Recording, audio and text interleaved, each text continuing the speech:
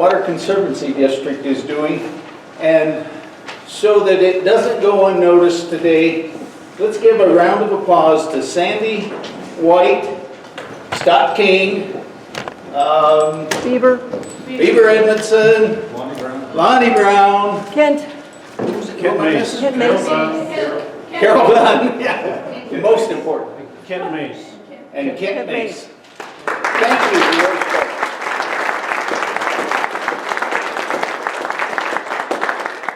You know, Huerfano County was a little bit late in getting started in terms of recognizing that water is an all-important natural resource for our county, and I was kind of blown away by the work that this group has done, and a couple of former board members as well.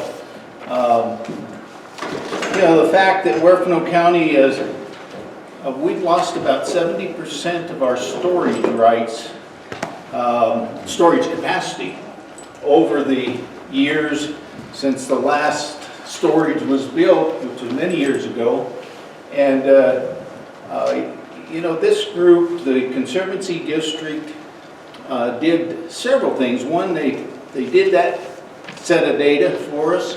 They also, before the East Peak fire, before the last fire, excuse me, they decided we better look at what could happen potentially to our water supply, because the Cachara obviously provides water to the town of Veta and the city of Walsenburg. So most of our citizens rely heavily on that for water resources, and the work they did through a consultant, Brad Peel, who's here today, really was important stuff for us, because during the fire, this last fire that we had a year ago, you know, firefighters and folks used that information, looked at it, and it came in, it really showed that we need to be concerned about that, and that the work that's been done really lays the foundation for making sure we can keep our domestic water supply going. So anyway, I just want to thank you all for being here. Welcome to Huerfano County, and thanks to the work of the Huerfano County Conservancy District. Clay McKisson.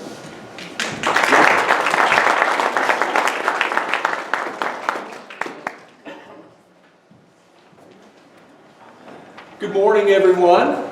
Morning. Morning. It's great to see almost a packed house out here. So I know some of you, I think a lot of you I don't know, but my name is Clay McKisson.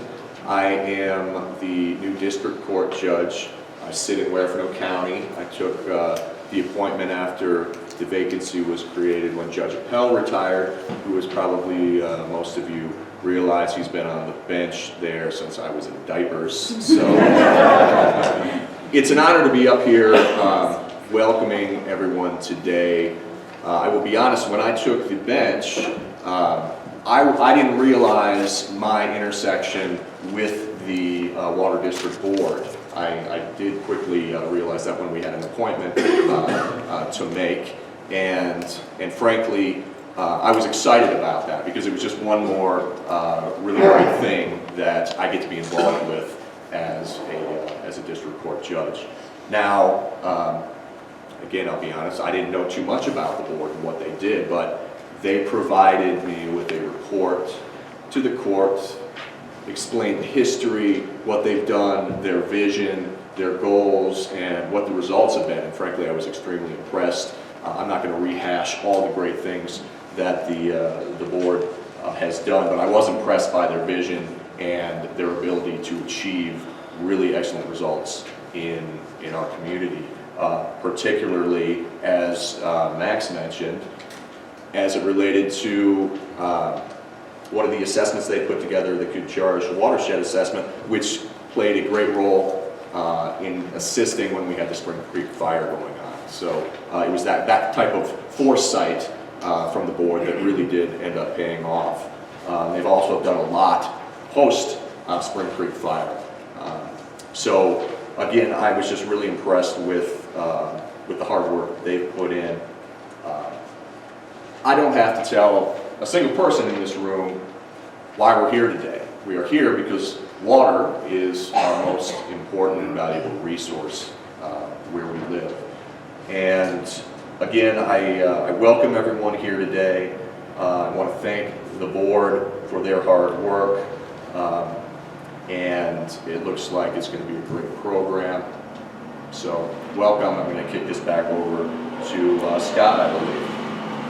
It's going somewhere. I think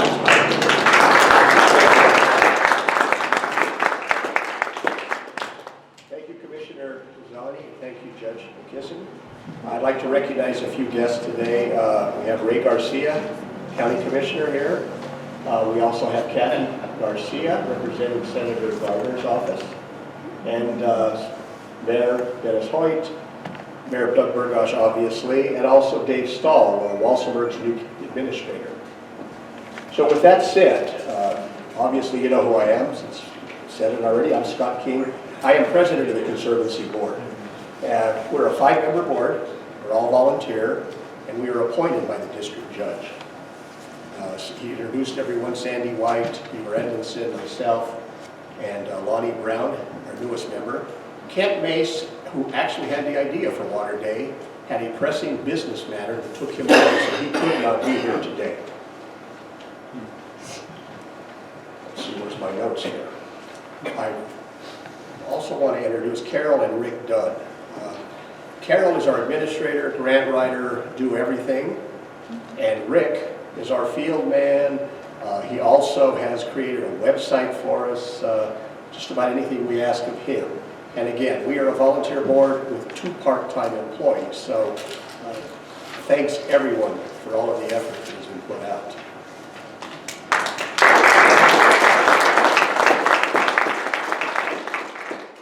Part of our dollars go towards, we also retain the services of legal and engineering firms and other consultants, as well as Sandy White is a member of the Arkansas River Roundtable, and he represents Huerfano County. And I am a member of the Arkansas River Roundtable, and I represent the district. Our source of income is derived, thanks to the voters, from the mill levy and all of the grants that we can take in, because the voters also allowed us to debruce. This is what has happened with that. Our revenues annually are under $300,000, but our budget last year was nearly $4.5 million. Those are grants coming in. All these projects that we're working on have allowed us to do all of this stuff, and thanks again to the voters of Huerfano County. The district, to those that don't know, does cover all of the waters of Huerfano County. That's the Huerfano Basin and the Cachara Basin. Most of our efforts since, let's see, most of us are all 2012 up to today, board members, was working on the augmentation plan in Gardner. The state of Colorado had allowed them to do what they call substitute water supply plans for years. Most of the stuff they were getting into grounds where it was illegal. There were even talk of closing the Gardner school because the water systems were not adequately augmented. So that was our first project. We are, I don't know the percentage-wise, but we are very close to completing an augmentation pond just to the west of Gardner. Once that is completed, all of the water rights up there, including Paradise Acres and a couple of other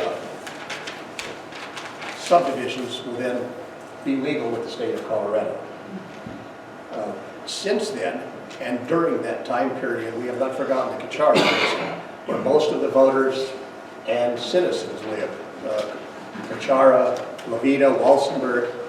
We've worked on, as the judge said, a pre-fire mitigation plan. We're working on a post-fire mitigation plan. We're working on a storage collaborative at this time. And most of these subjects will be talked about in great detail by some of the other board members and some of our guests.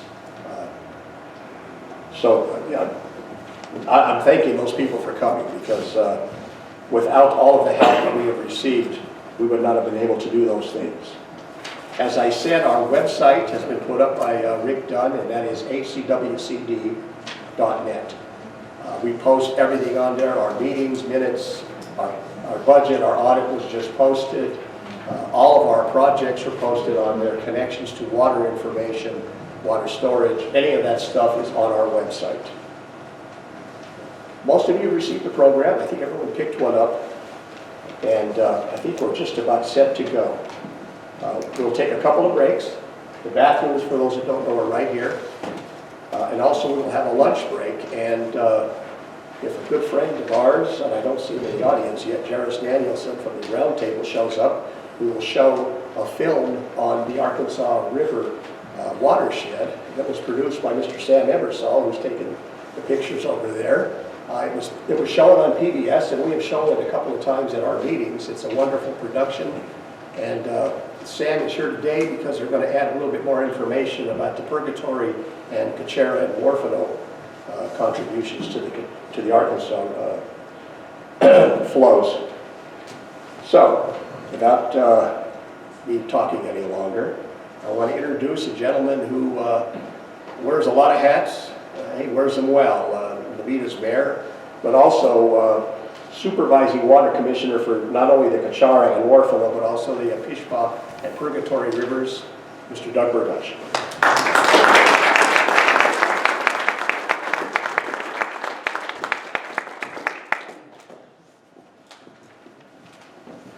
Thank you.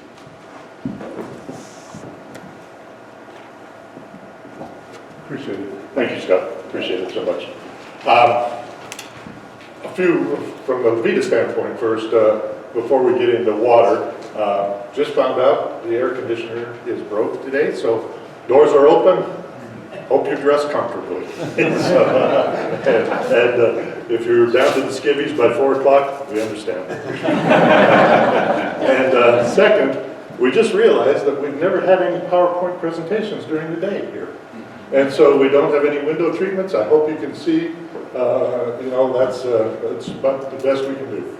So I apologize for that. But let's talk water today. Mark Twain, when he was visiting the gold mines in the West, realized that water was one of the most scarce items there was. And he quipped, whiskey's for drinking, water's for fighting. And it's been that way kind of in Colorado from the beginning. Colorado, and I'd like to just kind of lay the basis this morning for what we're going to be talking about all day. The statutory allotment of water, requirements for filing water rights in court and so forth, so that we can see that we've built on a history of water procurement in Colorado for 150 years or more. The state of Colorado, let's see, I guess I'd better point it this way. Down arrow, yeah. Oh, maybe it's not on. There we go. State of Colorado, all water is used under the doctrine of prior appropriation. So what the heck is that? That means first in time, first in right. Well, how did we come up with this? Well, think about it. The early settlers of Colorado were in Maine miners. And the miners would go out and they'd lay out a plot, and they'd run to the SA office, and they'd register their plot, and they'd get that. That was their money. And then they'd say, well, how do we mine? Well, we need water. So they'd go up the creek, and they'd bring water down around Denver, and they start mining with their water. And then the next miner would go up, and he'd stake a plot upstream. And he'd go register it. He has the legal right to mine that. And then he'd divert the water over there and start mining. And the guy that was first down below said, wait a minute, where's my water? The guy upstream is using it. We've got to do something about this. So they took mining law and stretched it over to water. And they said, okay, we're going to kind of apply the same theory to that. The first guy here that diverted the water for a beneficial use and then was able to document that to the court and get it decreed could use the water first. The next guy, second, and so forth. And And we have a series of water rights that have been established in Colorado. Different from everywhere else. Different from everywhere else. If you go back east, it's riparian water rights. If the water arises on your property, you get to use it. And any water that's pertinent to your property is yours. Not so in Colorado. Different from the Southwest. Southwest water rights were developed under the Sequia plan. In the Southwest, community ditches were developed. And you had the major domo, the water boss, who decided how much water you needed for what water you required and delivered water according to that. If you had a big family, you got more water. If you had a smaller family, you got less water. You had to feed your family. The couple only had to feed two. So he decided how to divide that up.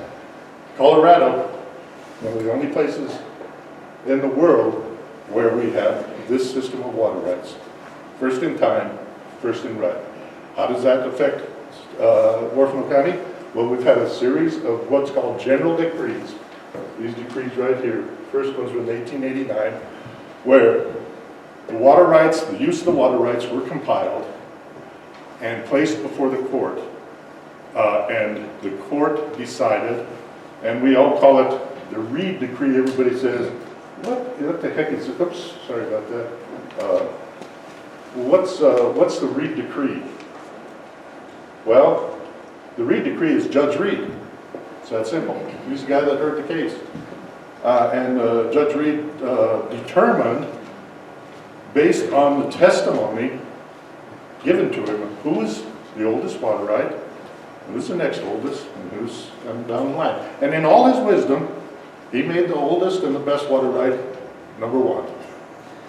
And the second, number two, and on down the line.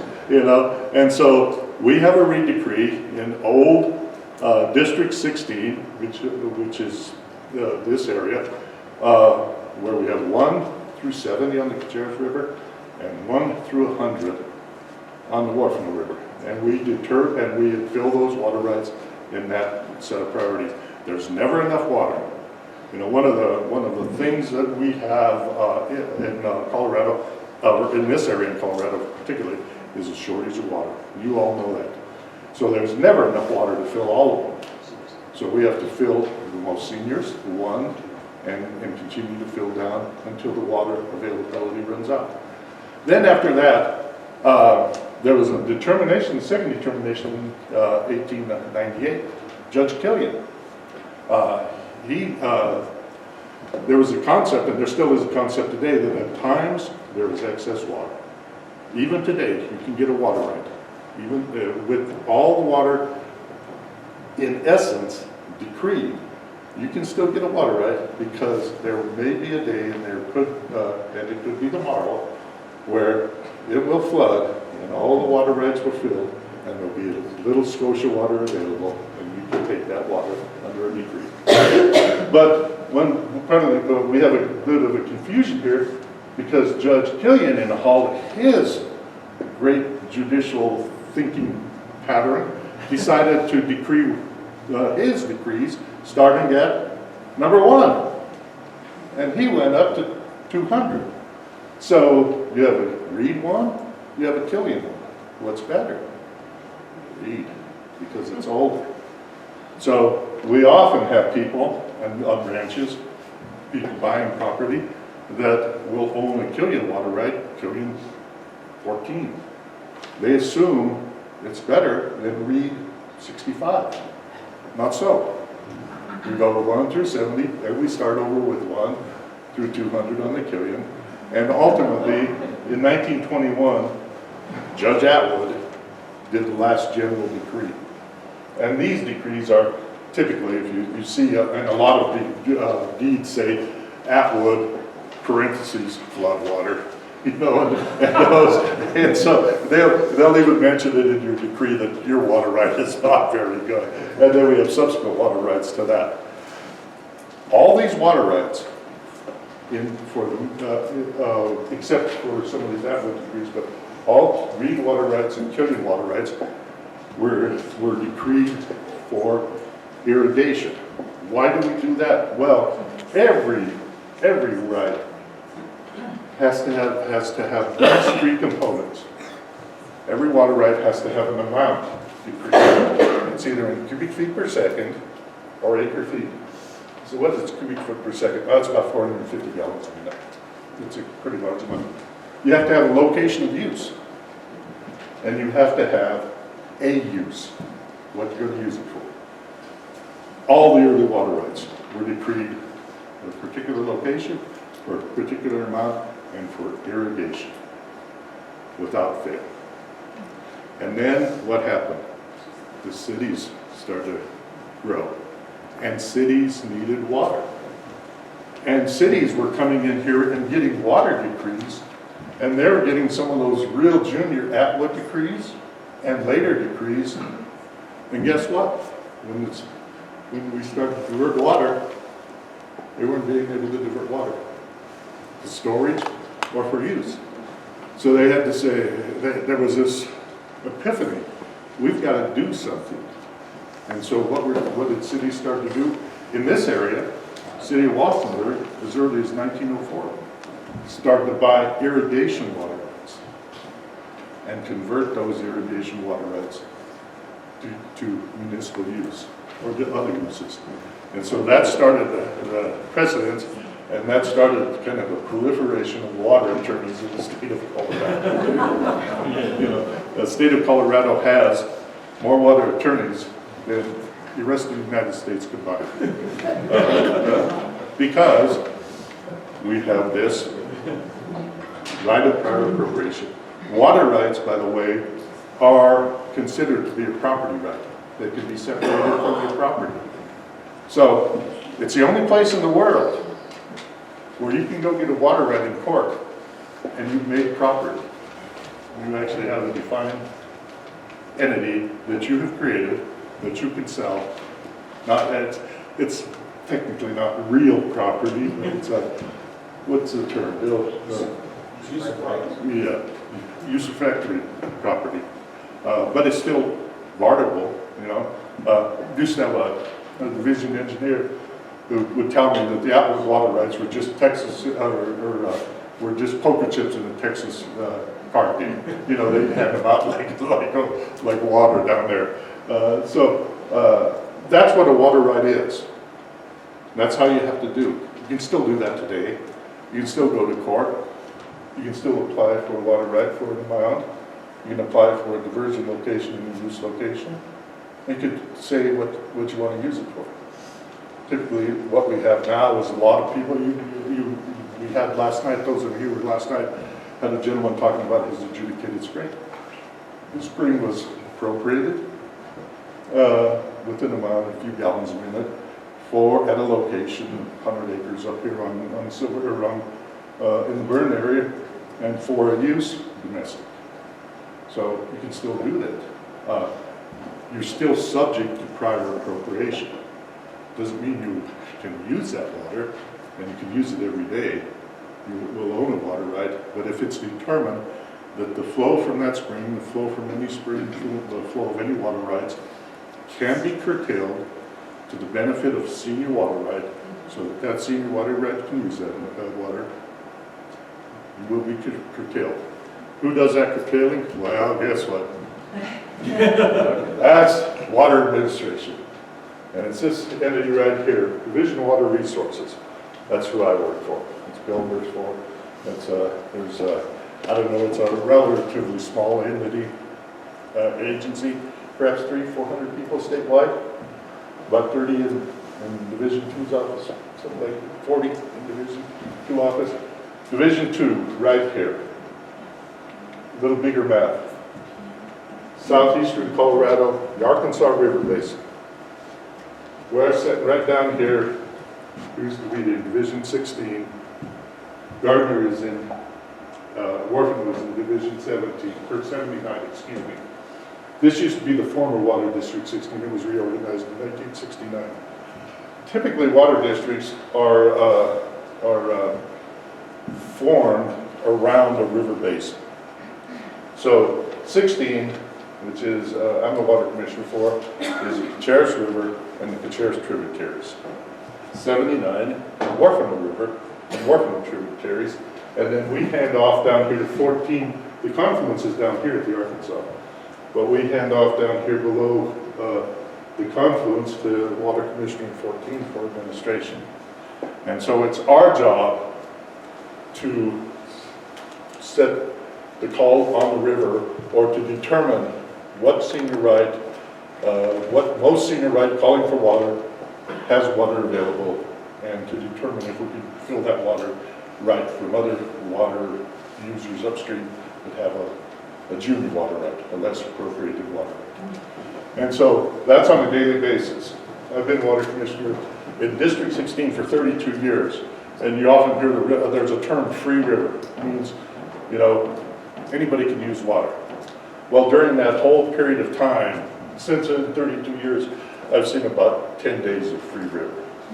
It's the most we have the most over-appropriated, the driest area in the state. We also, our headwater districts, excuse me, right here. Oh, darn it, I've got too many buttons here, I'm sorry. So we're right up against the headwaters. So the water is all developed in these two districts. Likewise, in District 18 and District 19 down here. I supervise these 4 entities right here. And we're all headwater. So we can't rely on water being sent to us from another river. We do have a little trans-mountain water right up here in Huerfano, on the upper reaches of the Huerfano River called the Veta Ditch and the Hudson Ditch. But in Maine, it's all water that's developed here, so we live with what we have. On dry years, we're very low. Oftentimes, we're only, on the Caceres River, only have enough water for priority 1, 2, and a little portion of number 3, Reed. And on the Huerfano River, we'll be down to number 4 or 5. 7 is probably most of the time too there. So you can see that very compressed, a very small amount of water available. And so we administer just based on that. What helps us in administration? Well, these right here, we now have a series of river gauges. We have this is on the Upper Huerfano Manzanares Crossing. It's a historic gauge. We have a historic gauge at Veta. You might know these locations. And then we had on Boyd Ranch, which is up near Devil Stair Steps on the Caceres. And we have one at Harrison Bridge, which is down here on the Zeller Road. And we just had 2 new gauges located, one at I-25 and the other right here at Highway 10. And then we have another historic gauge below Caceres Reservoir. And way down below the confluence of the Huerfano and the Caceres in an area called Undercliff. And so we are able to determine the amount of water. We have a determination of the amount of water at these locations, which help as water commissioners for us to determine where we have water available and who we can fill water for, or who we can send water to. An interesting part. Remember that water, is based on seniority. And what happened with the development of Huerfano County? In the main, development came from the east-west. So what we have is on the lower Huerfano, and typically on the lower Caceres, except for around the town of Veta, most of the senior water rights are in that location. So virtually everybody that has a water right will see water being sent past their water right downstream to fill the senior water rights. And it's an infuriating thing. People don't like to see that, but it's just the unfortunate way that settlement came up the rivers, especially for farming. Farming, there's more broader fertile river plains at Walsenburg than there are at the Veta. Does that include municipal?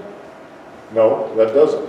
It's because this is just for irrigation, early water rights. The sole exception to that is right here at the Veta where the priority 1 and 3 is located, and it's located here just because Francisco Fort is here. And it is a bastion of agriculture before any place else in Huerfano County. And so there's the senior water rights were developed here.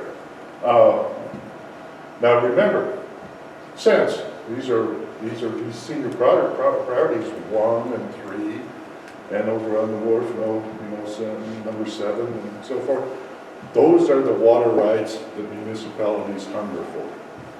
So of the original water that was developed around the fort here in the Veta, 12 CFS, virtually all of it has been purchased by municipalities or other entities. City of Huerfano owns the bulk of it. The Veta owns a percentage of it. There is a percentage of it that's owned for augmentation of water on Wahatoya Valley Estates. So the good water is always being tried. The senior water is always being gobbled up by municipalities because it's the only water right that has relative insurance that it's available year after year after year.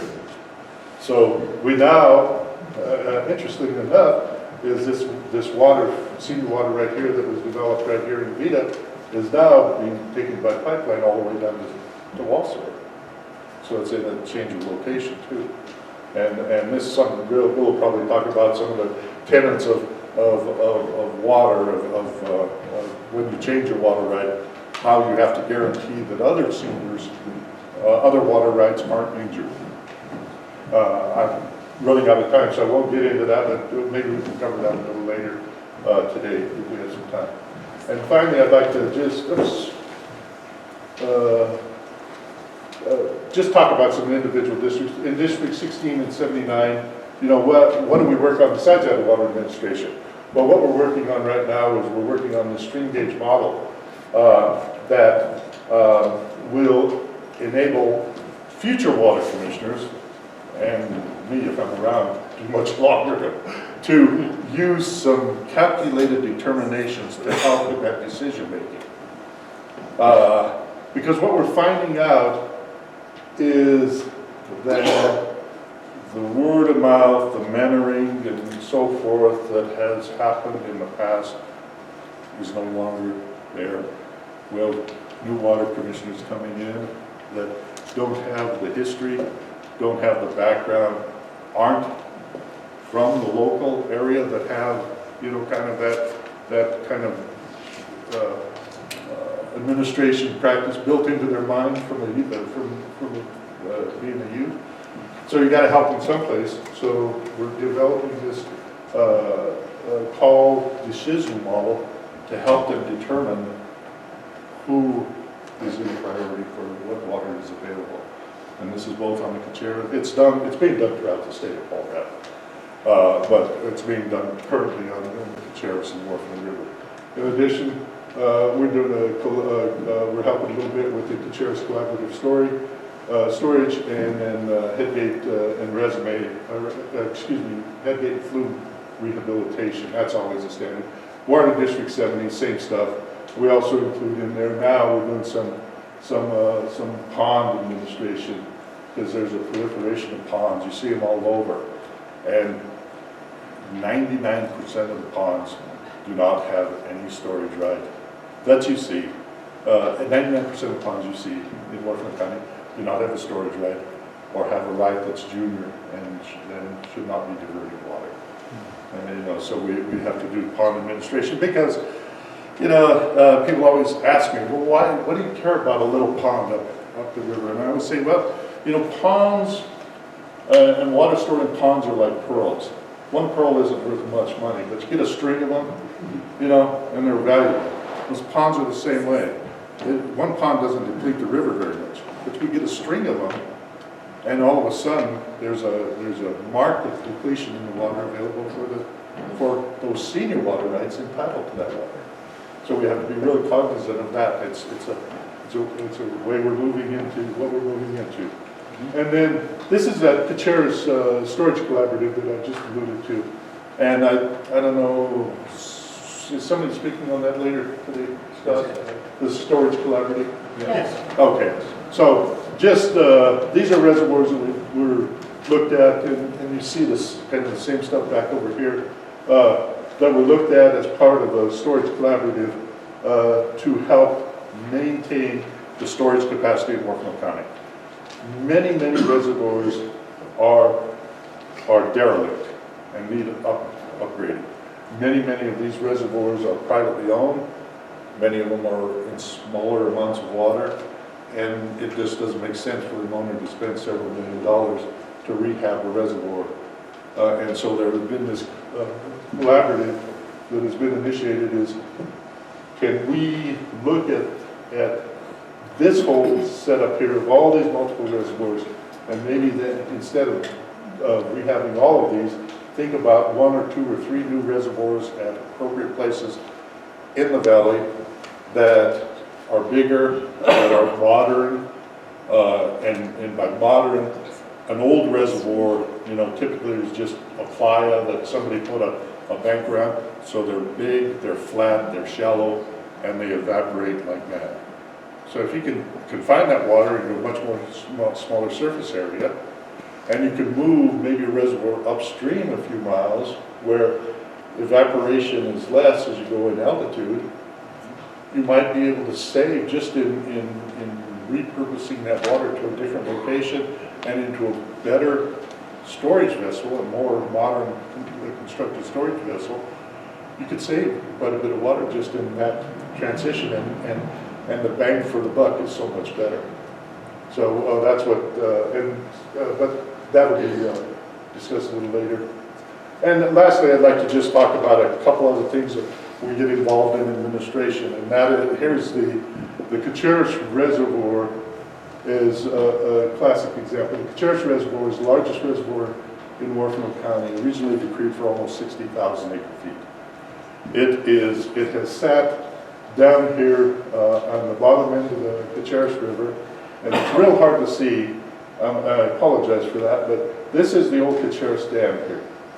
This dam is the 5th iteration of the Kacharis Dam. It was first built in 1904, built out of ponderosa logs that had been charred in the fire to try to keep them from rotting, and then stacked in the bottom of the river.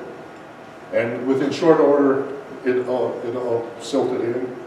And so instead of figuring something out, they just started building on top of it, building on top of it, building on top of it, till they got this behemoth here that is 134 feet tall, and it's concrete lined.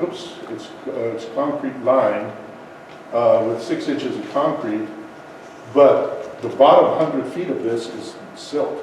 We only had 34 feet of storage. In 1986, for those of you around, we had a record snow year. We had about 400 inches of snowpack in 1986.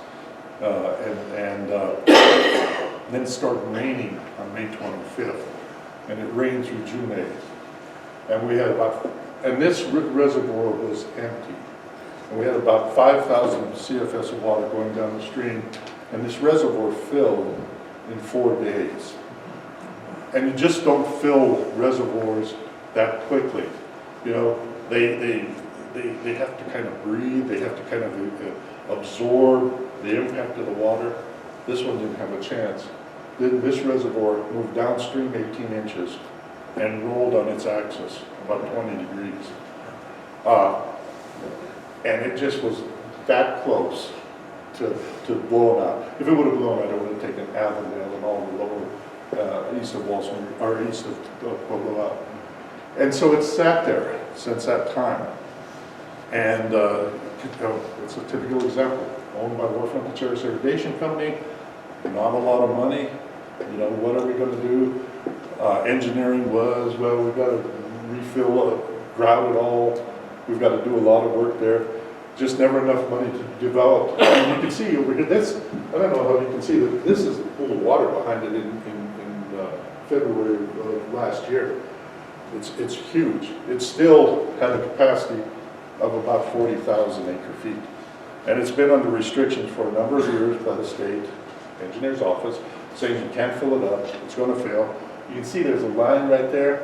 They used to be allowed to fill it right to there, about 8,000 acre feet, but nothing was being done. And so for the first time in history, the state of Colorado, the state engineer's office that we worked for, exercised an old statute that has been on the books since 1903, where the state of Colorado took control of this dam. And they said, this is too dangerous, we've got to do something to this dam. And the determination was, it's going away. And so earlier this year, it was removed. That's the dam now. You can see right here, the old control house is still there. The dam is completely removed, just a long spillway. This is now upstream. The pool of water that I was showing is now just a little rivulet that comes right down through the dam here. We did have about 200 feet of water going over this earlier this season. So that's an extreme example of what has to be done to protect life and property. But we were successful. That project took about 8 weeks and it cost about $1 million to get rid of the dam, but it happened that way. So before, you can see right here, our tower, or outlet tower, excuse me, right there. And then after, it's right there. About 40 feet of concrete rock came out of there, and it was distributed over the edge to make a 3-to-1 slope off the edge. I see that I'm about out of time. I probably am really out of time. So, 2 minutes. 2 minutes worth of questions. Anybody have any particular questions? So Doug, what happened with the storage rights then for that? Well, under an agreement with the state of Colorado, the storage rights remain. That's something, a good point right there, where you can have a storage right or a water right that may be inactive for a period of time. We do have the abandonment process, and every 10 years, the state goes through and looks at water rights that hasn't been used when they were priorly, hasn't been used at the proper location and so forth, and nominates those for the abandonment list. They have to go through the same court process. They'll go before the water court judge to determine whether they're abandoned, just like they would determine whether they could be decreed in the first place. But we have that abandonment process. The state has, and I don't know, the state has agreed not to put these water rights on the abandonment process, through the abandonment process for 2020. I don't know about the future. I'm not sure what the statute that is. Yes. The water in a reservoir on land that is privately owned, who owns that water? The owner of the water right, So not the landowner? not the landowner. And he doesn't have power over that water? Does not. Does not. So they have plans to rebuild this or not? Well, there's always plans. This actually now, this dam is owned by 2 rivers, irrigation company. And our understanding is 2 Rivers has just been purchased by a Canadian company. But that's all we know. Or a controlling interest in 2 Rivers has been purchased by a company out of Canada. I don't know, Bill might be able to speak to a little more. I have no further detail on that. So, all right, appreciate it. Thank you so much.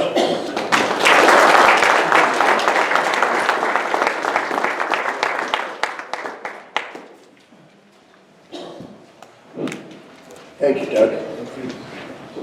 Everyone got a program? If you look to the right-hand side, there's a list of the projects that the district has been working on and is still working on. Several of those will be covered in detail today. We're going to be talking about the augmentation plan in Gardner, obviously. The Upper Kachera Basin pre-fire assessment. We have Brad here. The Kachera Basin Storage Collaborative. The Water Administration Infrastructure, that's the gauges that have been placed west of Veta. And the Post-Spring Creek Fire, and those include the warning gauges, stream clearing, watershed protection, and also we'll be talking about headgate restoration today. Just to let you know what the district has been doing that we think is important, we have been a partner in some good neighbor projects. And we've been able to do this thanks 100% to Carol Dunn, who has become quite the proficient grant writer. All these projects are handled, she is the administrator of our grants. But the Purgatory River District came to us a couple of years ago because they were not able to debruce at the time. And so we were able to take the monies in and handle what was called the Purgatory Ditch Infrastructure Repair. Since then, they have debruced last year, but we handled that for them. The Arkansas River Roundtable had what they called the BIP coordinator, which is Basin Implementation Plan coordinator, and at the time was Gary Barber, and that one was going to be other districts wanted to handle that up to a point, so we stepped in and we administered all of the funding that went to Gary. That Basin Implementation Planner, actually, he worked on projects throughout the Arkansas Basin. And finally, we were the fiscal agent for it was the Ferricida Badino, let me get this word right, Phreatophyte control. They were looking at tamarask and other intrusive trees and vegetation that actually suck up more water. So we were the administrator on that. And again, lastly, I have to thank Carol again because without her, none of this stuff is possible. She's a part-time employee, but she just finds the time to get all of this stuff done. So with that said,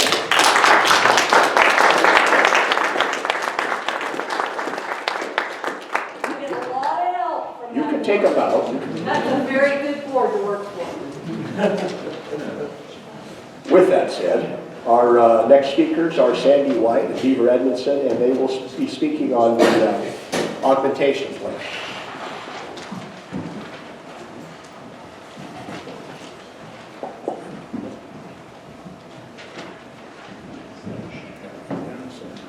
So where's Beaver? Oh, where's Beaver?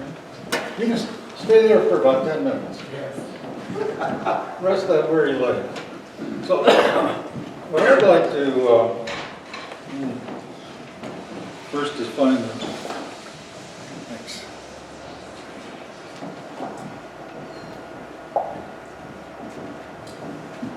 Well, here's another great picture you can't see because Doug's too cheap to buy window cover.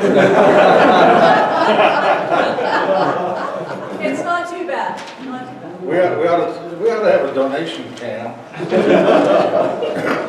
just for window coverings. So, is that my window cover? Yeah. So let's talk about the augmentation program, which was really the first big project the district took on. Formed in 1971, it really had done nothing but harass people for a long time, and then we got into the augmentation business, which is something that probably none of us dreamed that we would be involved with. So where do I aim this thing to make it work? Right there? Is that the only slide I can have? Maybe turned off. Is it on? Oh.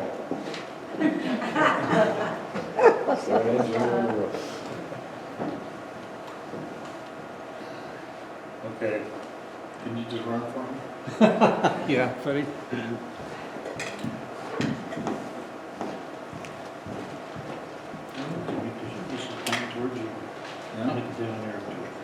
Okay.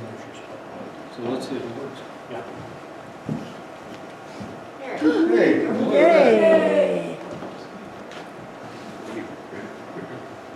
And we learned some things out of this project. And that is that for any water project, it takes longer to do than you think it will. And it costs a hell of a lot more money than you think it will. And this one is a perfect example.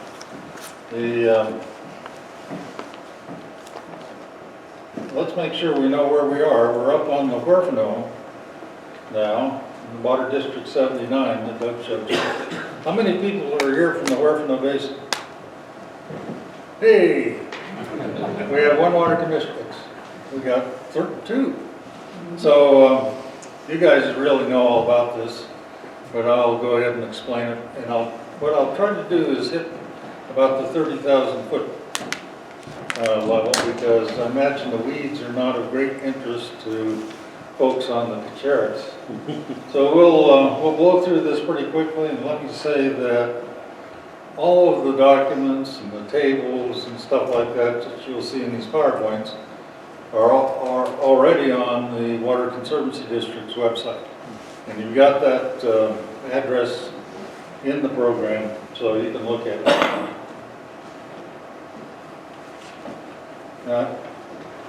Bill, you recognize this guy. Doug, you recognize him.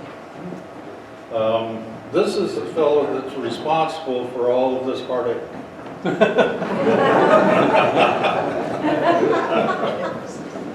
This is, Bill Tyner is the division engineer now. Steve Whitty, whose picture is up behind me, was the division engineer in 2009. And he came to Huerfano County and met with the board of this district. None of the present board members were there then. And read them the Riot Act. Were you there, Bill, when you came down? No? And he basically said, I'm going to shut off the wells serving the community of Gardner and a bunch of subdivisions that had central water supplies unless they get a plan for augmentation, because they're all out of priority, they're stealing water, and we're not going to let it go on that long. I'm glad to see that Ray just ducked in the restroom so I can speak about him, but he at that time wasn't the county commissioner, he was the water commissioner in District 79, and he was the guy that was going to shut off all these wells and some springs, and I know now why he left. So Steve said to the board of this district, look, we've got to have an augmentation plan. I really don't want to shut down the Gardner School. I don't want to have my picture in the paper with a bunch of thirsty school kids that no longer have a place to go to school. And the county commissioners came, and of course, entirely different county commissioners. And so everybody looked at the county commissioners, well, why don't you do it? And the county commissioners said, who, us? You got to be kidding. So that left the board of this district. And at that time, the district had $80,000 in the bank. It had a very small mill levy that generated less than $15,000 a year, and it didn't have a lot of money. And so it asked its lawyer, who was there, "How much will this cost?" I said, "No problem. We can get it done for $100,000." Well, that's cutting it pretty close. And he said, "Well, I'll tell you what. I'll defer my fees." And until you're able to pay for it, which was a very kind thing of him to do, but we eventually paid for it. So here we go. This augmentation plan that Steve said we had to have is, can you see that in the back, Lonnie? Pretty good. Pretty good, okay. Well, let me talk about augmentation plans for just a minute. Augmentation plans are what you get and what you operate to keep from going to jail when you're stealing water.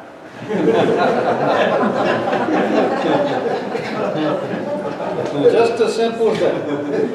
And the way you keep from going to jail and develop this plan is to find somebody else's water acquire it and operate your own operation based on their water rate.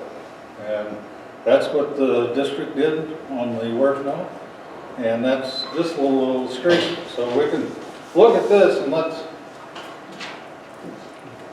down here you can see an agglomeration of wells. Let's assume that they consume, notice I said consume, not divert, consume 20 consumptive acre feet a year. And Ray was all set to shut them down. Where'd you go, Ray? Still, He's no? right here. Oh, okay. Trying to run out. You better sit down. We've been working on you. So in this example, to get an augmentation plan that makes up for that 20 consumptive acre feet a year, the well owners would go over and acquire some irrigated land, which consumed about the same amount, put it out of production, dry it up. They'd have to do a whole bunch of other stuff down here, but that's sort of getting in the weeds. The key is to match your own depletions with the depletions that you've acquired and stopped. So stay out of jail when you steal water. You get an augmentation plan. So there were 5 areas that really needed help, and they're shown by these sort of purple circles. A couple subdivisions, CO 61 and Paradise Acres.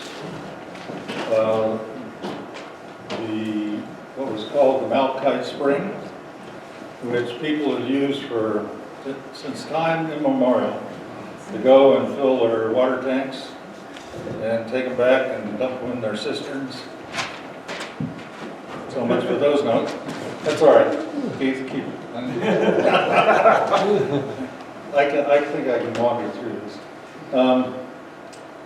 And in fact, the theory was that they had a right, sort of a time immemorial right to do that. And of course, Brother Whitty said, no, that's not true. And you had the whole community of Gardner, which had a centralized system, but was not augmenting, it was stealing. And then you had the county road and bridge, which needs water for all sorts of things. They would dump their hoses and pumps in the stream and pull out the water wherever they kind of felt like it, and that was going to come to an end. So what the board decided to do was to have a blanket augmentation plan. Set up an augmentation plan that would work anywhere in the Huerfano Basin. And the thought was that if water is a limiting resource, the availability of water keeps industries or homes from being constructed. We can solve it. And that's what they ended up doing. They didn't know that there were all these stinking wells throughout that whole basin. And 165 just in alluvial deposits. And I don't know how many more, maybe that number more outside of the alluvium that would eventually need augmentation. So what did they do? They started getting little substitute water supply plants. Think of them as little temporary augmentation plants. They're good for a year. They're granted or approved by the state engineer's office. Every year you have to go beg, borrow, or steal water or depletions from somebody else on which to base your augmentation plan. And so every year the district did that. It used 3 or 4 different ditches or other sources of supply. Every year it filed one of these applications. And then something miraculous happened. The voters increased the district's mill levy by 2 mills so that its annual revenue from taxation is about $250,000 rather than $15,000. And it de-bruised the district.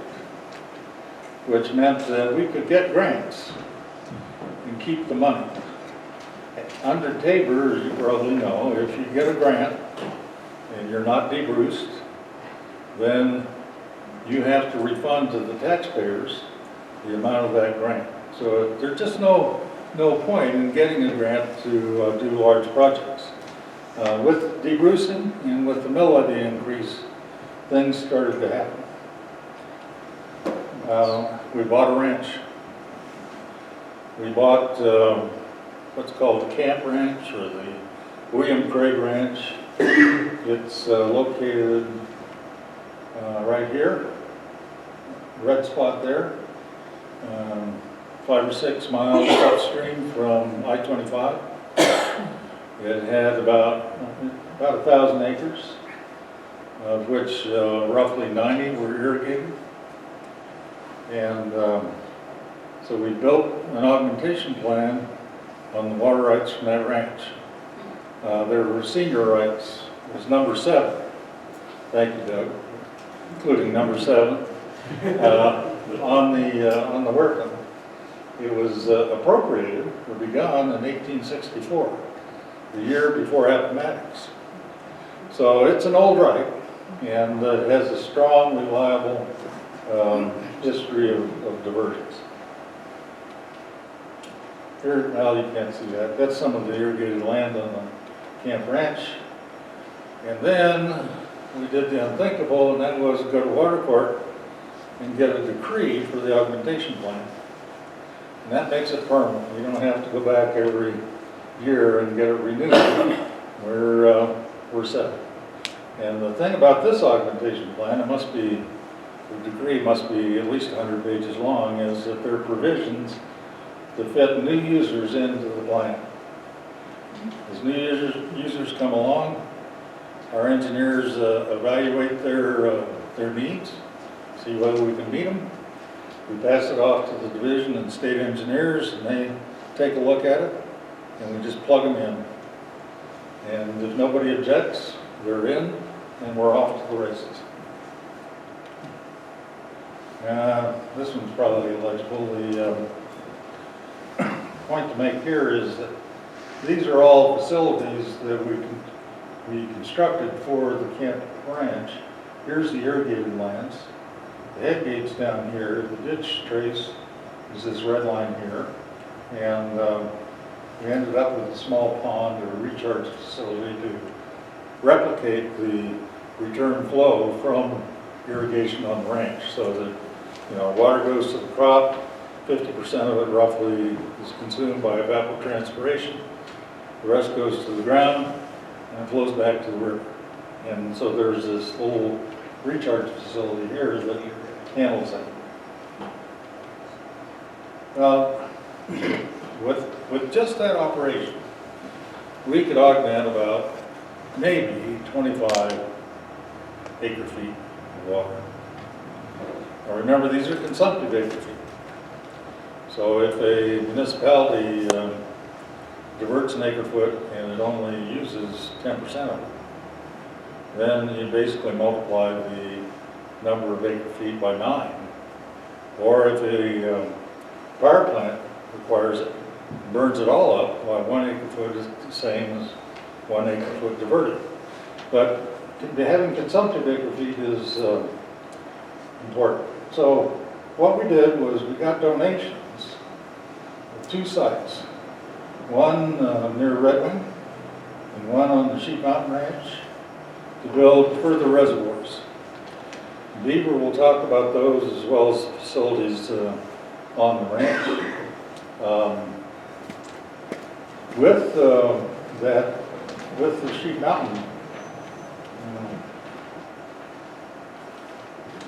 Sheep Mountain, reservoir, which is about 50 acre-feet, it's about a mile west of Gardner, our firm yield goes up to about 52 acre-feet. So what do we have to do? Well, as soon as we have a decree, got the decree in 2016, I think. 2017, we adopted rules and regulations on how we're going to operate this thing. The key here is there were 3 tiers of augmentation water. First tier was firm yield water. That's the one I was talking about. We may get as high as 50, 52 acre feet when that reservoir is done. The next is 80% water, which means water will be available 80% of the time. Not all the time, not firm yield water, but 80%. So if someone wants to irrigate or something like that, they can use that water because it may or may not be there. And finally, there's excess water, which we put out to bid every year when we know how much we're going to have. We then adopted rates, fees, figuring out how much these suckers were going to cost. And originally we thought that they'd be very cheap because we were told it cost us $100,000 to do all this, and with 50 acre feet for sale, it could be down around a couple $1,000. But that's not how it worked out. The next slide will, after this one, well, let's go to that. The total cost through July was $3.6 million for this project. That includes buying the ranch, construction of all these facilities. It includes about 1.7 in legal and engineering costs. And remember, the estimate in January 2009 was $100,000. Like I say, you know, there are all kinds of surprises when you serve on this board. So, and for this is for type 1, firm yield water, and these are the costs of an acre foot. Now the basic cost, and this is the cost that goes to paying off that $3.6 million is $79,500. But we've added some subsidies. For those entities were listed in our application to the CWCB for funding, the Colorado Water Conservation Board. We dropped it by about $5,000. For those folks that have the same tax classifications, in other words, they have not moved in to start a marijuana grow or anything else, just like they were, they get a much larger subsidy. And if someone qualifies for both subsidies, it's about a 35% reduction. So, who are our subscribers? This is a list. We are now at, we've got 18 acre feet that are subscribed. We're bumping right up against what we can provide without the reservoir. You probably noticed that there are a bunch of marijuana grow operations that are listed here. The board has decided that by resolution that it will serve no more than 10 acre feet to the marijuana industry. The idea is that you got to leave some for the rest of the folks here.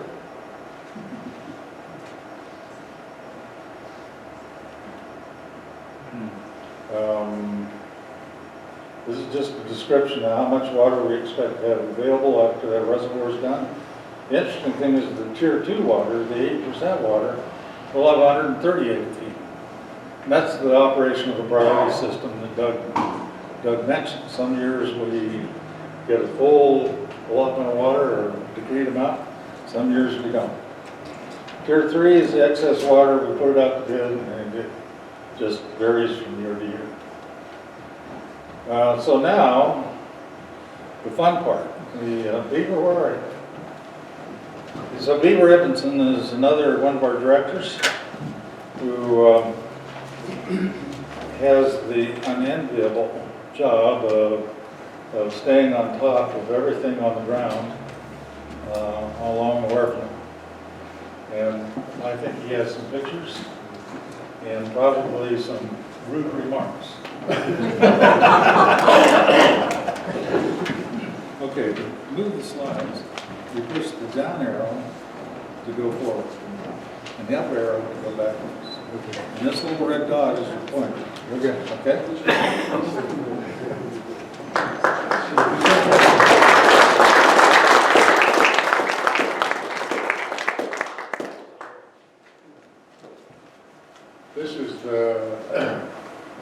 ranch house, I think, I can't see very good, at William Craig Ranch, most recently known as the Camp Ranch, that Sandy talked about, the district purchased.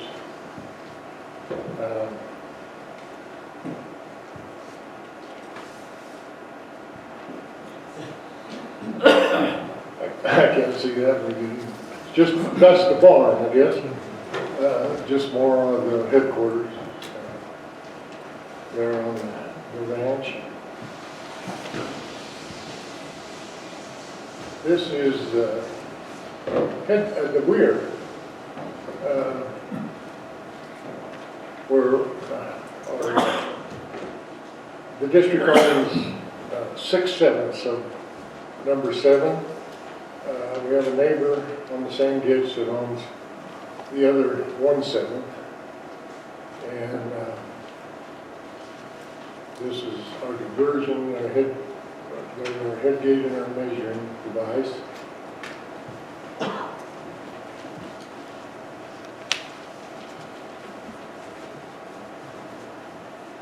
I think that's a sand gate, I can't tell for sure. Yeah. Headgate. Is it the head gate? Oh, yeah.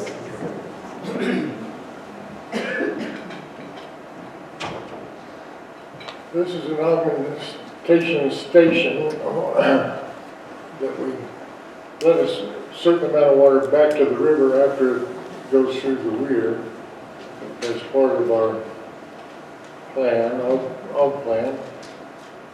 And it's only 150 feet from the river, and it goes right back into the stream.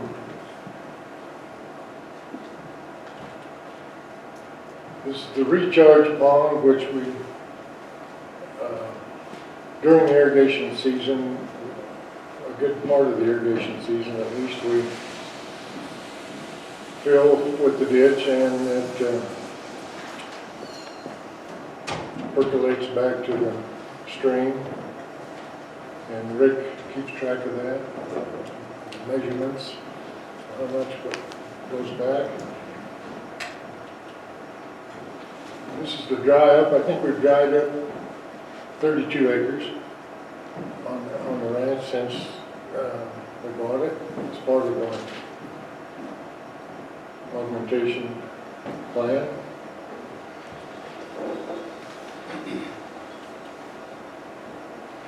This is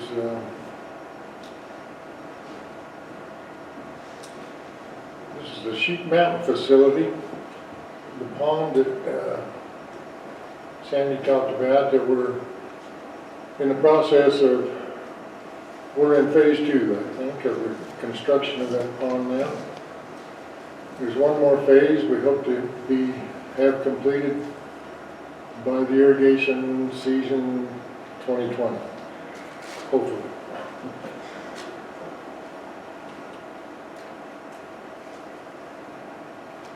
This is just a sign that's up there.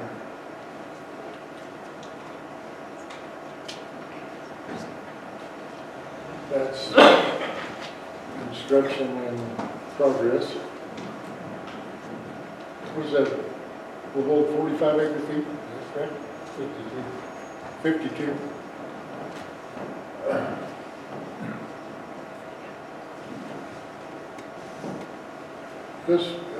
The county was kind enough to do some of the excavation, and they got some gravel for county roads out of that site.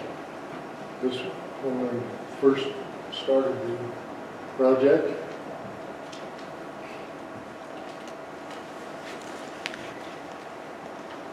It's a pretty big hole in the ground.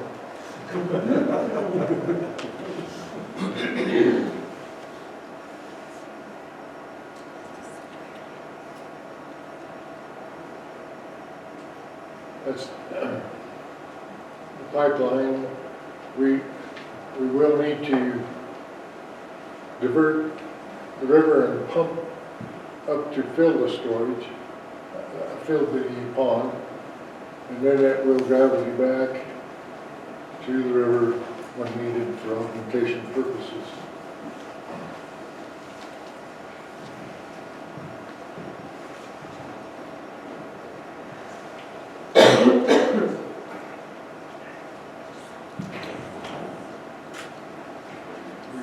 Recently had the liner installed, and the bond's getting close to completion. We'll have a pumping station to do then. Pipeline is in.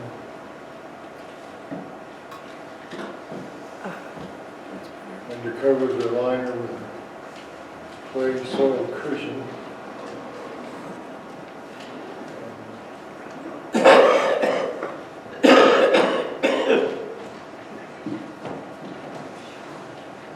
And a rip wrap.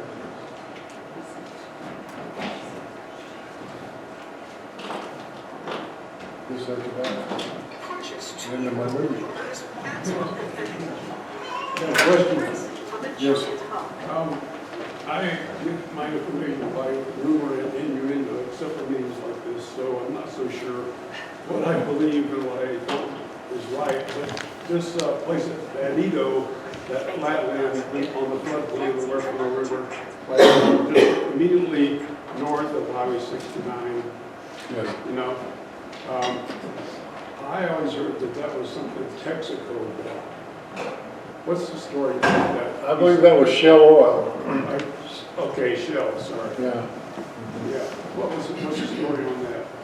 They bought that for I think, well, they had a SWSP for water that they were using, or intended to use in their drilling operations. And I'm not sure, are they still operating under SWSP? Ray probably knows all about it. No. They don't have an augmentation plan either? Okay. Is that part of yours now? No, we have nothing to do with that. They're just using it as farm ground and irrigation, raising hay. We probably take it if they don't have We probably would. Probably not. It's for sale. Okay. Other questions? How much is it for sale? Okay.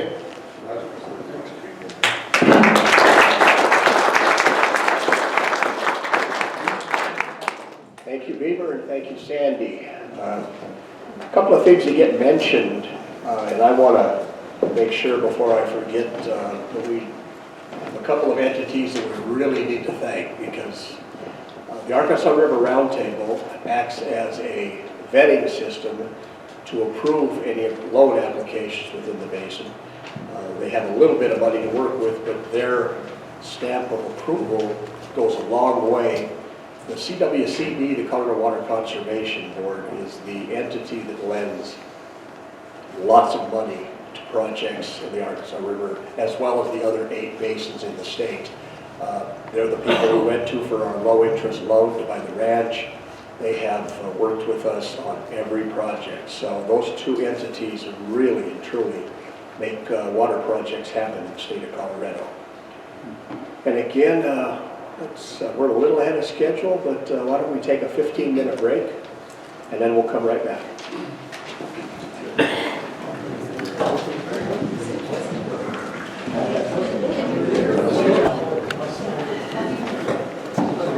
Just so everyone knows, we have a lot of time at the end of the program for questions, so want to write them all down and hit everybody at once. And again, I will thank everybody for coming. It was great to see a good turnout. So next up, we're going to have Sandy White and Lonnie Brown talk to us about the Storage Collaborative Project. So Sandy.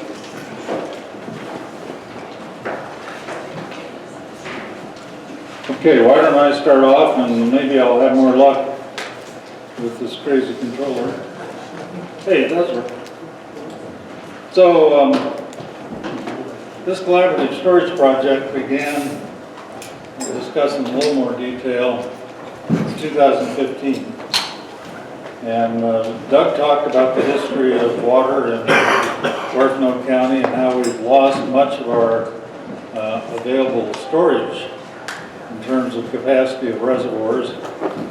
And that's why this started. Actually, Doug and I think Steve, Woody, and I don't know, Bill, were you there when he came down and read us? Where's Bill? He's left already. Came down and said we really have a problem. If you guys want to do something that's good for the community, start a storage collaborative, see what we can do. So the storage collaborative, let's get started here. And Lonnie will get back to this slide. Now, we're no longer in Huerfano. We're on the Caceres, 2 different basins, and we've got nothing going on the Huerfano except for that augmentation plant. From now on, we're talking about the Caceres.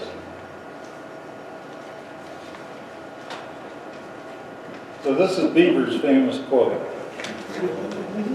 I don't know where he came up with it. I don't know quite where he got all the polysyllabic words. Because he views those as sort of the making him into a country boy rather than a cowboy, but he's absolutely right. It's a dry country. We have a few good years, and without storage, we really can't take advantage of it. So the storage collaborative started looking at what reservoirs there were. There are 70 reservoirs around the county. We wanted to look at each one of them to see whether or not they could be enlarged. Wanted to look at some other areas to see if reservoirs might go in there, new reservoirs. And this is why. This shows the development of storage capacity, the number of structures, number of dams within the county. As you can see, by roughly the end of World War II, excuse me, most of the storage has been built. Most of the dams have been built. And it leveled off after the mid-70s. No new significant storage had been built. And when you take a look at the capacity, or the volume of water that could be stored behind those dams, it had the same effect. Basically, after World War II, there was no increase. Excuse me. So what we leveled off at about 47,000 acre-feet of storage. Rough rule of thumb is that you ought to have about twice the storage as you have the virgin flow of the stream. The Caceres virgin flow is roughly 25,000. So we ought to have around 50,000 to have a healthy economy. And then, after World War II, the bottom dropped out. Over 30,000 acre-feet of storage was either abandoned or put on restriction for safety reasons. As Doug explained, the Caceres number 5 was basically breached and empty. So we're left with about 13,000 acre-feet, which is roughly half the virgin flow of the Caceres. So what to do about that? We started this collaborative, kind of a loose, argumentative, opinionated collaborative. Many of the people in this room were involved. These are the folks that were the primary collaborators. And the people on the right were the people who put money where their mouth was and actually contributed. to the collaborative's work. So the collaborative first determined our current storage needs. We'll get into those. And then we tried to develop a plan to meet them, which is the real hard part. It's difficult to reestablish storage in the right place.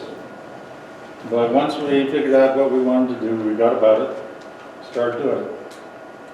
So here are the storage needs that were identified by the municipalities, County Caceres and municipality general. It shows their current storage needs, their future, and after a 3-year drought. Of course, we'd never have a 3-year drought here, right? So it shows that in terms of municipal, we probably need about 3,600 acre feet of storage. If you count in irrigation, that adds another, at least 15,000. We focused first on the munis, and this is the story of what we did there. Let's ignore that. That's a misleading slide. So first of all, we looked at all the sites, visited about 95% of them. These are existing reservoir sites and ones that we thought might be useful, and stretched all the way up the river. We identified 15 that looked like they might work. And I'm sure you can see this in great detail. Let me tell you what it is. Part of the problem was, as Doug mentioned, this is way over appropriated. This country, there are water rights for every molecule of water floating around. But there are days, there are weeks, and there's a little bit of extra water available in the right place. So we created and this is what much of the money was spent on. It's about 200 grand for this model. Developed a model that predicts the yield of a reservoir in a variety of locations. Each of the 15 locations we initially identified, and it models the use of every other significant water right in the basin. Excuse me. Now, it was done to be compatible with the decision support system, which is used throughout Colorado as a model. And I'm not sure exactly when, but the Arkansas Basin is probably the last basin to have DSS. And I know they're working on it now, and it's all a question of money. But in any event, we were able to figure out the yield that would be available at each of those reservoir sites. Then we got the collaborative together and we scored each of the sites as to a variety of factors, yield being important. Location was important because, as Doug mentioned, you really like to have small surface areas up at higher elevations where there's less evaporation. As a practical matter, we wanted to have reservoirs distributed down the main stem of the Caceres so that we could make releases from any one to get the augmentation requirements below or diversion requirements. We wanted to be able to exchange water upstream, sort of in lighter step between the reservoirs, but this is how the rankings came out, and the lowest number, number 1 here, for Bruce Canyon Reservoir, a new reservoir, made it the clear leader. There were some 3s, and then there were some very high numbers. And unfortunately, all the high numbers were at the head of the basin, where we really needed to have some storage. So we ended up picking one of those. So here are the 5 preferred sites. started out with 70, went to 58, then we went to 15, now we're to 5 preferred sites. There's the Maria Stevens Reservoir, east of Walsenburg, and it could be enlarged fairly inexpensively for another 600 or so acre feet. There's Bruce Canyon, I just mentioned, that wraps around the southeast edge of Kimmers Butte. There's the Levita Lakes, could be enlarged. There's South Bay Creek Reservoir, up there by the ski area. And there are the Britton Ponds, which could be enlarged. And those were the 5 preferred sites the collaborative picked. These are the yields. And as you can see, the average yield here is only 2,000 acre feet. And yet we need about 3,000 for the basin. So we have more work to do. But we're learning. We learned from that blanket augmentation plan over in Huerfano, take small bites. Yeah. So we're starting to do that here. And because our water court application is in litigation now for the storage rights and exchange rights between those 5 reservoirs, our lawyer requires us to put in this legal disclaimer. And I know that's probably the one thing that you can read.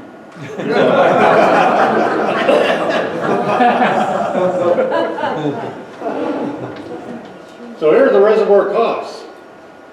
We talked about, the size of the reservoir, the yield of the reservoir, and that's the priority system. The location of the reservoir, we wanted to have them distributed from downstream to up. Project cost was another. And you can see that the construction costs of Bruce Canyon and Maria Stevens are down around $13,000 an acre foot. The general rule of thumb in Colorado is between 10 and 20,000 per acre foot. When I was just getting into the water business, a couple of years ago, the figure, or the max figure, was $10,000 an acre foot, and now that's more than double. Another way to look at the costs are the delivery. What can be delivered out of there on an annual average basis, and at what cost, and amortizing it over 50 years.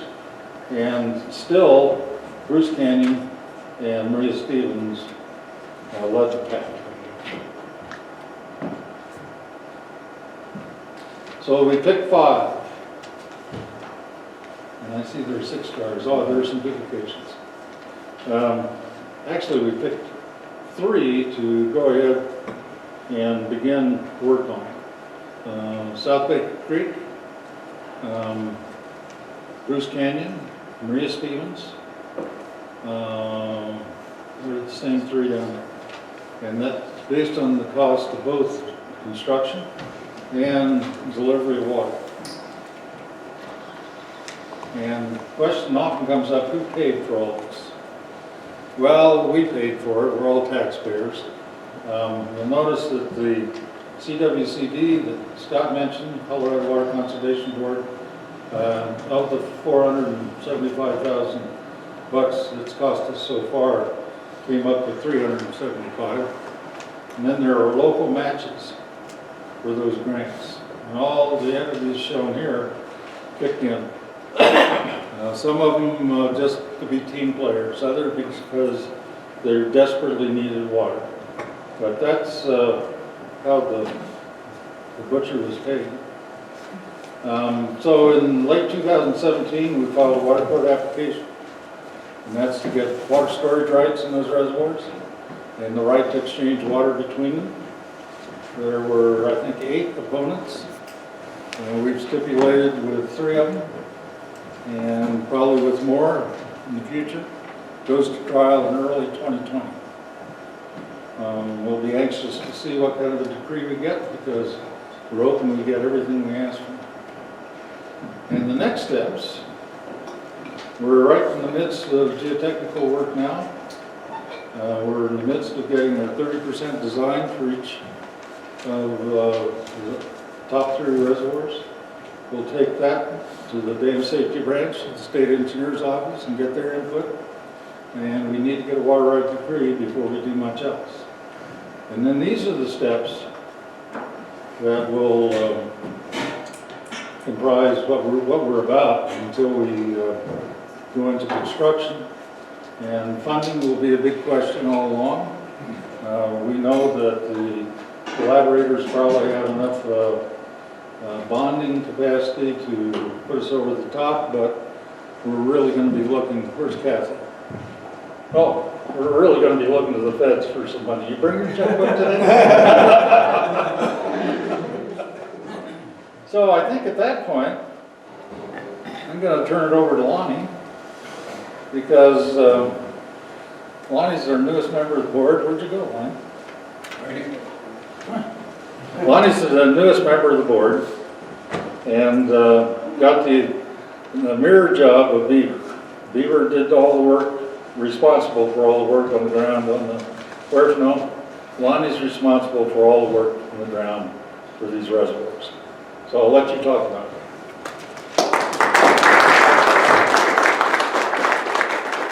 Thanks, Sandy. Yeah, like I said, I've been on here about 2 months, thanks to Judge McKisson back there. You know, I've been in this county for like 44 years, something, and I've heard talk for many, many years about we need some storage. And a lot of guys talk about different spots, but now I think it's on its way to happen. And that's kind of exciting to be a part of this board for that.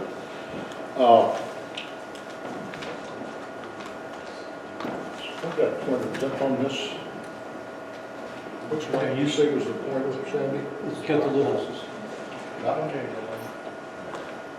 We're going to start with South Baker Creek here. And I'm not sure, there's already a dam at South Baker Creek. No. It's kind of small. It happens to be in the exact location we need it. Unfortunately, it may be covered. It's right at the base of what we plan to do. This little guy had, I'm certain he's got dreams of a bigger structure and more capacity. Right now it's about 4 foot wide and brand new. But he's like us, we got dreams of more capacity, and so. Push the down arrow.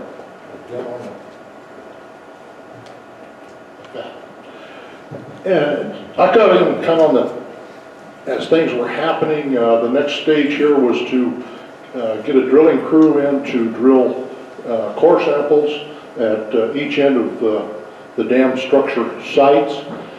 This was the access road,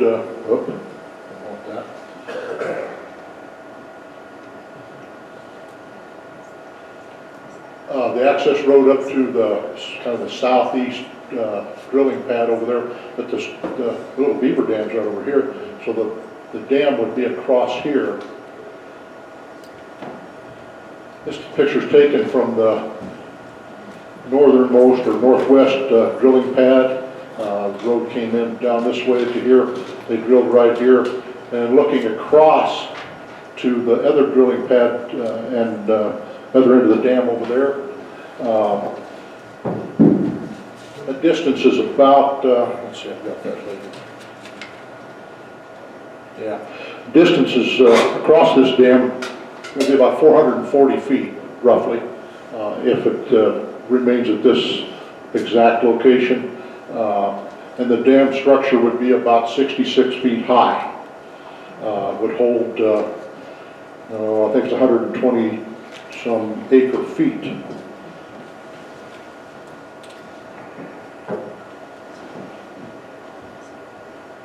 This is taken from the southeastern drilling pad site. What you can't see probably up there, to locate this, the old ski area is right up in here.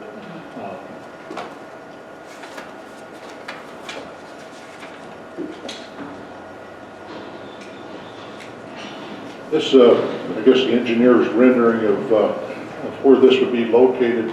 So the Highway 12 here, road up to the old ski area, And then the reservoir would set on South Baker Creek right there, with the dam across right here. And again, that drilling was done roughly a month ago. Move on down, way down river to Maria Stevens. This is the southern dam. Of course, we've got Highway 10 here. It's about 5 miles back into Walsenburg. The southern dam across there. This is taken from the east end of that, or the west end of that dam. The other one was the east end. The northern dam is out there. Again, and this is from the east end, looking at the northern dam. And I was a little surprised to raise that. They call it the southern dam and then the north and west dam. It's a longer structure than I had thought about that being. Because it wraps, apparently it wraps, and Doug would know a lot better than this, but it wraps from this east end on the north side all the way around, especially if it's raised, would come around further. Again, the engineer's rendering of the site.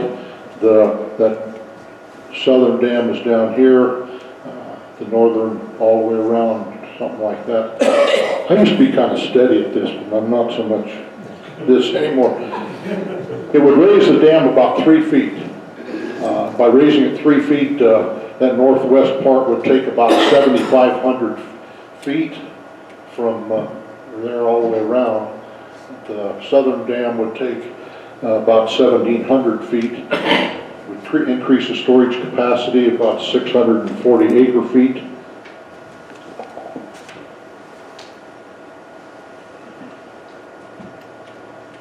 Moving on to Bruce Canyon, this is just a couple miles south of town. Like Sandy said, it's on the southeast part of this Gimmer Butte. Would be on the southeast part of that butte. Raspberry Mountain in the background here to kind of give you a perspective. So this is looking west, give you a perspective of where that is.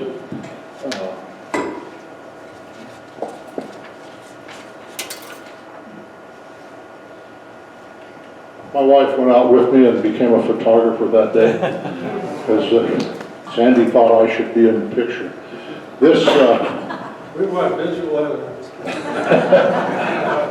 This was taken at the northernmost drilling site where the core sample was taken roughly right in here. Over across, this one here, the southern pad was drilled, core sampled sometime in the past before I got on. The water delivery system for this is the Butte Ditch, which comes out of the Cachera River and comes around and comes through that notch right there, which would be the southern abutment to the dam. So obviously the northern abutment will be here. The good thing about this one, this rock dike forms a good portion of what would be the dam.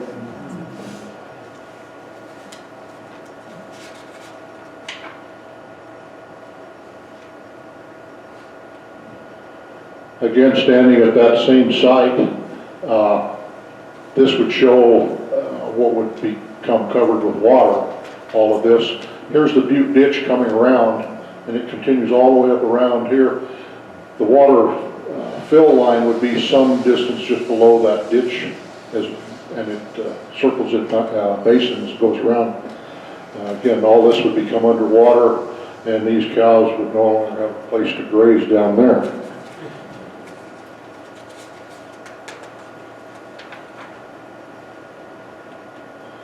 To get the drill rig up there, took this road, Chad Glacier built this road for us going up, and then the drill pad is behind these bushes here. When they first tried it, and this is on a tracked machine, they couldn't get over this hump. I didn't see it. Apparently it was steeper, and this rig had some kind of a tilt sensor on it. As they started up the steep incline, the engine shut off. So they had to back out and wait for Chad to go up and rebuild and make it a little less of an incline.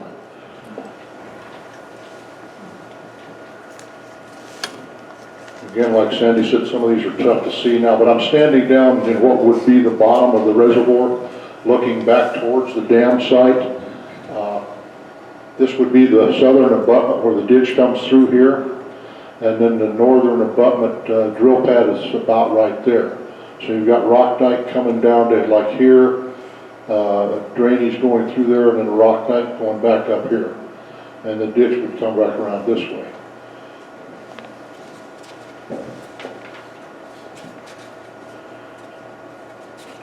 The distance across from this abutment to that one, relatively short distance, 630 feet approximately. Dam height here would be about 77 feet high.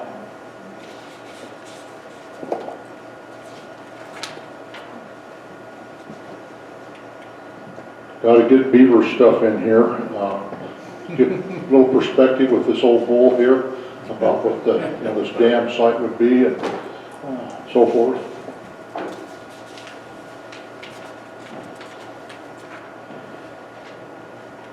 And again, we're back to this picture of the rendering of what the Bruce Canyon Reservoir would look like, providing it gets built.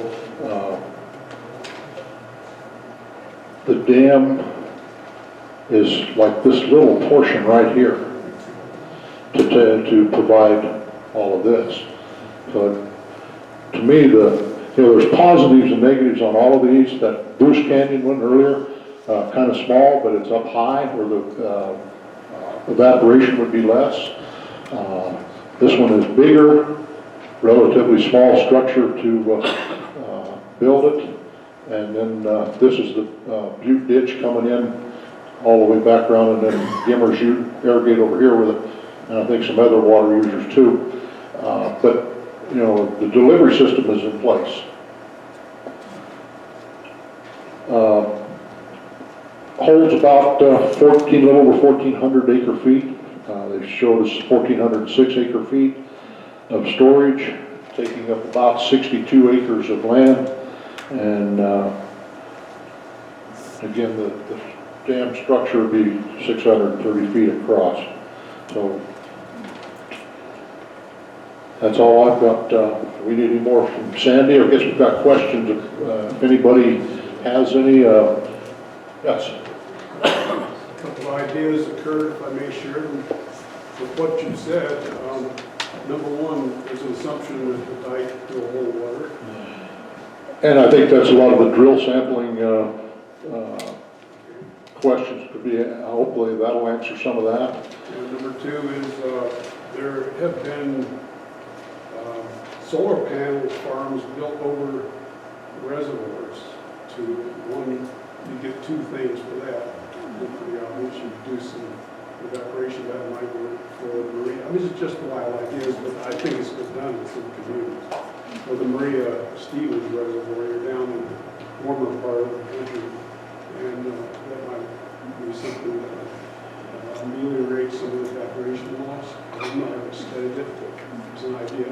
Yeah, and all these things I'm sure will play into the process of the next step of where we go and where we use our money. Sandy? Yeah, let me say that that's a great idea, and we've looked at that and some others. The one we did reject was the California approach of covering reservoirs with a layer of ping pong balls. In this country, they tend to end up in Crowley County.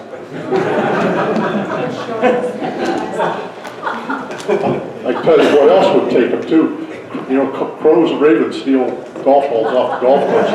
They think they're eggs, they take them. Any other questions? Yes. Are you hoping to do all three or one of those three? I'm not sure I'm the one that can answer that yet since I'm so new. Sandy, you want to take a shot at that, or Scott? Well, I'll try. Eventually we want to build all three. The question is, what do we do first? And unless Kathy did bring the checkbook, we're gonna have to,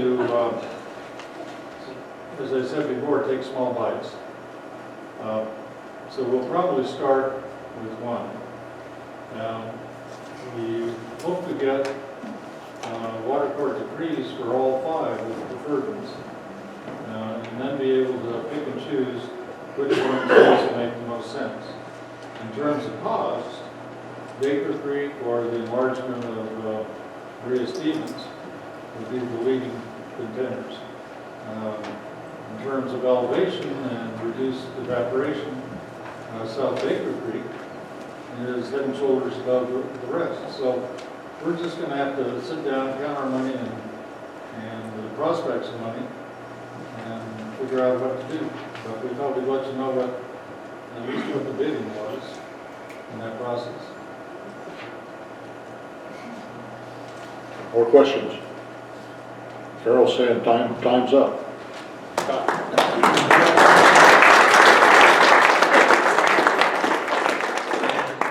Thank you, Lonnie, and thank you, Sandy, again. I want to take a minute to mention something. We, as a board, are a taxpayer-funded board, so we have tried wherever possible to use local employees. As I mentioned, Chad Lesser was building roads for us on some of these projects. He's from Veta.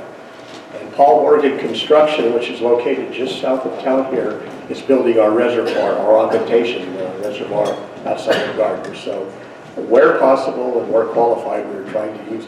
Also, materials for the gauges that were put up, the warding gauges, the 2x4s, the cable and stuff, was all purchased from Big R here in Veta. So again, we've tried to use as much local as we can.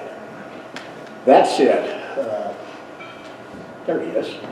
I'm going to introduce a gentleman whose picture was not put up here so people can throw darts at it, because we still like Bill. But Division II Water Engineer, Bill Tyner.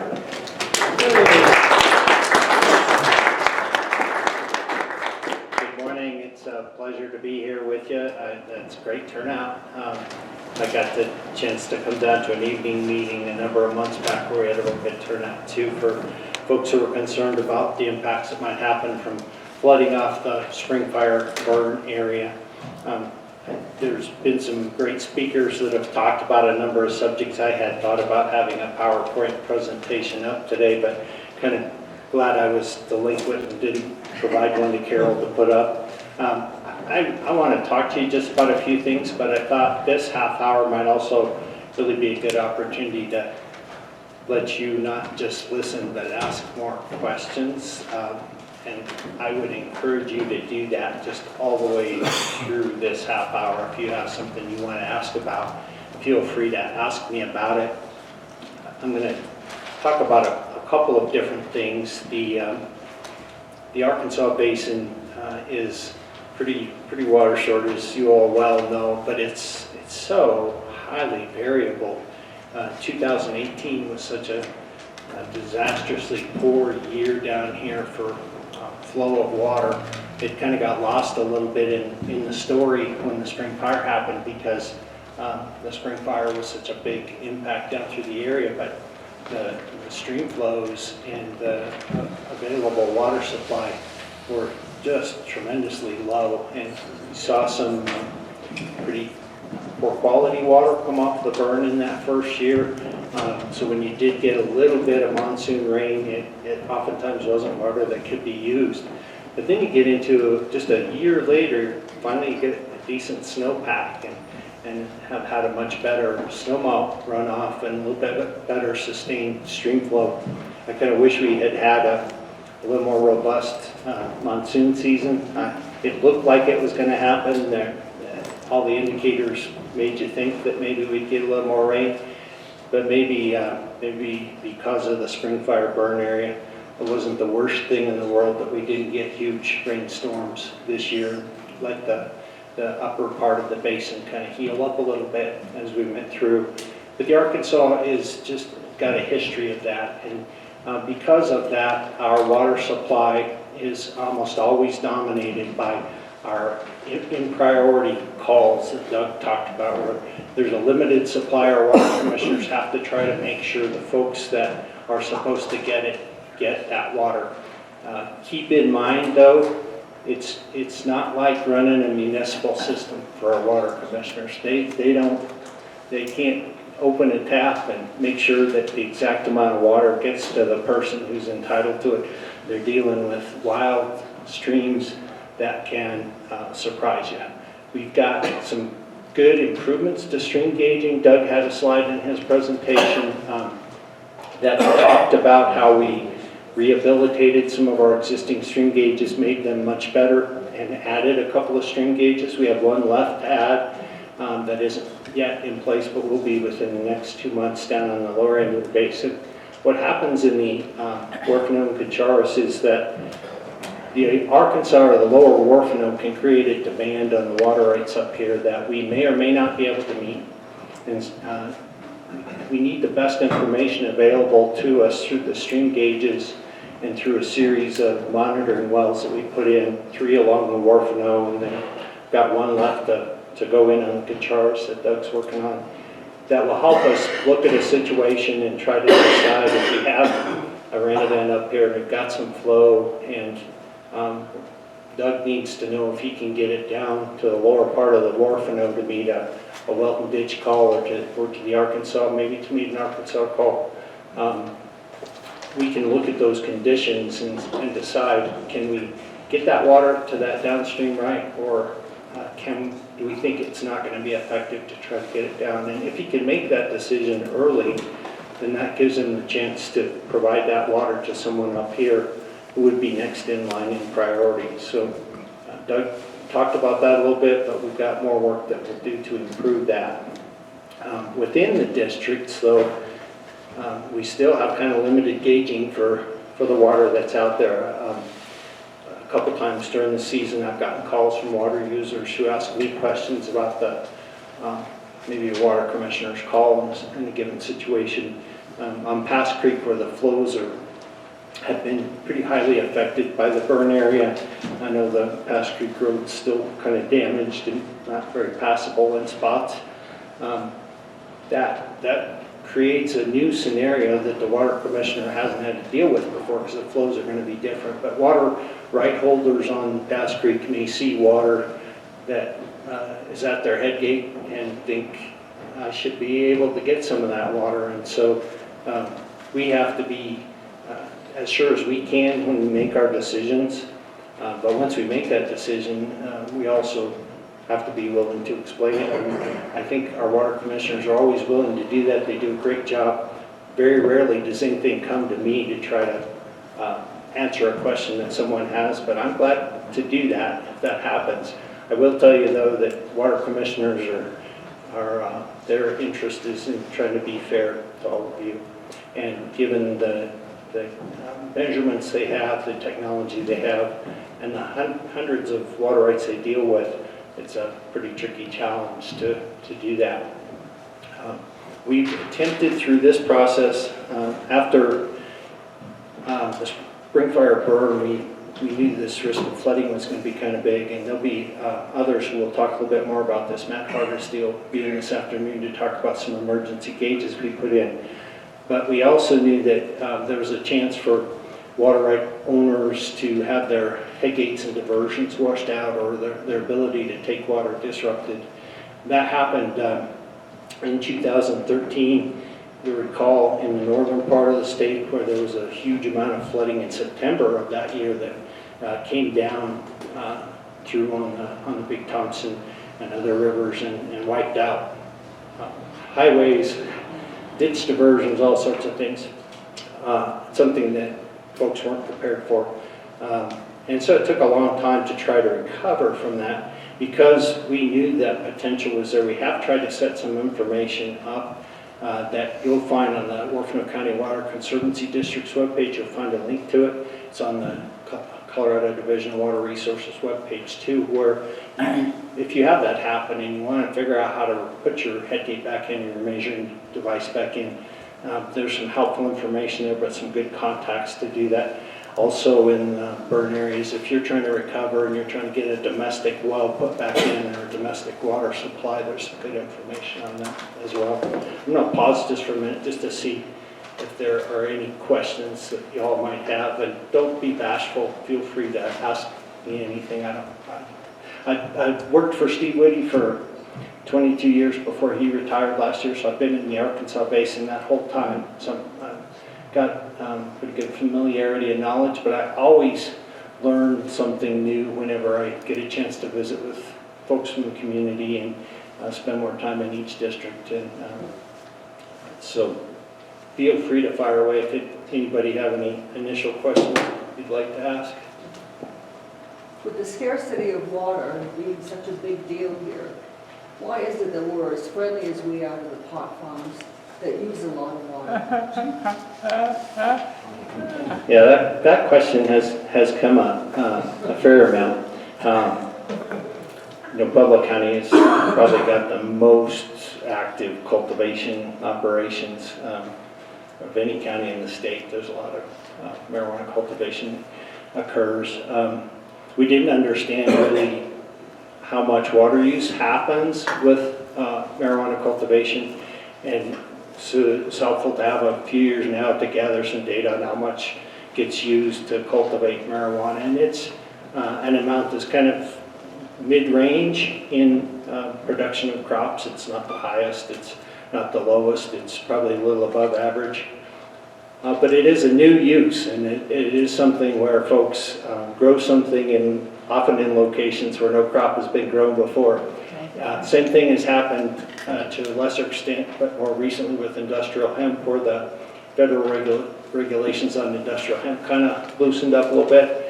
And the problem our agency runs into is that folks try to go and grow industrial hemp in locations where they really don't have a water right to be able to grow it. They're trying to use an exempt domestic well or something that they shouldn't be using. And of course, for the state of Colorado, it looks really bad if you have one state agency, Colorado Department of Ag, giving somebody a permit, and then another state agency, ours, going out and saying, well, I'm sorry, we're going to have to shut you down because you don't have the right water. But that's our job to do, and we're actively working with Department of Ag to correct that, to where we can give them some advice earlier on so that that doesn't happen if somebody wants to grow cannabis or hemp.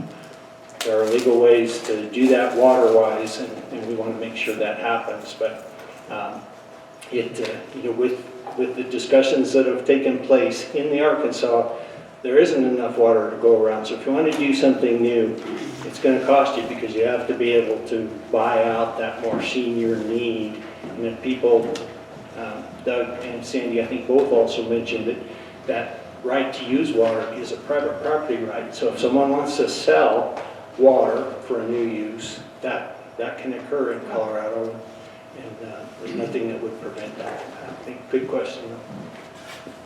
If you sold water, what is the value of water? Like, take an acre foot of water, what's that worth? So that varies a lot based on your ability to maintain and control that water. Twin Lakes Canal Company shares are a commonly sold form of water in the Arkansas Basin. Twin Lakes Reservoir and Canal Company has both a large Trans-Mountain tunnel that brings water over from the Roaring Fork Basin and delivers it to Twin Lakes Reservoir up the head of the Arkansas Basin. And they also have native Arkansas Basin water rights. And a share of Twin Lakes water represents about an acre foot of consumable water a year, firm amount of consumable water. And those, I believe, are selling at around $65,000 a share now. They have consistently gone up during the time that I have been involved with Division of Water Resources, probably more than quadrupled in value over the last 20 years. But you can have, because of the spottiness of the hydrology in the Arkansas Basin, you can also have situations where the large municipalities, Colorado Springs and Pueblo and Aurora Water, can end up with excess water in the basin that they can't move to their point of need. And so sometimes they'll lease water on the spot market for much less. It could cost on the order of $50 an acre foot to lease it for that one-time use for an acre foot of their water. So it's a really big range that you see in the cost and value of water. But your ability to control it and store it is usually what causes you to drive the cost up. Makes it more valuable, drives the cost up. At Paradise Acres, we have Lewis Ditch as our augmentation ditch, and our station there is hammered, non-existent, and we're doing our exchanges through the Huerfano County Water Conservancy District. Do we need to be in a big hurry to fix the Lewis Ditch aug station since we can get it from the Water Conservancy District? Because the community's basically been cut in half, and there are probably going to be 4 couples there year-round. Yeah, that's a great question. I think as long as you're able to make your augmentation needs happen through the district, that you've got time, it's probably still a good backup to have to get your Lewis Ditch augmentation station back up. We're not in any fear of losing that right. I mean, it's not a very good right anyway, but I mean, we want to keep it. But we're going to have a lot of other expenses within the community because of how the community got hammered. That's understandable. It's a great question. You do have time. There aren't any quick deadlines if you have a disruption in your water right that are going to cause you to immediately lose your water. It's a long process. Doug touched on it just a little bit. Every 10 years, our agency's required to just go through the tabulation of water rights and just nominate water rights that have not been used at all, even though they could have been used. That's only happened about, I think we're maybe in our 5th decennial abandonment list, coming up in 2020. So those earlier abandonments pretty much took care of the water rights that just weren't ever going to be used before. We still will have some come up in the 2020 abandonment list, but you really almost have to have the intent to not use that water right ever again before it's going to get there and get abandoned. But even at that point, if a water right you own gets on that list, you have the opportunity to try to argue it off the list. So it's not, if you have a headgate washout and you can't use it for a few years, that's not going to put your water right at risk of not being abandoned. It's got to be a long period of intending not to use it. I just want to make sure I understand the gauging stations. They were grant funded through the Water Conservancy District? And the Arkansas Basin Roundtable, which receives a pot of funding, a pool of funding from the Colorado Water Conservation Board, just so that local projects in the basins can be done in the manner that the local water right holders and citizens want them to. It sounds like there's a mutual benefit because the priority rights that are downriver get their water, but then extra water will then be used for junior rights upriver up here. Correct. Yeah, the more accurately we can know and the sooner we can know when to make a call change or when to determine that it's futile to deliver it downstream, the better for water right owners. For the collaborative storage project, for example, if they ultimately build storage and look for opportunities to fill that space and move water into storage, it's important for folks to know as soon as possible when those opportunities occur, the water commissioner to make a timely call so that you're not delayed a week to see what happens at the bottom end of the system and say, oh, we could have stored. You want to know, we want to be smart enough about this that you can make the decision when it's time. Just one final piece, these are separate pieces of equipment than the monitoring stations for the floodwaters, or are these being used in conjunction with that monitoring? Yeah, it's a great question. Matt Hardesty will talk a little bit more about the emergency gauges.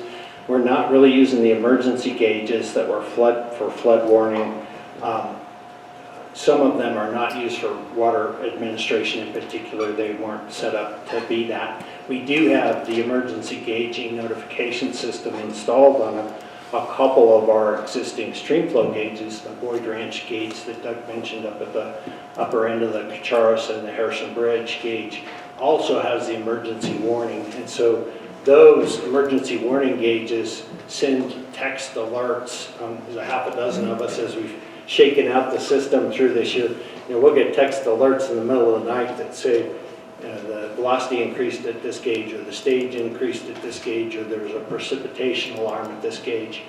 And our role is just to make sure the system works. The emergency, Huerfano County Emergency Management and the Sheriff's Department, local entities that deal with any potential evacuations, they then use those notifications to make their best decisions.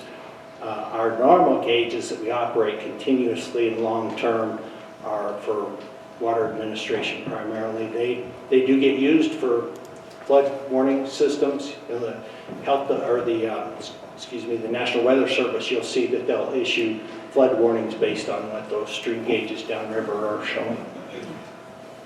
Hi, I'm sure the DWR is aware of the new BLM draft plan for eastern Colorado, and they're planning on opening BLM leases to oil and gas drilling in the upper Huerfano. And I was wondering if you have any say about that, because this will be in place for the next 20 years if it goes through. We don't have any say about the leases themselves. We do get involved when there's water that needs to be used to be able to drill wells or frack wells, or for any other purpose, dust suppression. That's where we come in. So we don't. We make sure that water that's used in any type of operation is used in a way that's not going to injure other water rights. But we really don't have input on whether or not those types of activities take place. That's a discussion for your elected leaders. Yes, yeah. Well, it gets potential big pollution problem up there, for water rights. And that's why it's great to be able to have, representatives who come and listen to you at meetings, no matter what your viewpoint is. They get to hear your viewpoint. So. This may be a silly question, but the lawsuits between Kansas and Colorado regarding how much water gets to Kansas, Sure. does that impact any of the priority or any of the calls on Huerfano, which then would impact all the priorities for our communities? It does. Our Arkansas River Compact has an impact in a couple ways. We effectively treat it as a 1949 water right. So when John Martin Reservoir is not full, which is most of the time, hasn't actually been full and spilling since 20 years ago in August of 1999, that we can't go any more junior on a live stream than that 1949 call. So that doesn't mean that there couldn't be junior priorities that would benefit if we are trying to fill John Martin and all the other senior rights are filled, but we do kind of have that as a backstop that has to be satisfied before somebody junior than 1949 could take water. Our compact is also a consumptive use compact in that we can't really exceed the consumptive use that we had when the compact was signed in 1949. So we don't have set flow targets that we have to deliver at the Kansas-Colorado state line. And it's one of the few river systems where, you all understand it, but a lot of others don't, that the Arkansas River doesn't go any place after Colorado and southwestern Kansas most of the time. 20 years ago, maybe the exception. It doesn't go past Garden City, Kansas. We had a local television reporter want to do a scoop earlier this year because there was flooding happening down in Arkansas, on the Arkansas River, and wanted to know what we could do to help prevent that. We had to gently say, gosh, we wish water would flow all the way to Arkansas from Colorado sometimes, until we had a great supply, but it doesn't go past Garden City, Kansas 99% of the time. I don't know if this is out of your purview, but when these sites get developed for water storage, there's private property surrounding most of these sites, I believe. Is there any plan, or does our water district or anybody have any say so on what kind of uses can happen around that property? Like somebody might want a lakefront home, or this could be great for water skiing. I'm just wondering what type of things are allowed or not allowed and so forth. It's a great question. I'm sure I'm not the best one to answer it because I think the district has been trying to get to the point of understanding what they might build, but nevertheless, I believe you have had some discussions about whether there would be some partnerships on the incidental opportunities that happen whenever you build a reservoir that you store water in, recreational or benefits the private landowners whose property it's on by having that property adjacent to a reservoir. So that there are ways that gets managed in different spots where sometimes the recreational get managed by Colorado Parks and Wildlife. But I think they're pretty early on in those discussions. Well, it's a good question, ask it a year from now. And the reason is that we've yet to get our water right decree. Right. And what's in that decree will determine what sort of activities and use would be made of those reservoirs. Until we get that, and by the way, we've asked for the moon. But who knows what we'll get. We really, it's just speculation on our part. So, good question. Put your hand up a year from now and we'll have a good answer. Thank you. The local lakes of Blue Lake and Bear Lake, are they storage for, who are they storage for?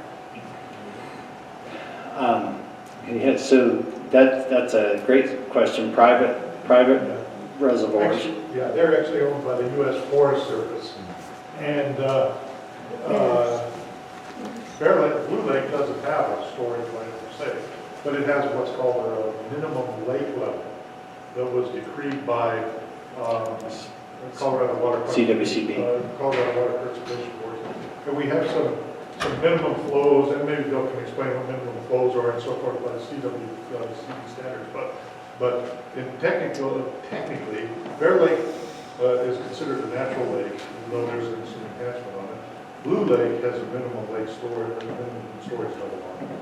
You know, the classic story is that Blue and Bear Lake were given to the town of Veta in 1912 because Bill, I think his name is Bill, his last name is Mack, thought that it'd be a great storage place for the town of Veta, and he was right.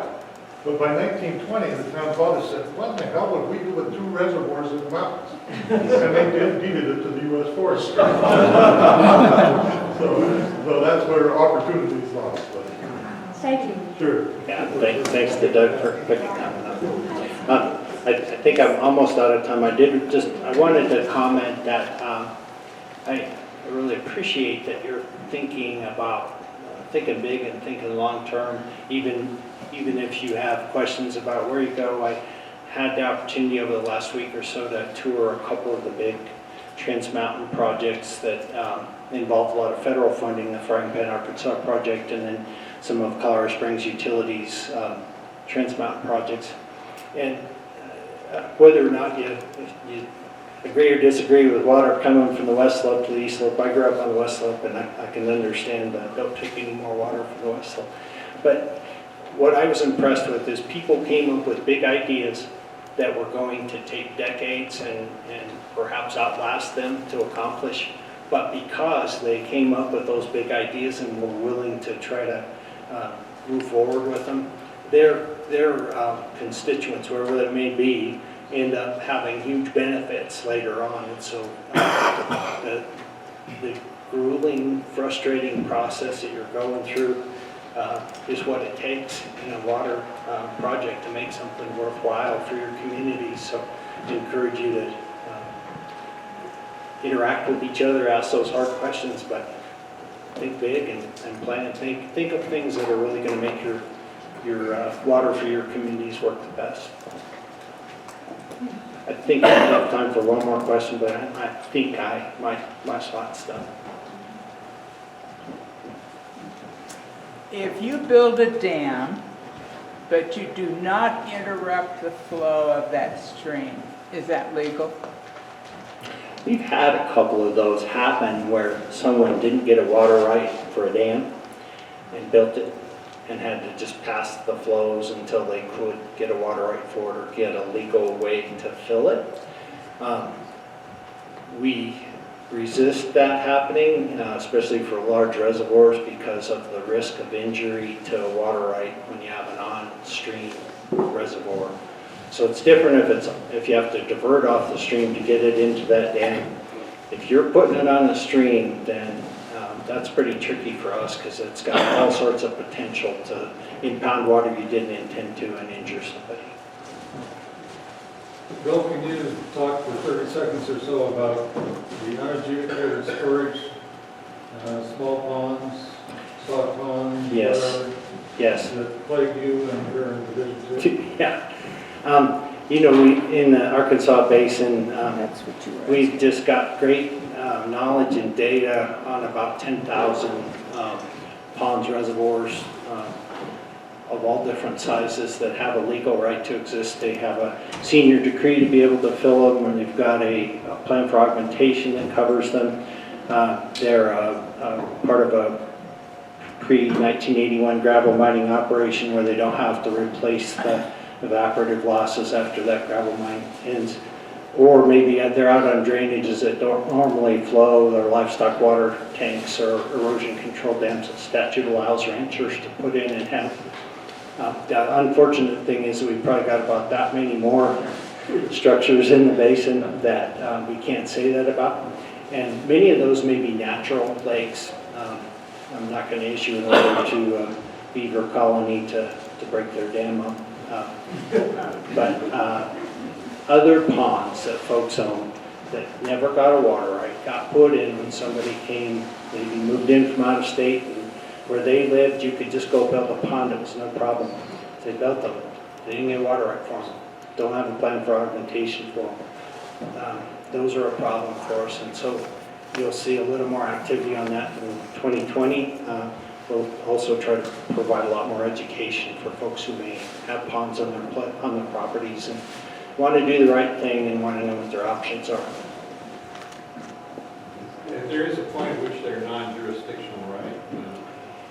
Yes, so the question of non-jurisdictional is a dam safety issue. It's whether it's a hazard to human life based on how tall that dam is. And so people confuse the two, where a non-jurisdictional dam has the proper dam heights to where you don't have to have a full design of that dam to ensure that it's built safely. If they're small livestock water tanks and they're below that 15-foot from the upstream stream bed to the spillway, then they would qualify as a non-jurisdictional dam. But it doesn't necessarily mean that you're exempt from water administration. That doesn't mean you don't owe that downstream water that you could capture in that pond. So that's a great question because that confuses people a lot. One is just, do you have to have an engineer design the dam so that you can prove that when it's built it's not going to kill somebody? And the other is a water administration issue. What is the point at which on your ranch you can go out and take an erosion, a gully, a coulee that's eroded, and put a check dam in without having to get a permit? Yeah, so erosion control dams actually have a permit, $15 permit. Livestock water tanks have a $15 permit. They've been that way since the 40s. But those are just basically to ensure that you prove that it's at non-jurisdictional size and that it's put in on a drainage that is dry 80% of the time. So it can't put it in on a live stream, can't put it in on a stream that regularly flows. It's got to be on those drainages where you're normally not going to have water there. You're just trying to control the washout and keep the soil in place. That is correct, and I'm getting the high sign that my time is up. Thank you very much. I appreciate it.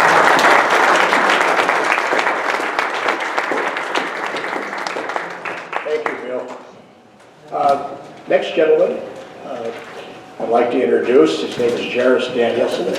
He is a former state engineer, currently sitting on the Arkansas Basin Roundtable. He is our representative on the IBCC, which is the Interbasin Compact. So, Jairus? Scott Wild. Jairus is going to speak, and then we're going, while we load up the movie to show, we're going to grab lunch. Yes. Okay? I'm just going to let Jairus.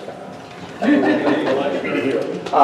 going to eat lunch during the movie. We have the film, The Arkansas River. It's a documentary done by Sam Ebersol, who is here filming today, CSU professor. And we're going to show that during lunch. It's a really nice documentary. It's been on PBS. So, Jairus? Thank you, Scott. Do I really need this? Yes. Yeah, okay. Mr. Mayor, the members of the board, interested Huerfano citizens, it's a pleasure to be here and speak to you. Particularly since it's going to be 100 degrees in La Junta today, so I got When you are state engineer emeritus, you have broad latitude in terms of the things you say and the things you don't say. And so I'm going to start out with a joke, since Bill took up half my time. I was born and raised in Brush, Colorado. Some of you may know what that is. And I knew an old rancher who lived 30 miles south of town. And he was a very devout religious person. Every Sunday he would saddle up his horse, ride 30 miles into Brush to go to church, ride 30 miles back. Well, one day it was snowing like crazy, as an Eastern Plains blizzard can do. And he looked out the door and he thought, oh, I don't know if I want to do this. And he went, well, you know, the preacher's worked on his sermon.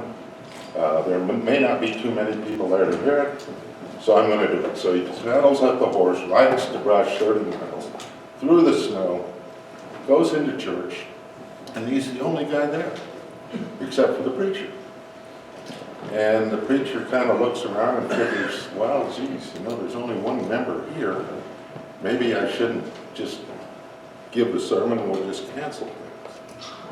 And no, old Bill rode 30 miles through the blizzard. By golly, I can go ahead and give a sermon. So he gives the sermon. And as preachers and lawyers are wont to do, they talk and talk and talk and talk. And finally he wound it up, said the last prayer, and the old cowboy got out, put his hat on, headed out the door. Well, the preacher met him and said, you know, Bill, I'm really honored that you would fight that blizzard to come and listen to my sermon. What did you think of it? He says, well, you know, preacher, when I load up hay and go out to feed my cattle, if only one cow shows up, I don't dump the whole load.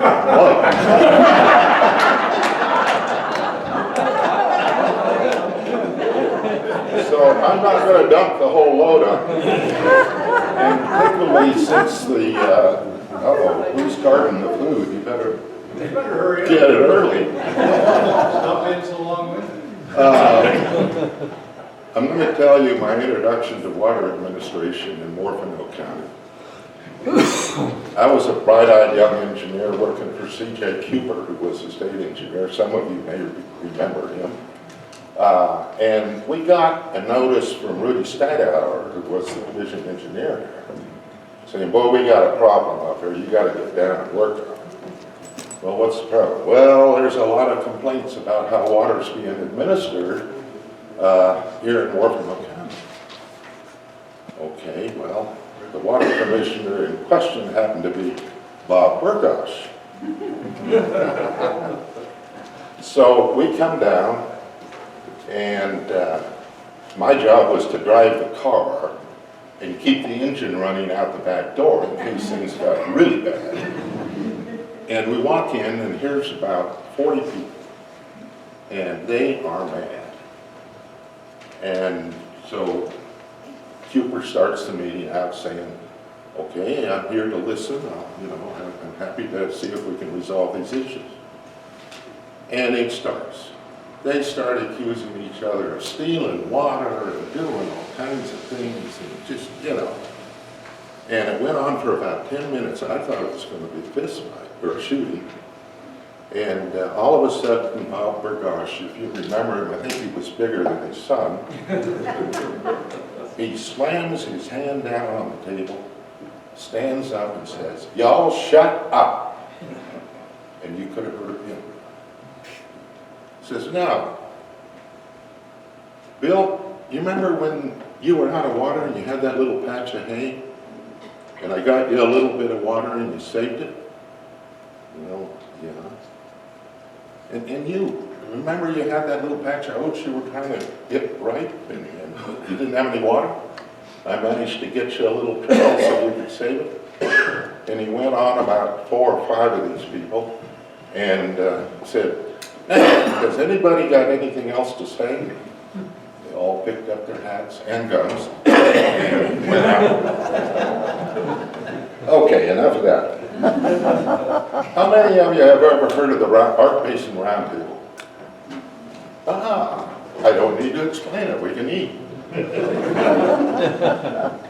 Roundtable and the Interbasin Compact Commission were formed in 2005 by the legislature in a act called the Water for the 21st Century Act. And the idea was, it was Russ George's, former Speaker of the House and Director of DNR, it was his idea that we ought to create entities around the state that can sit down and talk to each other about water. So the roundtables came into fruition. Each basin has a roundtable. In the Arkansas, we have 57 members on the roundtable. Every county gets a member. Every city in the county gets a member. One from each water conservation district, 10 at large, and the CWCB representative from the ARC is also a non-voting member of the roundtable. Well, what do roundtables do? Quite a bit, actually. First of all, we operate by consensus. Now, have you ever tried to get 57 people to consent on any particular issue? But when you have a president like the X-1, the young cavalry officer here, who wields a big stick, you can get consensus usually.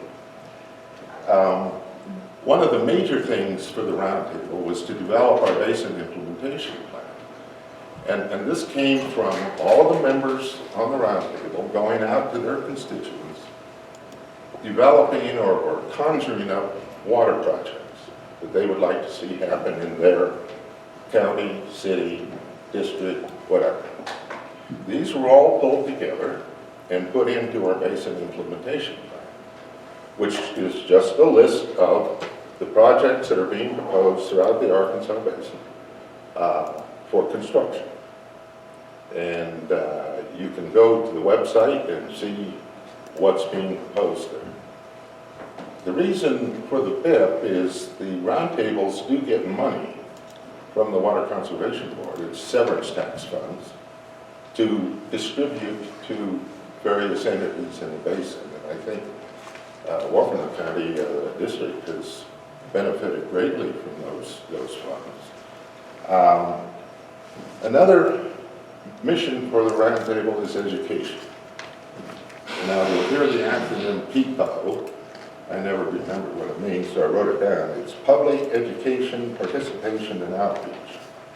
This is a statutory mandate that the roundtables have to perform, and that's educating the public in the roundtable area. And the movie you're going to see, Professor Eversole put together using those roundtable funds.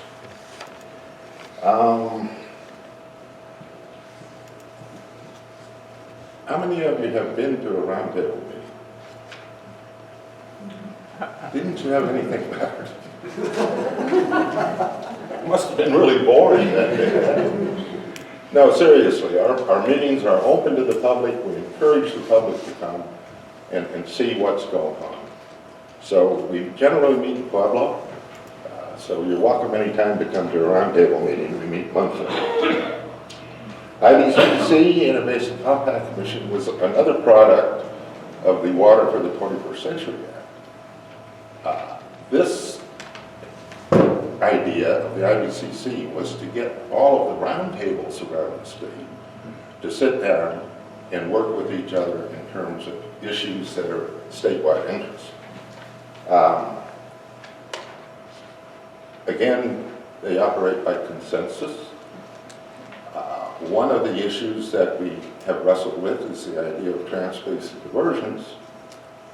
And it's difficult to get consensus when the attitude of the West Slope roundtables is, I'd rather see it go to California or not one more drop, but we did arrive at a conceptual framework containing 7 items that kind of outlined the procedure that we would hope would be followed if a new transbasin portion is proposed. 2 other things the IBCC is working on is drought contingency plans on the Colorado River. As you know, the levels in Lake Mead and Lake Powell are dropping and have dropped substantially. The idea is, what do we do if this drought continues to prevent the lower basin from placing a call on the upper basin? Any questions on either one of those? I'm running out of time. Okay, just on funding, since its inception, the Arc Basin Roundtable has received over $11 million in severance tax money for use in project development in the Arc Basin. Huerfano got $2.5 million of that. Good politicians down there. And $9 million in low-interest loans. No, seriously, I would commend the district. If you have good plans and good projects, they get funded. And I think the board here has really done a good job of putting together a program that makes sense and will work for the community. Just one news item. There will be a proposition on this November ballot called Proposition BD. The idea is to create a tax, don't shoot me yet, a tax on gaming that will provide about $26 million a year, hopefully, for use on developing water projects. It won't be a tax on anybody except the casinos that collect your money and keep it. Any questions? Yeah.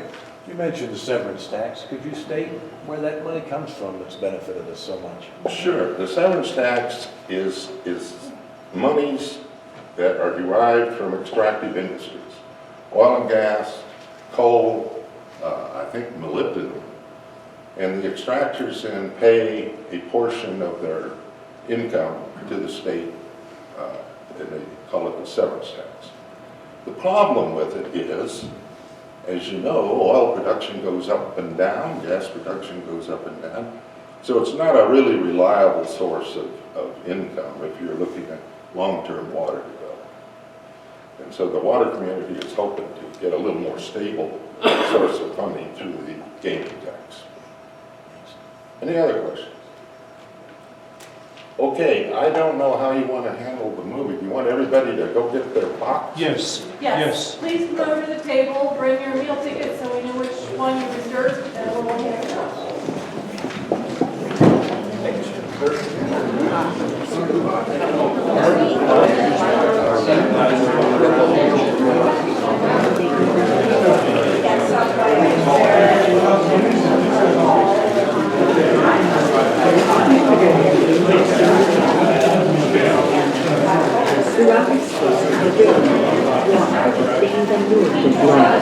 One of the hardest working rivers in the country, the Arkansas River in Colorado drains more than 28,000 square miles, making it the largest river basin in the state. Join us now as we explore the Arkansas River from Leadville to Lamar, truly the heart and soul of central and southeastern Colorado.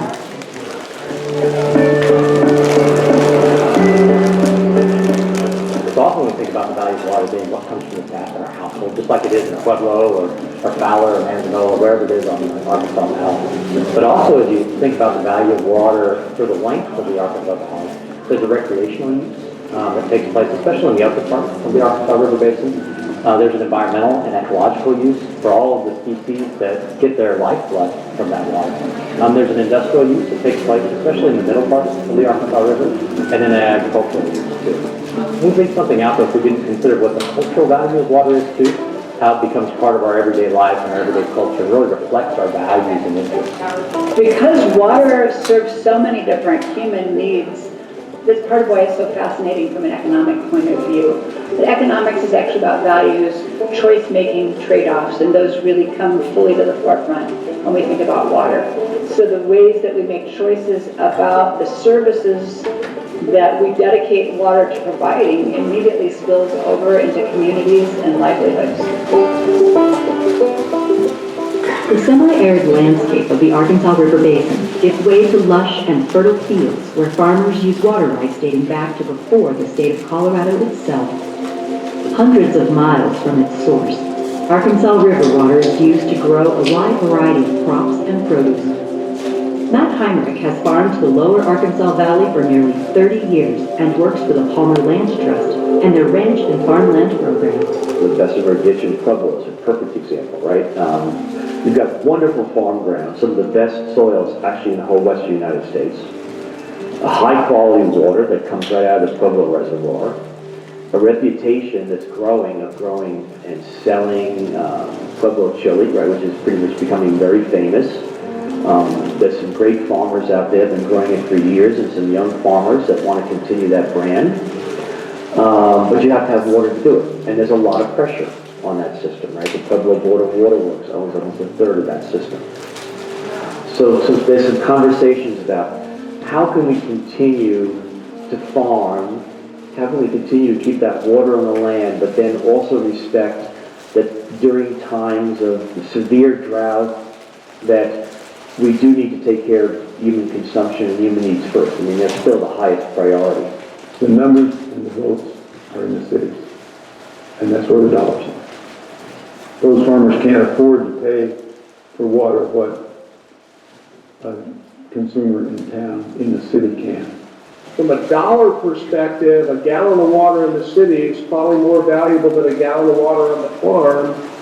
But as our former Secretary of Agriculture used to say, don't complain about agriculture with your mouth full, right? The water that I use has probably already been used by some other farm or somewhere else. We have a sustainable water source. It's the snows in the mountains and our reservoirs which capture those waters. In these conditions, 40, 45 days of water, you could actually, most guys could actually grow a crop. If it's bad, it's really bad. If it's good, it's pretty good, which is kind of the story of the Arkansas Valley anyway. I mean, most of the ditches are short in a typical stick them on that, okay? I mean, you could arguably say that almost all the water that's used by municipalities or industry in Colorado at one time probably was on a farm. So all this water at some point in time irrigated somebody's farm. We all know that the human race is going to get water.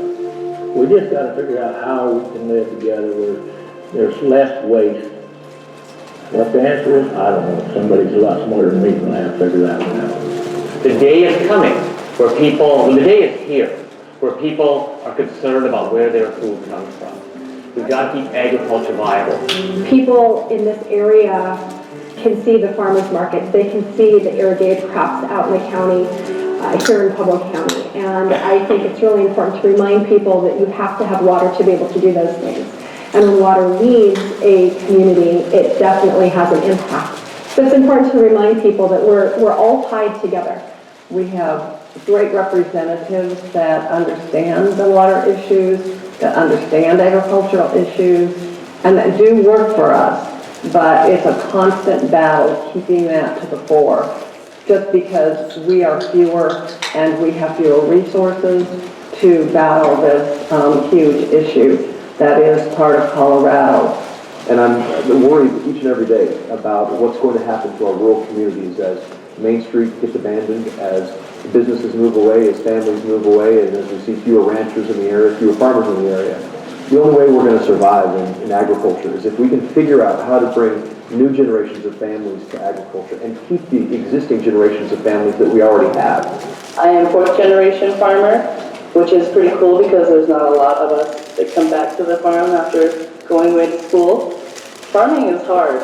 It's lots of hardships, and you know, if you lose your apple crop to a freeze, it really hurts.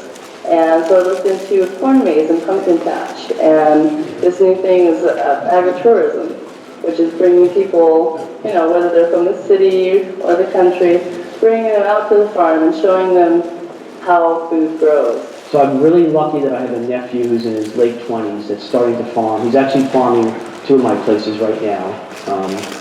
We have this supposedly landlord-tenant relationship, but obviously we're family, so it's a little bit deeper than that. I'm more than willing to give David whatever help he needs to get started and keep farming this country. I mean, there's some young farmers in here, but I'm probably about one of the younger ones that's actually operating their own farm in this valley. I'm still using water to grow crops. Arkansas River is very key, it's very important. If the water leaves, out of this valley cease to exist. 2015, 16, yeah, we're getting the rain, it's looking good, but we're a semi-arid environment. I don't have the Arkansas River, I can't go anywhere.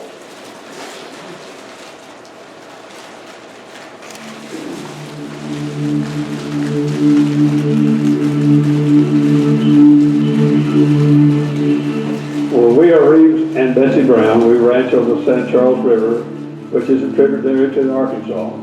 Our main production is beef, and we live in a place that is just the most beautiful place in the world, we think, and we've been here 35 years. We have water out of South St. Charles we can use to help produce our product. I know Dee. I know Dee. Well, to be a rancher in Colorado is a joy, number one, but it certainly does take a lot of discipline. Your fatness and well designed, I think you'd be able to cover the names. We manage the ranch with livestock, and our goal is to make the ranch as productive and as whole and ecologically sound as we know how to do. The contribution that the river makes to the economy, the ecosystem of the riparian area, and just the natural benefit that a river has to an area, it probably shouldn't be dried up. Right? It has so many contributions to the culture and the quality of life to everybody in the valley. She made a decision when she was just 4 or 5 years old that was her only career she wanted, and she wasn't going to marry anybody that wasn't going to be a rancher. So that gave me a lot of advantage, I guess.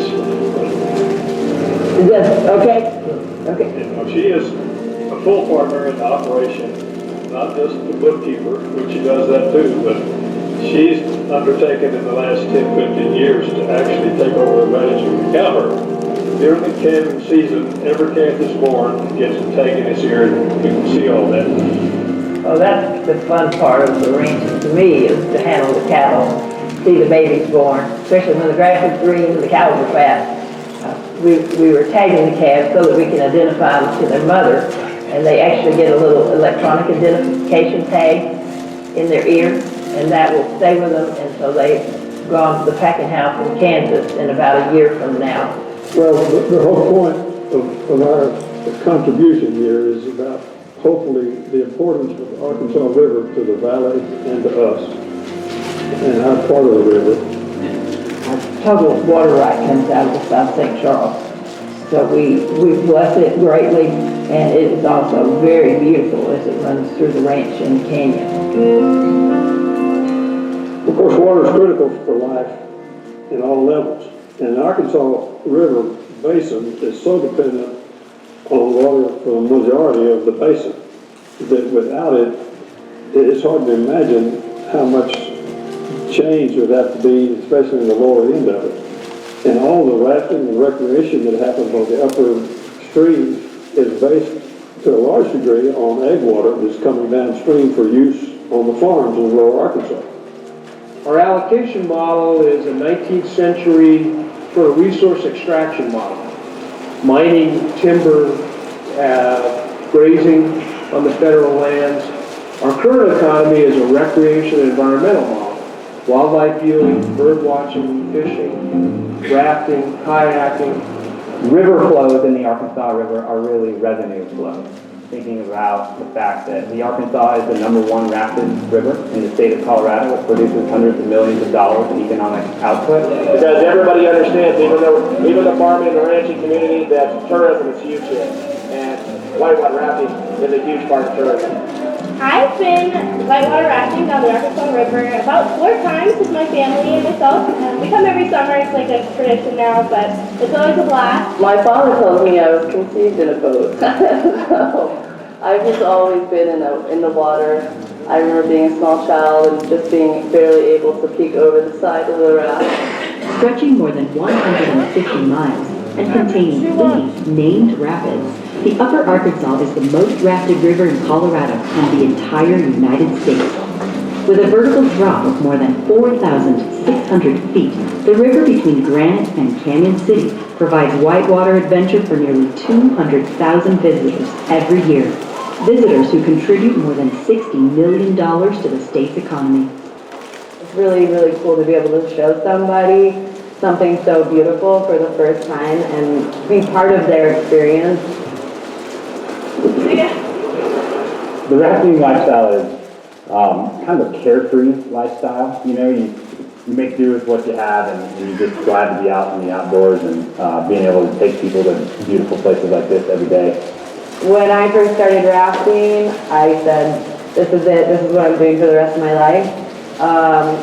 I fell in love with it wholeheartedly from the beginning, and I still love it so much.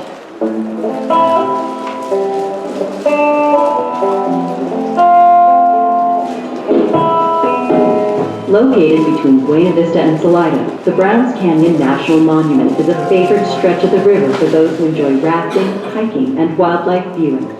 The Arkansas River carves a path through rugged granite ridges in this crown jewel of the Arkansas Headwaters Recreation Area.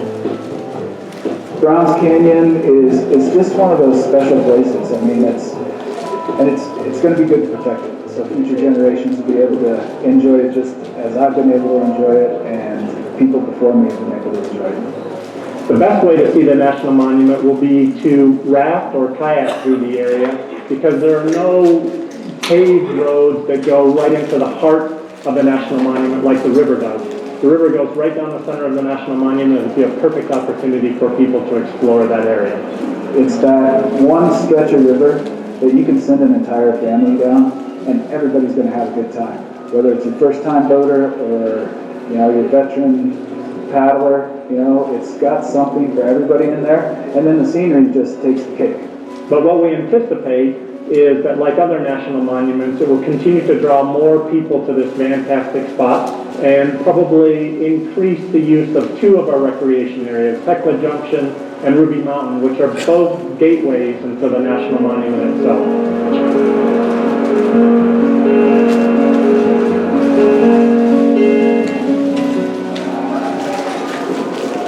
I feel like when I was a kid, the river wasn't such a central piece of this town, and now with the Whitewater Park,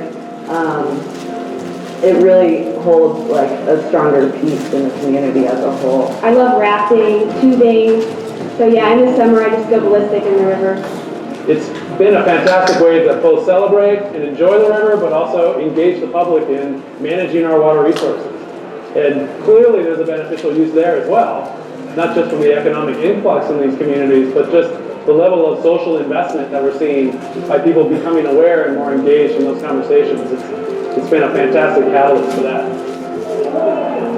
So this is the Ralph Rodeo. This is the most exciting event of the whole festival, in my opinion. If you like carnage, you like seeing people swim, you like seeing boats go upside down, this is the event.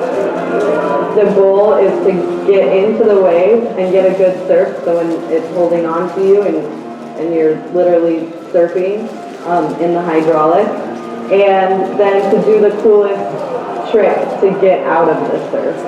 Being the only girl, and I'm obviously of small stature out there that day, Jesse and I were both kind of banking on me like getting some crowd enthusiasm. So that's what I was trying to do. And then in that moment, I think I couldn't think of anything better to do than jump in.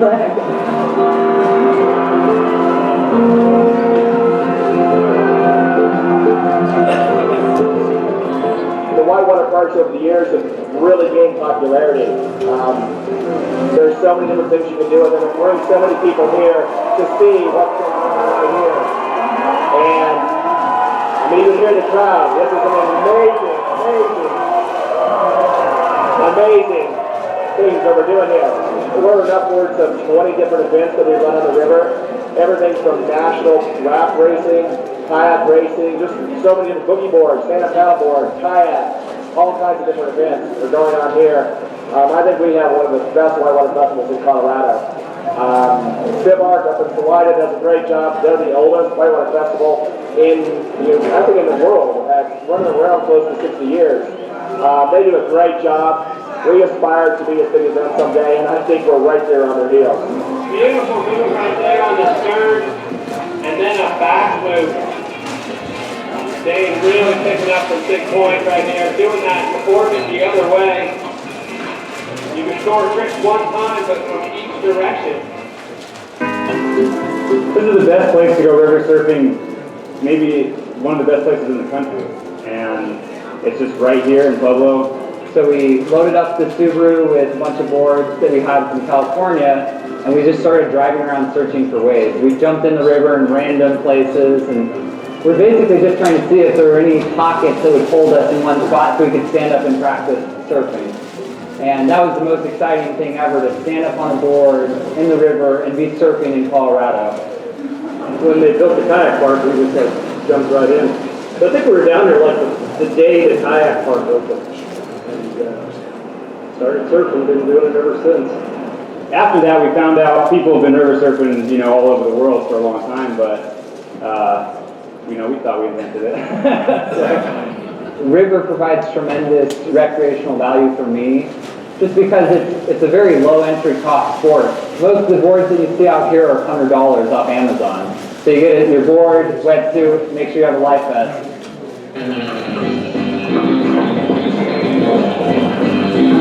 Party wave is just when everybody gets in there, we all try to stand up at the same time, and then if we're all in there for too long, we try to push each other out, and it's a good time. It's fun to just go in there and horse around and try to dunk each other. And well, it gives it kind of this urban, feel to it. I mean, where else can you live in a little town, basically an industrial town, and surf 5 minutes from your door, and then go to work, after you go surfing? It's great.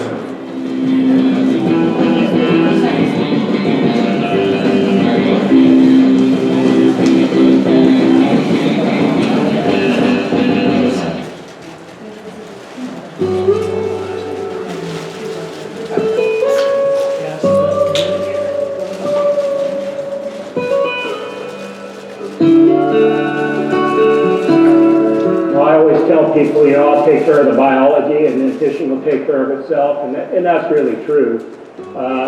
And that's indeed what's happened. I mean, it's just river fisheries improved, you build it and they will come. Anglers have showed up. It's the most popular river, or most popular fishery, lake or stream, in the entire state of Colorado, has been since 2008. As a matter of fact, this past year, Colorado Parks and Wildlife bestowed the gold medal status on a significant stretch of the Arkansas River, close to 102 miles, the longest stretch of gold medal water in the state of Colorado. We had a great, one of the best fishers in the state now, and we have a lot of anglers that have responded to that. And obviously, that's going to have economic spin-offs. The Arkansas River fishery and the surrounding tributary fisheries and high lake fisheries that feed into this river are all kind of part of one big system, and they're all totally integral to the success of our business. The advantage we have on this river that most rivers don't, and we're unique in this regard as well, but we've got, close to 70% of the river miles from Leadville to Canyon City is public in one way or another. So there's a lot of river mileage where people can spread out, where we can absorb that use a little bit more. You're still going to be able to come to the Arkansas River, even with increased use, and you're going to be able to find a stretch of river where you're by yourself. Most rivers can't say that anywhere in the western U.S. The Arkansas River is loved by many people for many different reasons. And, we can probably agree on many of them, but certainly there's different attributes that speak to different people. And so here in July on the Arkansas, it's probably the most diverse recreation going on. You have people wade fishing and float fishing, as we do year-round, really. And then you also have the addition of recreational boating, which can be rafting, it can be kayaking, it can be stand-up paddleboards, even some tubers. We all try to get along and work together, and the key to that is learning a little more about one another so that hopefully we don't negatively impact one another. It's a big enough river that people can work around one another, and so boats don't need to pass right through where somebody's fishing. There's a lot of people who love this river, and the wonderful thing about it is we actually can all have that relationship individually, and it doesn't have to negatively impact those of others.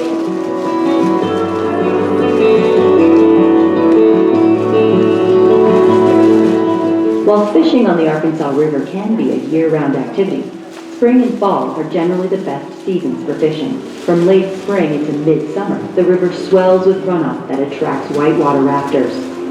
The Voluntary Flow Management Program has been an effective tool to maximize recreational use of the river for both fishermen and whitewater enthusiasts. Over the years, we've learned to work together. That is, Colorado Parks and Wildlife, the Bureau of Land Management, AROA, the Arkansas River Outfitters Association, TU, Chaffee County, others have learned to work with Southeastern Colorado Water Conservancy District and the Bureau of Reclamation to move that water at optimum times that benefits both whitewater boating, rafting and kayaking, and the fishery. Hence, we try to move a lot of water in the middle of the summer to benefit whitewater boating, not too much water in the spring and fall because that's better for the fishery. When I was in high school back in the early 70s, by 4th of July, you couldn't raft the Arkansas on an average year. The flow was just too low. Now, with the voluntary flow agreement, you can raft all the way through into August. We know that if we relied upon native flows alone, that we may not have the type of rafting and kayaking that we currently enjoy. And so being able to work with those entities, move water from the upper reservoirs to the lower reservoirs, that type of cooperation is priceless given the cost of water today. So the 10,000 acre feet of water that the Bureau allows us to move in the summer months for boating or not move during the spring and fall, you can't put a price tag on it. When we move that water from Twin Lakes and Clear Creek and Turquoise down to Pueblo can affect the recreational opportunities on the river. So during parts of the year, you want the flow lower so that the fish can spend more of their energy feeding rather than fighting current. We figured out that fish could not feed efficiently during critical times of the year. They just weren't able to utilize the improved forage base created from heavy metal cleanup. With the creative flow management programs, we were able to develop a program that benefited the fish populations at critical periods of the year to where they could utilize those improved groceries and grow well and put on weight. So here we sit on the banks of the Arkansas and we have this great asset down at the bottom, this bucket being Pueblo Reservoir, and upstream we have a couple of other big buckets. And that system of managing reservoirs allows really sustained use throughout the Arkansas River between those buckets. The flow program is not a water right, but it's become enshrined in other water rights to the point where it's got a structure out there in the legal description of the river that has given it a lot of strength. In 6 years, this river has gone from being only known by the locals and a handful of other people from nearby to getting some national publicity and certainly across the state. When I first moved down here in 2006, I'd come out and fish. I might see one or two other people in a day of fishing. And now it's bringing people in from not only across the state, but across the country, really. So my name is Frank Smothers, and this is my fishing teammate, Nate Brodson, and we're Team Scout and Costa. Pueblo tailwater being so low elevation is so unbelievably fertile.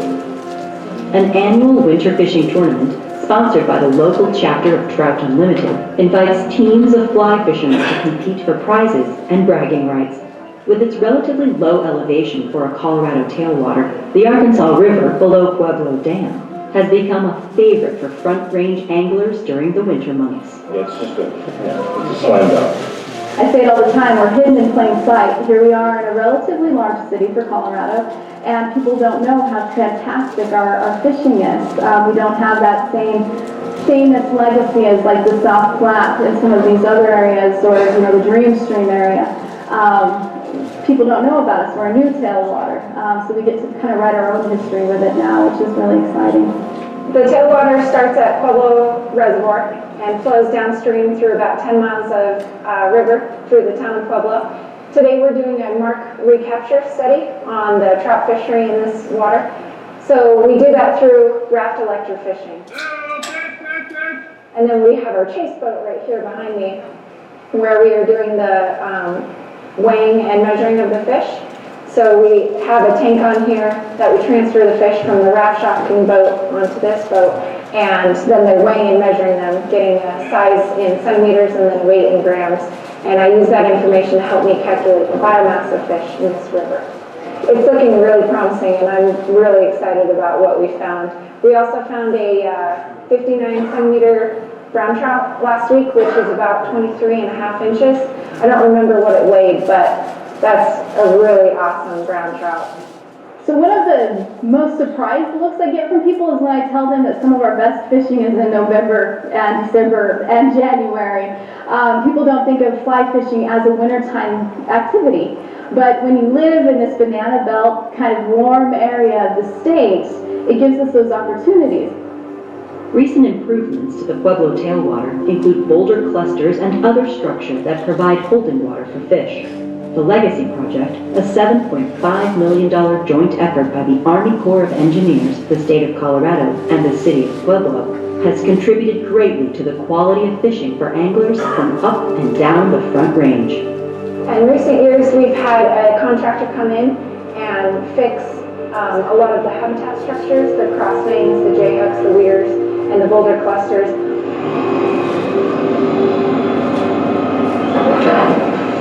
The thing that it was missing before was a good amount of holding water. The improvement project has really, I think, increased the holding capacity through additional habitat. The city of Pueblo made a lot of investments in improving the fishery through what's called the Legacy Project.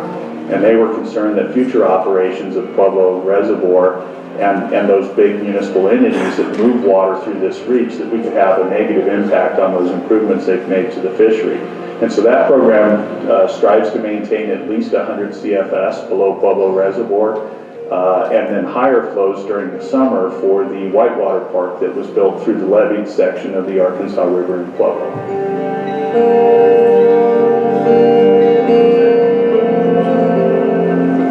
Trans Mountain diversions are a fascinating engineering feat. It's only through Trans Mountain diversions that we can have millions of people living on the Front Range in Colorado. 80% of the water falls on the western slope.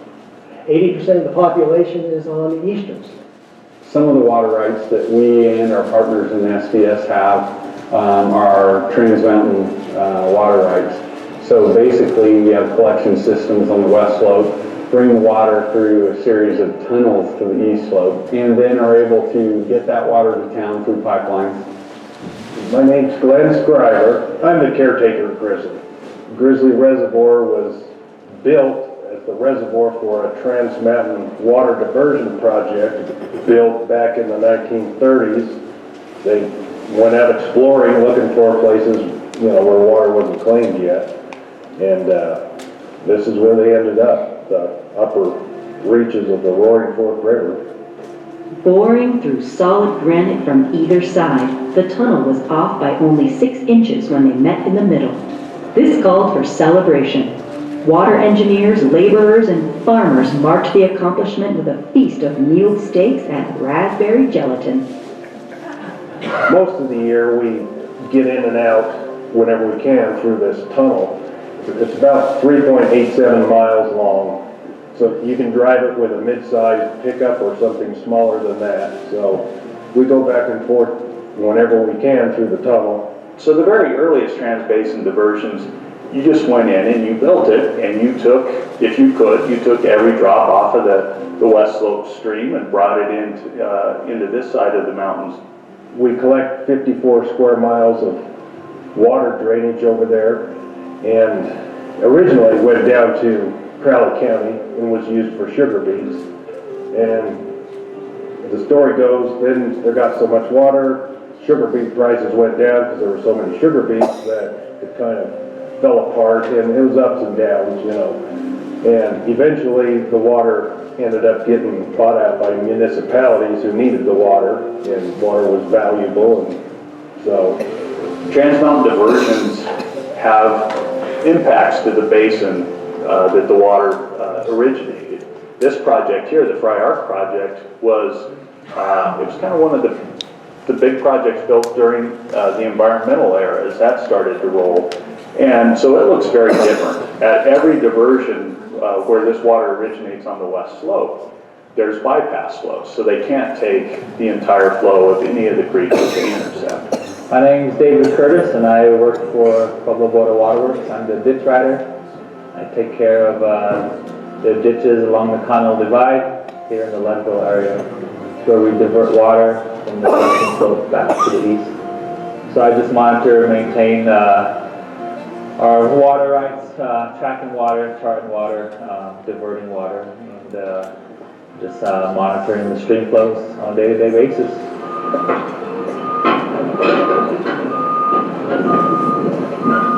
So every spring we come up here about 1st of April, start removing snow out of our ditches. We have a big bulldozer in the ditch removing snow so the water can run through the ditch, and then a big front end loader cleans the snow off the road so we can access our ditches and get ready for spring runoff. So we sends up 2 operators every spring from our Pueblo location. Snow package drops quite a bit, but we still are above average, and a little bit of icy conditions on the Ewing ditch, but other than that, it's a pretty good year. It looks like it's going to be a good year for water. I don't think there is any more valuable lesson for a president or member of the House and Senate than to fly as we have flown today over some of the bleakest land in the United States, and then to come to a river and see what grows next to it, and come to this city, and come to this town, and come to this platform, and know how vitally important water is. In terms of the massive Bureau of Reclamation scale or Army Corps of Engineers scale like Pueblo Reservoir, those scale projects, I think we've seen their heyday. I don't think those are coming back anytime soon. Here in the arid west, storage is and has been critical to our economic viability, because before we settled this area, we had spring runoff happen in 2 or 3 months of the year. 80–90% of the water left the state. With climate change, climate variability, and all these needs, storage is a key component to everything we do as we move forward. Storage is a critical component because it offers flexibility to the entire system. If you just conserve water, but you just let that conserved water go downstream, you haven't really helped provide new supply for growth or for other purposes. So storage, we thought, was absolutely critical to Colorado's future water needs, to be able to make the most of the supply it has and to be able to make the most of the strategies that the Colorado Water Plan has talked about. I think people need to understand that although we're living in an area with a lot of trees and water features like park here, that water is a scarce commodity in the West, and it depends on what time you're in as to how much water you're going to have. You need storage to keep the water. Some people don't like storage projects, but without storage projects, the Arkansas River, it would only be able to support the number of people that could survive when it was at its absolute lowest in that drought period. Storage is sort of like a savings account at the bank. Whereas the natural flow of the river is almost like your weekly paycheck. And so a lot of times your weekly paycheck will be enough to get you by, and it's relatively steady. But if you get laid off, all of a sudden your savings account becomes extremely important. And so that's what reservoirs like Pueblo Reservoir and others are. They're water savings accounts. We watched water flow past here for a whole year in my lifetime several times and go all the way to the Gulf. Well, that water could have been trapped. I would like to see a lot more water trapped. So I absolutely would like to see more storage and more work done on aquifer storage. You have two types of storage. You have dams that you can put storage in reservoirs and dams, or you can put it in underground storage. The underground storage has a lot of room, most places, and if you can percolate the water back into the ground and use that as your storage vessel, you can hold water. It doesn't evaporate as much. Now you lose a little bit because you can't pull it all out, but you can get most of it out. Allows you to have a different way to store. But we just approved 2 grants to look at a multi-purpose storage project in the upper basin, and it's actually going to use both surface storage and alluvial storage. Another great asset Colorado has that's underutilized. Yeah, I think there's going to be some lease fallowing. Certainly that's going to be a big thing. But I think that tied with alluvial storage, buying water on the spot market, and doing it year in, year out as a management practice is going to create some type of base flow water availability source on this river that we can utilize. It will become, I think, a virtual renewable resource. There are certain things that we can't control, and growth is one of them. I think the statistic is Denver gets 1,000 new residents every month, and that water is going to come from somewhere. I just really hope that it doesn't come at the cost of an entire valley. I really do think that Crowley County sold their birthright when they sold their water. Crowley County is the poster boy for how you do not take water off the land. We exported or sold the most valuable resource we had. What I would say to other people, you better look at the situation really hard and think about what has happened to Crowley County over the years, and was the money worth it?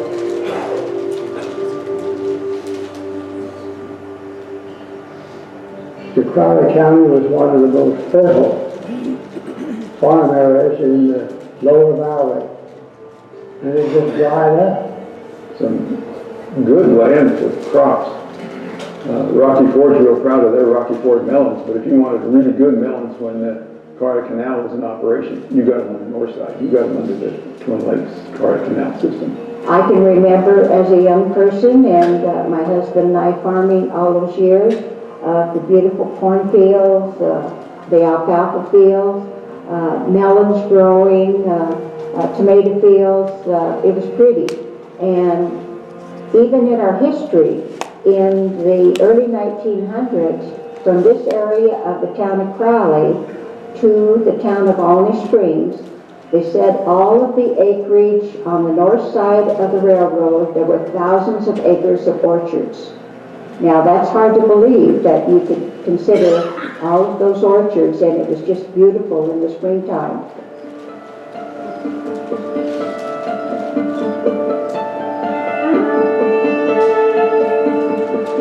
If you took the water away from this area, there's absolutely no reason to stop anywhere between Pueblo and Lamar. There's nothing here. We get 11 inches of rain a year, which, what's a cow unit need around here? Probably 60 acres? About 40 to 50 acres. 40 to 60 acres for one cow. That's what would be right here right now. I mean, you can't farm here. You go to Lyman, you go 50 miles north to Carver, it rains enough you can dry land farm. You go just past Los Angeles, you can dry land farm. Here, no, you cannot. I mean, this is either prairie or Juju. There's nothing here. The governor said he wants to continue the growth in the state, and there's 5 million people living on the Front Range. So think about 10 or 11 million how much more water that is, and where are they gonna get it?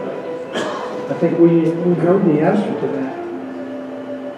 And unfortunately, the farmers down there can get a lot more money from those water brokers up in Denver.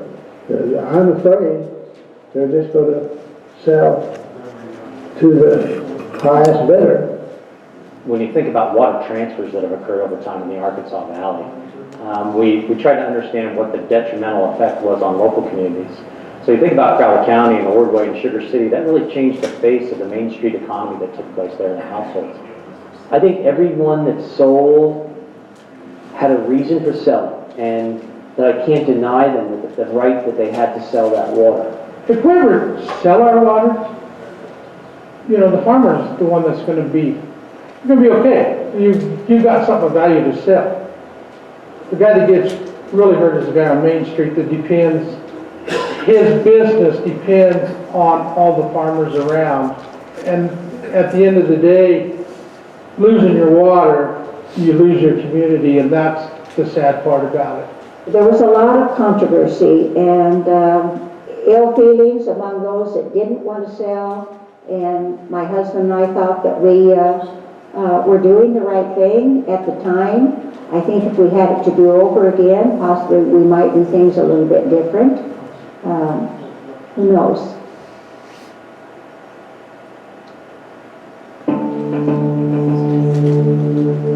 There's no new water. We've got the water we've got right now. And I would encourage everyone to just be aware. Water's got to come from somewhere. We're not piping it in from another state. Of course, in prior days, people got by. There wasn't an automatic dishwasher and an automatic clothes washer, and there wasn't a flush toilet and a shower. It was a Saturday night bath, and you just didn't use much water. Basically, we're not making more water, but we're making a whole lot more people. And that's really our issue. Is we're going to have a larger population, doubling by 2050, possibly, from 5 million to 10 million. So without more supply, how do you propose to fix this gap? And what we expect is that supply of water is going to be more variable over time. And then we may even have less of it with something like climate change. At the same time, we're certain that we'll have more uses for water, whether that be because of increasing numbers of households in the Arkansas River Basin, or because our plants and crops will need more water as the temperature increases with climate change. In general, there's going to be less precipitation, but we're not really sure exactly how that's going to fall out in the Arkansas. And that sort of combined increase in water demand, decrease in water supply is going to require us to have new strategies that are not like the ones we've relied on in the past. Every year, water professionals gather to share their strategies to address the looming gap in Colorado's water supply. Colorado State University's climate scientist Brad Udall has seen firsthand the delicate balance between supply and demand. Changes to the water cycle are the biggest impact of climate change. You would think it actually might be sort of a wash, but it turns out it's a net negative. You get more floods, you get more droughts. We expect to see a shifted, what's called a hydrograph, the annual flow of water during the year. Everybody knows spring runoff, right? Well, that will come earlier, and then those lower flows that have happened in the fall will actually be even lower than they are now. But others see a brighter future. James Eklund, representative to the Arkansas Compact, believes that a combination of conservation and storage, as outlined in the governor's water plan, will allow us to address the gap. We project in the water plan, if we're able to hit 400,000 acre feet of conservation and 400,000 acre feet of new storage by 2050, we'll zero that gap out so that standing in 2030 telling our kids and our grandkids that here's the Colorado you're going to inherit, we no longer have to say 2050 there's a gap of almost 500,000 acre feet that you're going to have to figure out. So we want them to inherit a state that's strong and stable and healthy on water. And I think the water plan strikes that balance. When I was first coming to Pueblo, just as a young student from Los Angeles, I came up here to visit. Fountain Creek was just a little creek, and in the summertime, it would even dry up. Fountain Creek is a great question, and it's a great question for the region because there are multiple stakeholders and beneficiaries of getting that river figured out and managed appropriately. As Colorado Springs grows and they get, more parking lots, more rooftops, that sort of thing, when it rains up there, that water comes off faster. Instead of soaking into natural grassland, it's now coming off rooftops and parking lots, and it hits the creek faster, which makes flooding a little more of a concern in Pueblo. We're here this morning at Helen Hunt Falls on Cheyenne Creek, which is a small tributary, Fountain Creek, tributary to the Arkansas River. And this watershed, and particularly the watershed health, is really critical not only to us locally, but to folks downstream. If you've been around Colorado for a while, there was an old Coors ad. That's not downstream beer, right? We had a lot of pride that we were the upstream state. So we realize now, as the upstream folks in Fountain Creek, we've got a moral obligation to our neighbors downstream. There's been frustration in Pueblo with the fact that Colorado Springs has had difficulty keeping a stormwater utility going. And I think Colorado Springs has struggled to get there, not necessarily because people at Colorado Springs Utilities don't want it to happen, but it's always a political challenge to convince people to pay more for something, and especially if they think that it's primarily to benefit Pueblo. The 1950 census, El Paso County was 45,000 people and Pueblo County was 90,000 people. It was the second biggest city in the state. So that turnover, where today Pueblo is 140,000 people and Colorado Springs is 600,000 people, is because we have that water supply and we grow. So Mayor Southers saw our obligation, stepped up and embraced that, and I think the solution he's put together now really does meet that moral obligation as an upstream neighbor. Instead of pointing the finger at each other, we're figuring out how we can make sure that that creek is going to be sustainable as it feeds into the Arkansas River and moves down the Arkansas River Basin to make sure that the water that we are dealing with is safe for everyone. It's a very complex stream, and basically we have looked upon this as a real challenge, trying to get a handle, get your arms around all the chemical and biological problems of this stream and its watershed. We've got to get in front of water quality. Reg 85 kicks in 2022. That's 5 years from now. So we have to get in front of this. Fountain Creek with the discharge, it's a double-edged sword. Some people believe the discharge coming out of Colorado Springs makes the river worse. Some people believe it makes it better. One thing I can say is that it puts water in the river, and that's what's going to make Fountain Creek a great river. We tend to think down here that Fountain Creek is a big part of our water supply, and to have people suggesting that it be dammed up or the water slowed down, what that does is it changes the ownership of that water. And so you have to be very careful how you do that. My dad used to say you can build a fence around a buffalo as long as the buffalo stays behind the fence. Once the buffalo decides he's going, the fence isn't going to stop him. Fountain Creek's kind of the same way. When it floods, it's going to go. But a lot of things that we can do to mitigate that impact as opposed to trying to build some big monolithic dam, I think is a better solution.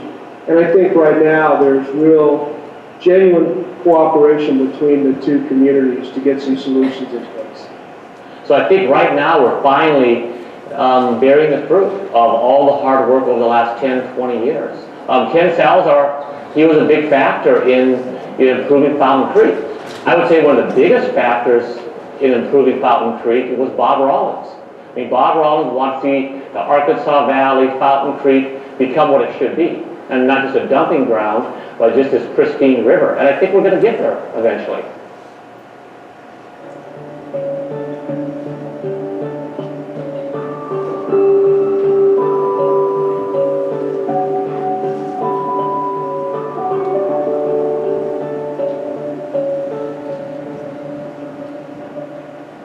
When you talk about water quality and starting with the snowpack at the top of the system and how it moves downstream, you have to keep in mind the water is used and reused. We use our water 6 or 7 times in the Arkansas Basin before it gets all the way to Kansas.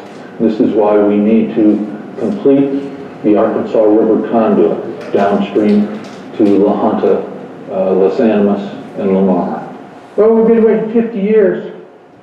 I would love to see something happen with the Ark Valley conduit. The conduit will help a lot of cities, small towns along the way. Bringing clean water in a pipeline is really beneficial to those communities, and it preserves their economic vitality. And essentially what's happened is we know so much more about what's in our water that we're trying to be careful to make sure everybody's protected. You can't stay within the EPA's regulations anymore. They're tightening the regulations. Our water's the same as we were drinking when we were kids, but now it's bad for you. With detection limits of analytical instruments constantly declining, you reach that level of, we can always detect some component in something, particularly in water. But there are certain, what we call benchmarks. Actually, in the long run, it would give us a safer, purer water when it's all done. It's a long-term project. It's been on the drawing boards for a long time. Each year we think we're getting a little closer. Eventually it will come through. It's also a costly project for all the towns along Arkansas. The conduit is a big project. It's a lot of money and a huge project. But its benefit will be for those citizenry having the same drinking water that the rest of the basin has.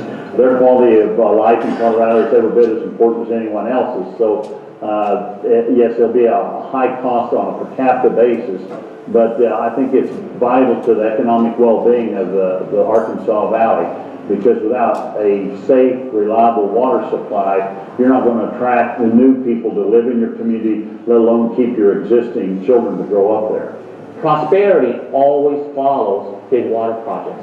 I challenge you to find me one big water project where prosperity is not followed. I think it's going to be very important in southeastern Colorado to get clean drinking water down there. Yeah, the Arkansas Valley conduit is a question of not if, but when. It has to happen. It's critical to that entire valley. And that means that the conduit has to, it's too important to fail. Failure is not an option, as we say about the water plan. The great thing about the Arkansas River is that I can have this intense personal relationship with it. And the fact that you have an intense personal relationship with it too does not diminish my relationship in the least. And to me, that's kind of like the heart of this multiple use ethic. And, like most relationships, it takes a little hard work sometimes. You get out of it what you put into it. What's really amazing about the Arkansas, maybe the most cherished part of the basin, is its ability to balance those needs. Doesn't matter your political affiliation, doesn't matter what agencies you're in, eventually you'll have to all sit down at the same table.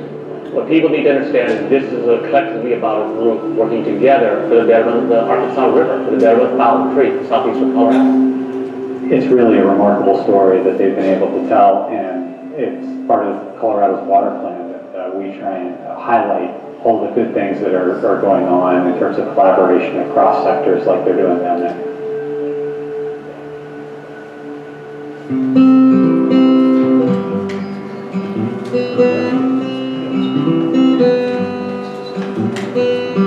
All the way down in your street.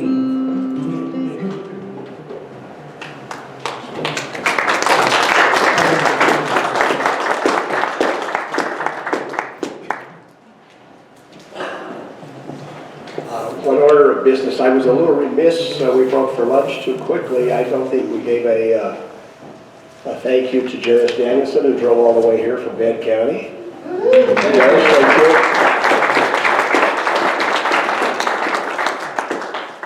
What did you think of the documentary, those that hadn't seen it before? As I stated earlier, Sam Ebersol, Professor Ebersol, who produced this, is here, and he is working on a webisode addition to this documentary, focusing on the Cachera and Huerfano basins, so that we'll have a little bit more input on that. Good. Well, we're ahead of schedule. How do we do that? We can carry our trash over and just leave it there at the table. And then you have 8 minutes. Well, I will just proceed. Or take it home. I will get Mr. Peel up here. Our next guest speaker is Brad Peel, JW Associates. He has been working as the watershed planner for the county since 2013. He's responsible for these pre-fire and post-fire studies. And so I will give people a chance to walk over and then let Brad come on up. I can start early.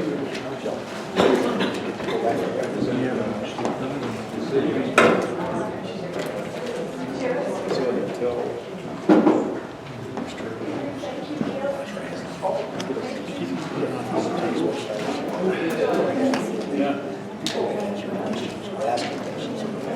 Good. Rick, do you have my slides? It's on the flash drive. That one, yeah. This one? Okay, thank you.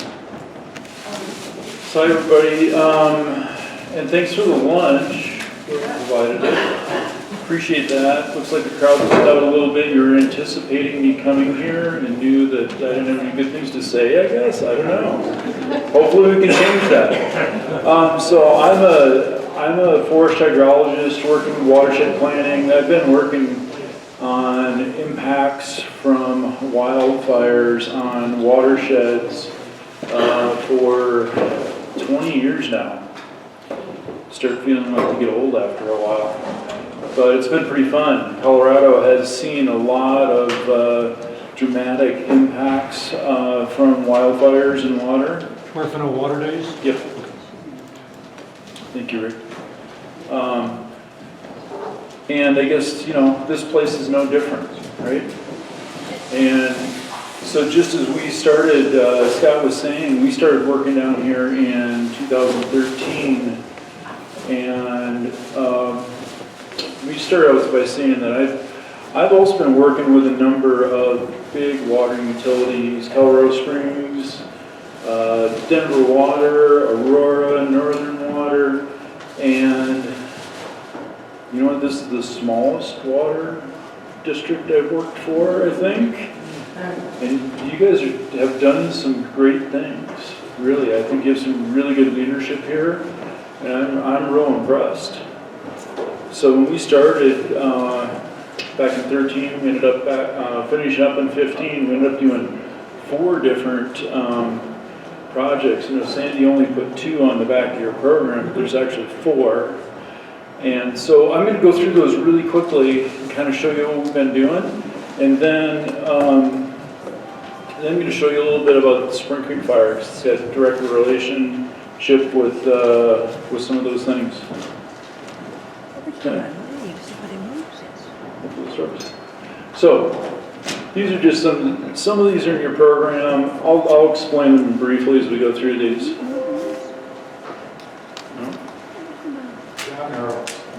John Arrow. That's one which way you're holding it, right?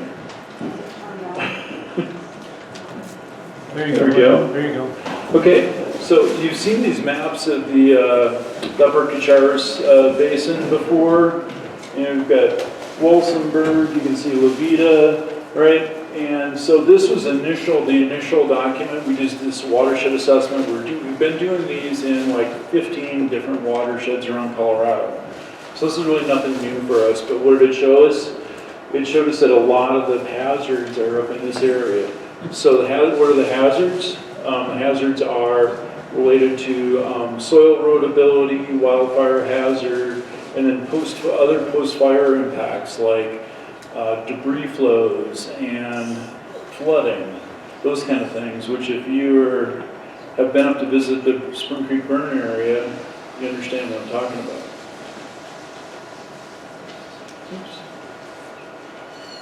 And then we drew these hatched areas. You can kind of see them. These are called zones of concern. So these are areas on the landscape that have a water supply component to them. They might have a reservoir. You saw the map of all those reservoirs earlier this morning. They might have some diversions, things like that. It's got a water component, so this is really a water assessment. But then, so that was the first one, and you kind of see what we were starting to understand about this area, which a lot of you know. And that is that that upper Kucharis area is really where there's a lot of steep ground, right? There's a lot of dense vegetation, dense trees, and the water's really good up there. So all those things all come together, which they do in a lot of places in Colorado. Our next step was to start doing a small, what we call small-scale watershed prioritization. And so there's a number of pieces to that. Now, this is the upper part. Now we're just focusing on this upper part, just not too far below La Veta to the headwaters of the Kucharis. And again, we're showing these zones of concern. You can see now our watersheds are much smaller, and one of the things that we've learned, and the Spring Creek fire is my fourth post-fire project where we've actually worked after the fire in places where we've assessed the hazards of fire before the fire. And I'd like to say that I've been working on these issues for 20 years, but it's really not that long of a time when you start thinking about how fires cover the landscape. So we've seen a lot of fires. And so part of this is really looking, this is that upper headwaters area in the Kucharis. So you can see these different colors. These again are hazardous watersheds, what we consider them. It's the same thing. It's wildfire hazard, erosion, debris flows, soil erodibility. We added a sediment yield and deposition, transport and deposition component to this. With some really interesting analysis. It helped us then get to the next phase, which is identifying watershed protection projects. So for this phase of this project, we looked at a couple of different things. We looked at potential areas where we could do forest management to reduce the hazard, reduce the impacts of a wildfire if it happened. Not stop wildfire, because we really can't do that, but we can reduce some of the impacts in certain locations if we reduce the density of forest. And we also looked at some road crossings, because we know that post-fire, one of the major impacts to streams are where there are road crossings, because usually they're undersized, and so they get clogged. There's more debris, there's more sediment, and the flows are sometimes, our rule of thumb when we're looking at post-fire flows, if any of you know anything about recurrence intervals, so a 2-year recurrence interval is kind of like the average annual flood. It's something you usually see in the springtime around here. And so a post-fire flood would probably be closer to a 50-year event. Those things are kind of equivalent in our mind, in our experience. So you can kind of see a 50-year flood with debris and a bunch of sediment thrown in, trees float down. So your road crossing better be in good shape, otherwise it's probably going to be overtopped and maybe breached, and we've seen that in Spring Creek. So we identified some of these areas as Watatoya, School Creek. So some of these areas outlined in purple are some of these forest management areas we've identified. We'll go back to those in just a minute. But we've identified these all around the Upper Kucharis. These are just places to look. These are not go do exactly these things here. And so those still exist. And then the last piece that we did was we identified potential areas of sediment basins before the Spring Creek fire. So this was done in 2015, right? And when we come and do this and then there's a fire, I feel like I'm bad luck or something, right? So part of what happened with this, and this was funded with Arkansas Roundtable, partly some of their money, and CWCB money. So, you know, some of the stuff that you heard about the roundtable, Arkansas roundtable beforehand, you know, they've helped you get some things done. And then after the fire last summer, we were down here and revised these locations and designs based upon natural burn, and that helped us get a $500,000 grant from CWCB. So on those projects, you're going to hear next about some of those projects. So we think that was a big win. It also built a lot of relationships with CWCB. They really didn't have all that many questions about the grant application after we talked to them and kind of got their blessing on what they think we should do. These are just some of the locations of those. So now we're going back to this broader assessment, right, with these orange and red area. You can't really see the difference between the orange and the yellow ones very much there. Sorry about that. So we're going back to this, and then, of course, what happened was, it was supposed to be the flame thing, but whatever, it didn't work.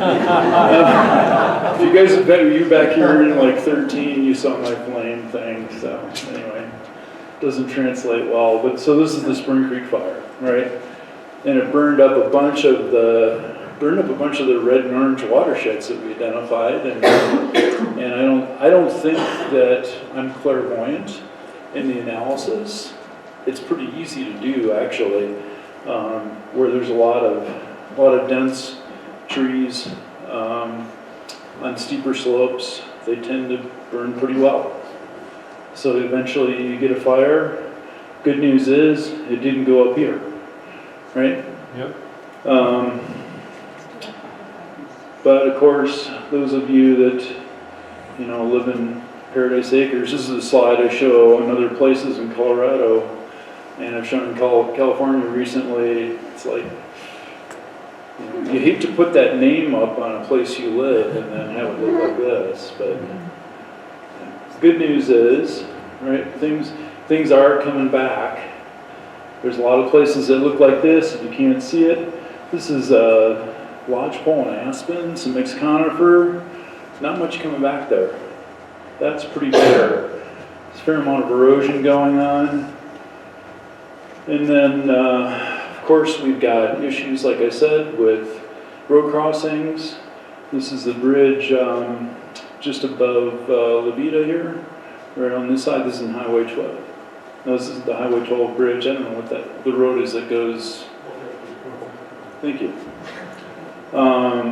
Our initial calculations, which were lower than NRCS's calculations, were that this bridge is probably not going to be adequate to pass debris and peak flows.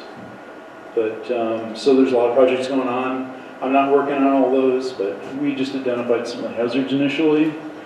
So this is just something we did. So we went back and reran these analyses now, this prioritization, this hazard analysis with the actual burn severity instead of a wildfire hazard, which we had as a component before. So we had all this stuff ready to go, insert that, redo it. We had this done like a month or two after the fire, and then we were out identifying places we were going to prioritize for seeding and mulching. So we're working on that project right now.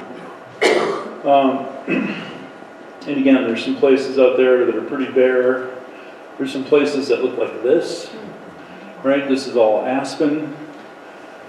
Problem is, they look really green, right? Which is great. We had a great spring. It was a really good winter. We had a really good spring. I mean, if you don't like snow and you didn't want snow in the second week of June, you really didn't enjoy that part, but the forest liked it because the regrowth is tremendous. This is a high burn severity area. We don't see this much post-fire in this area, but also just downstream from that, these are still some of those aspens coming up. You can't see this real well, but you can kind of see the rills there. Even though it's really green, if you look down on the soil, there's still a lot of erosion. It's because that protective layer of organics, that sponge is not there. So this is water still running off the surface of the ground and eroding the soil downstream. It looks really green, but there's still problems. And you've seen those, you've been out there, road crossings are blown out, streams are blown out. That's gonna take a little while. All the green is helping out.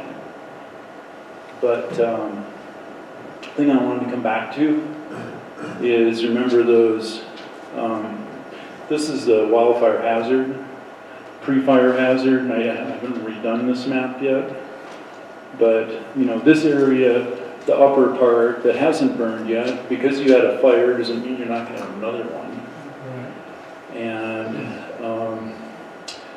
I think there's a lot more hazards up in this upper Kucharis area because it's steeper, there's more connected dense forest up there.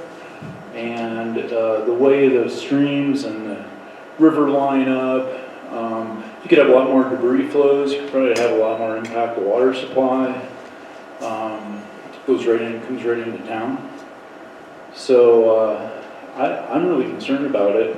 And one of the things I would suggest that you use from our analysis is go back to those projects, that project list, and go back to the Forest Service and your local fire protection districts and say, let's get going on some of these projects up in that area because the time to do it is now. And a lot of you have been motivated by the fire you've seen, so, and the impacts you've seen post-fire. So the time to really get going is now. And so, one of the district ranger for the U.S. Forest Service is interested in doing something. I heard her say that. Destiny Chapman, yeah. She's relatively new, but she sounds motivated. So that's one of my suggestions. I think that's my last slide. What am I doing? I got 5 minutes for questions. Yes, sir, in the back. I talked to you 4 years ago when you were initially concept, and we've done this for a number of years as well. I'm wondering if you learned anything on this fire with sedimentation basins pre-fire than post-fire.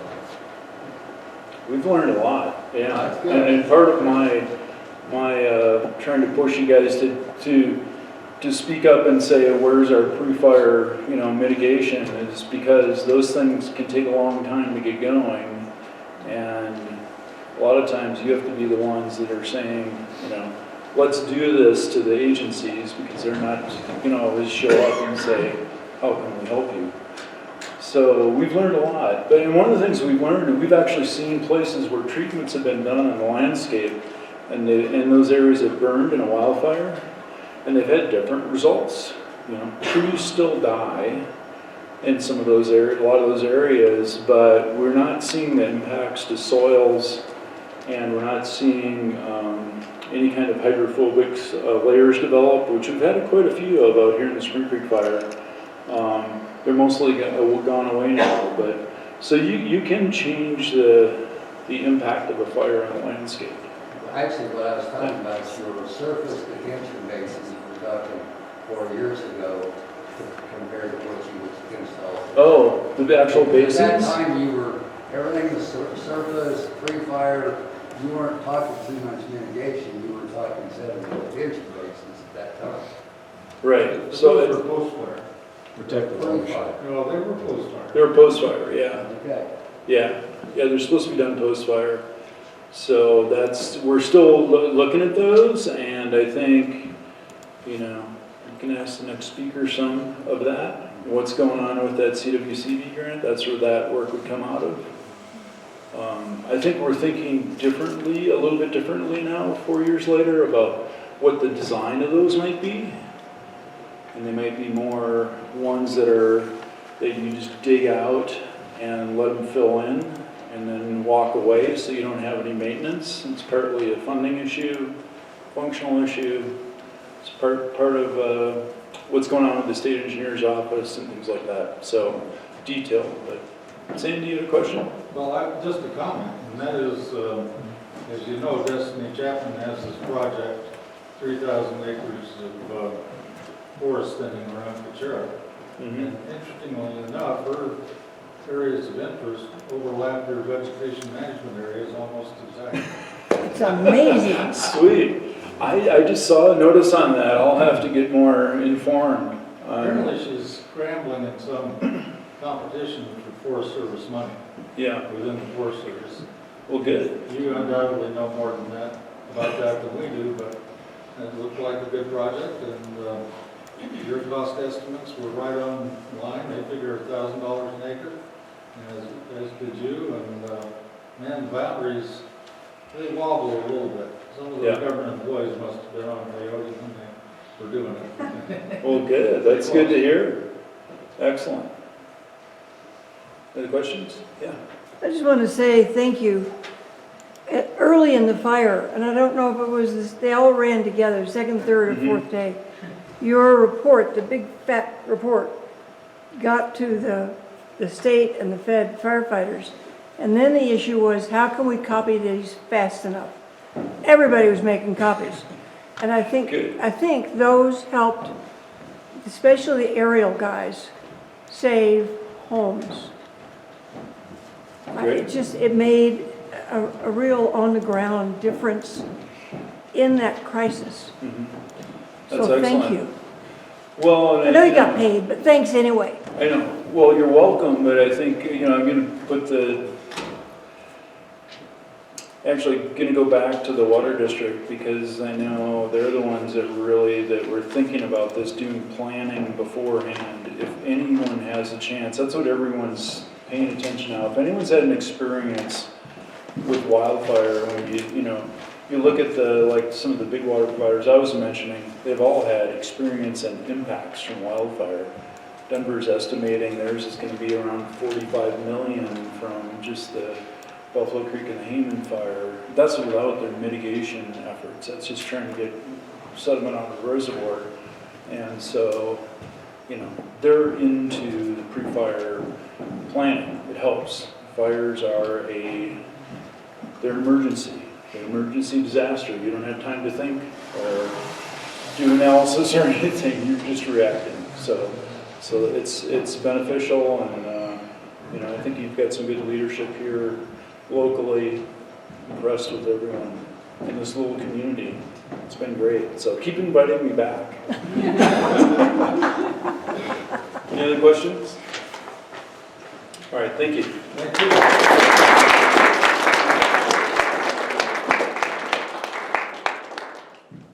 Brad has been a wonder to work with.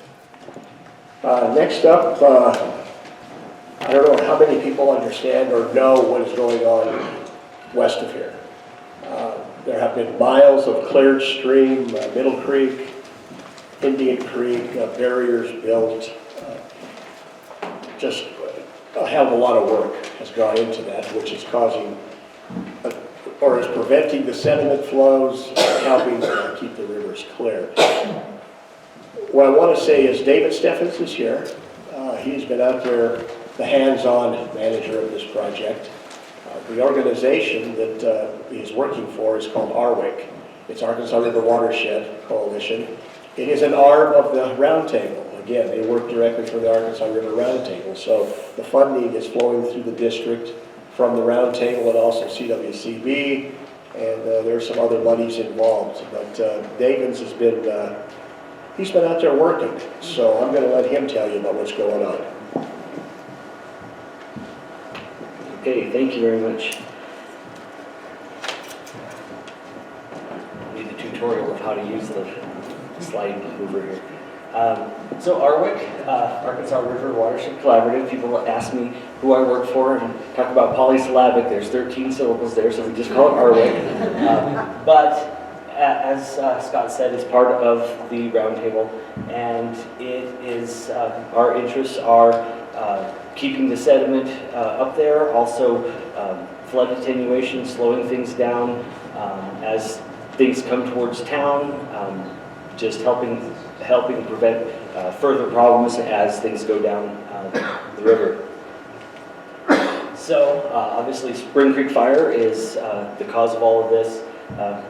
Brad alluded to a lot of the things that were going on beforehand.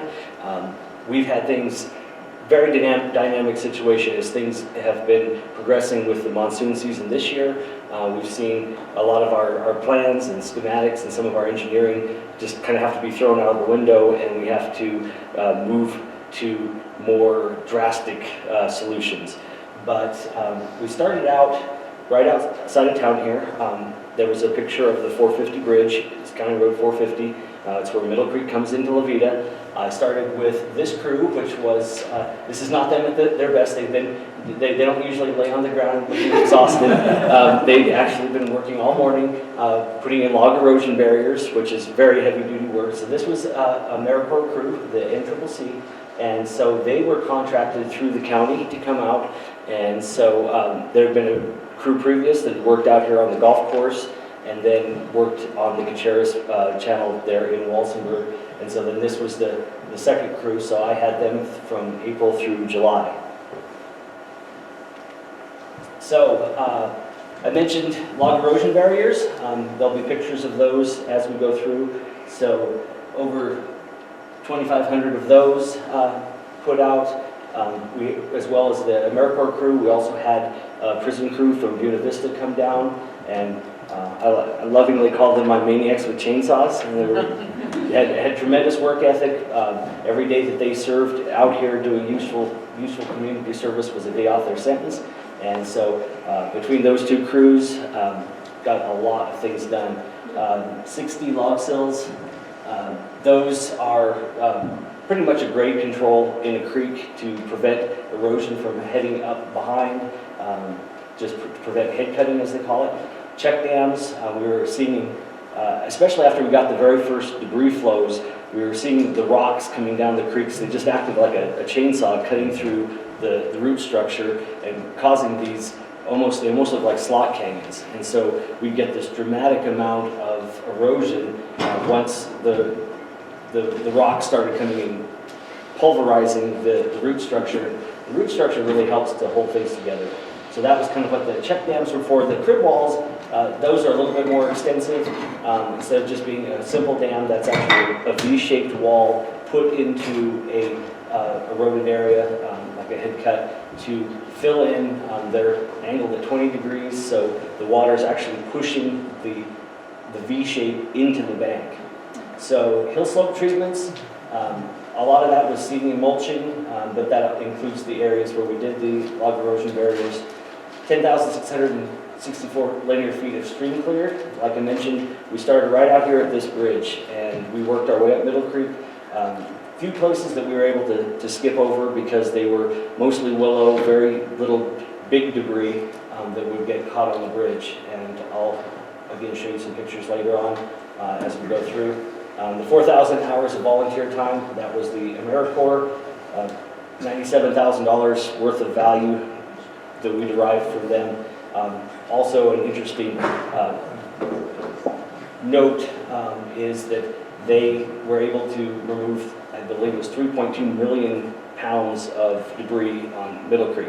So when we had that picture of the 450 bridge, and it was able to take the water, we did not have a lot of debris. So that was a very significant, it was a good place to start to. So we started right here at the edge of La Veta and worked our way up into the bird scar. So here we have our map. I was mentioning, right here is our starting point. So we came around on Middle Creek. So these were our first stream clearing areas. We hit up here just above where Hickeys are, the Nordics up here, and then the Co-Ranch up on Middle Creek Road. And we came back up and did some work here on south of Veta. We'd also did some work over here up on south of Veta further on. We did some right where the stream gauge is. And the idea here was to get a lot of the debris out that would either damage the stream gauge or it would pile up against the structure. And at the time there was a movement to do, well actually it was more than a movement, it was a project to put a head frame there and mount it on a metal head frame, which was subsequently destroyed. So it's still up in some cottonwood trees. But the idea with that was to reduce either getting the stream gauge destroyed or getting false readings because of things piling up and bulking and really causing water to be higher than it actually was, getting a false reading. But then I was mentioning the areas that we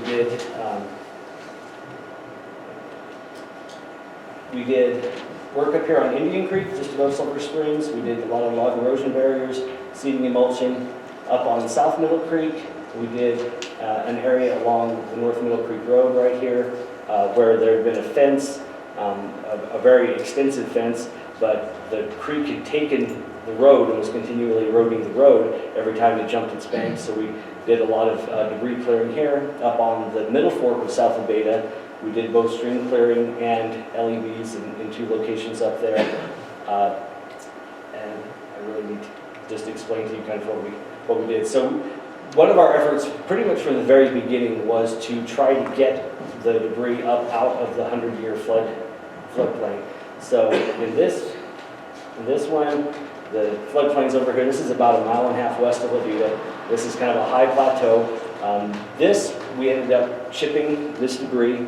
In some cases, towards the beginning, the county was actually hauling our debris out to the airport, but because they got busy with a lot of maintenance issues, they were no longer able to help us with that, so we had all of this chipped. And I'll show you later on too that the chips were very valuable for mulching up in the burn scar.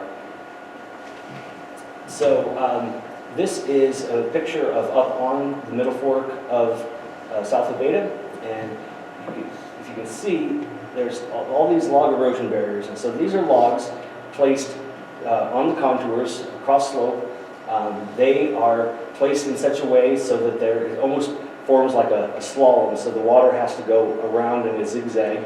Not only does this impound sediment behind the logs, it also slows down the flow. And so if you can slow down the flow, the power and the volume of your storm surge is not going to be extremely as damaging as it would be if it was just completely sheeting across, like we saw in some of Brad's slides. So this is kind of in the process. So we have a completed set of log erosion barriers here. They have these wings put on at a slight angle. We stake them down. We pack some of the loose dirt that we get when we are bedding the logs behind them. And the idea is that we get this absolutely as practical level to impound the water. And then also we pack dirt in the back. It's kind of a two-edged sword. You've got to get enough to pack it in to make it waterproof so that you don't just create a chance for erosion to concentrate and just needle its way into the soil in one particular spot, but at the same time you want to maintain as much volume behind the log to entrap that sediment. So in this case we were able to use some burned logs that were down. A lot of the times, like I mentioned, this was mostly accomplished by my prison crew. They had 4 sawyers. There was a total of 17 of them, and a lot of hand labor.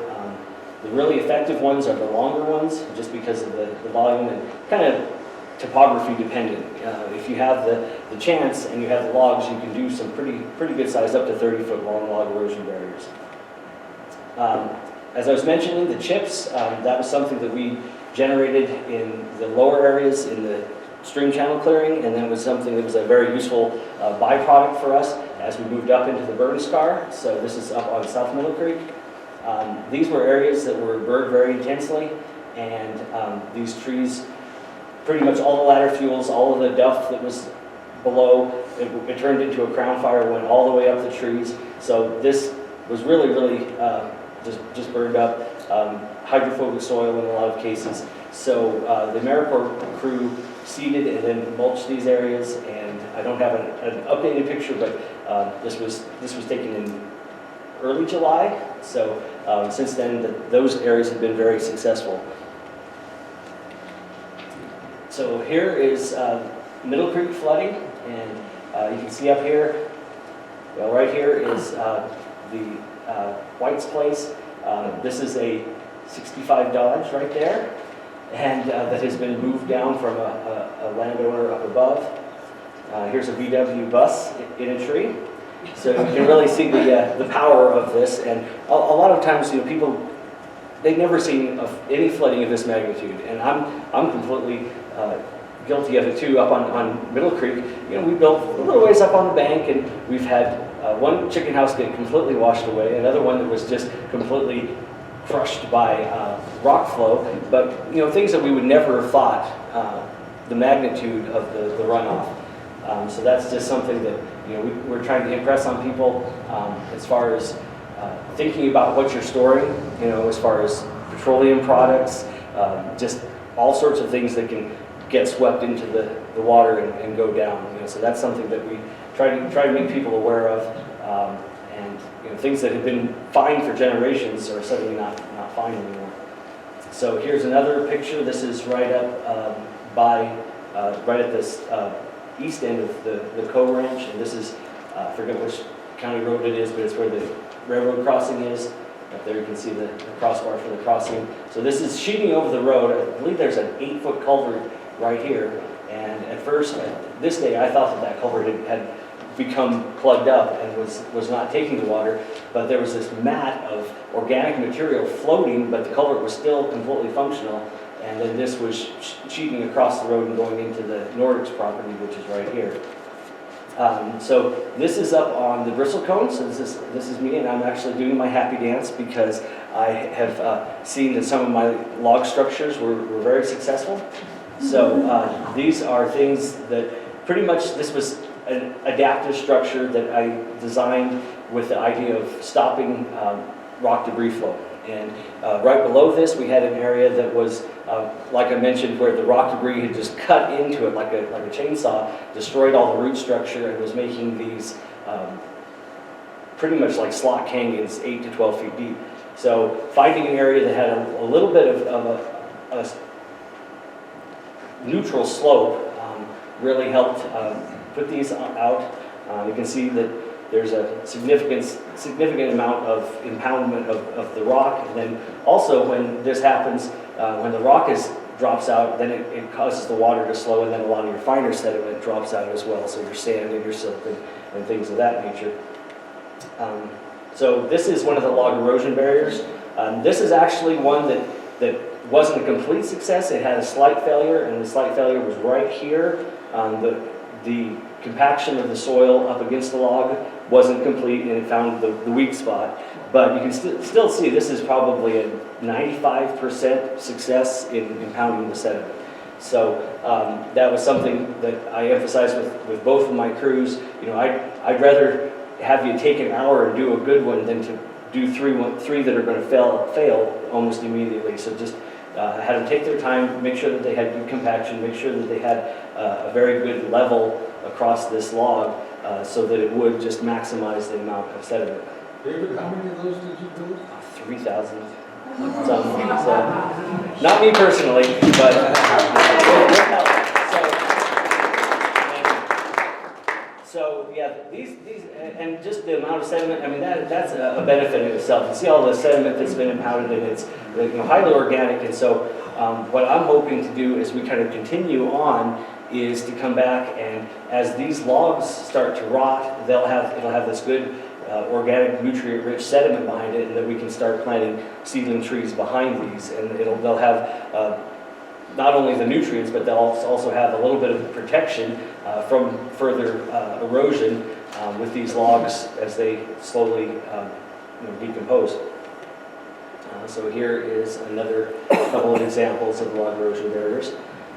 So Ceratinous cones, these are fire cones, and they are on primarily lodgepole, and the lodgepole being fire adapted. A lot of the lodgepole in this area, this being the very furthest south range of the lodgepole, they tend to grow in pure stands. A lot of the mixed conifer is just that, it's mixed conifer. So in this area we have a lot of white fir, Doug fir. As you get up higher, some of the other pines like the limber pine, south-facing slopes you tend to have more ponderosa, and they're more widely spaced typically than a lot of your other mixed conifers.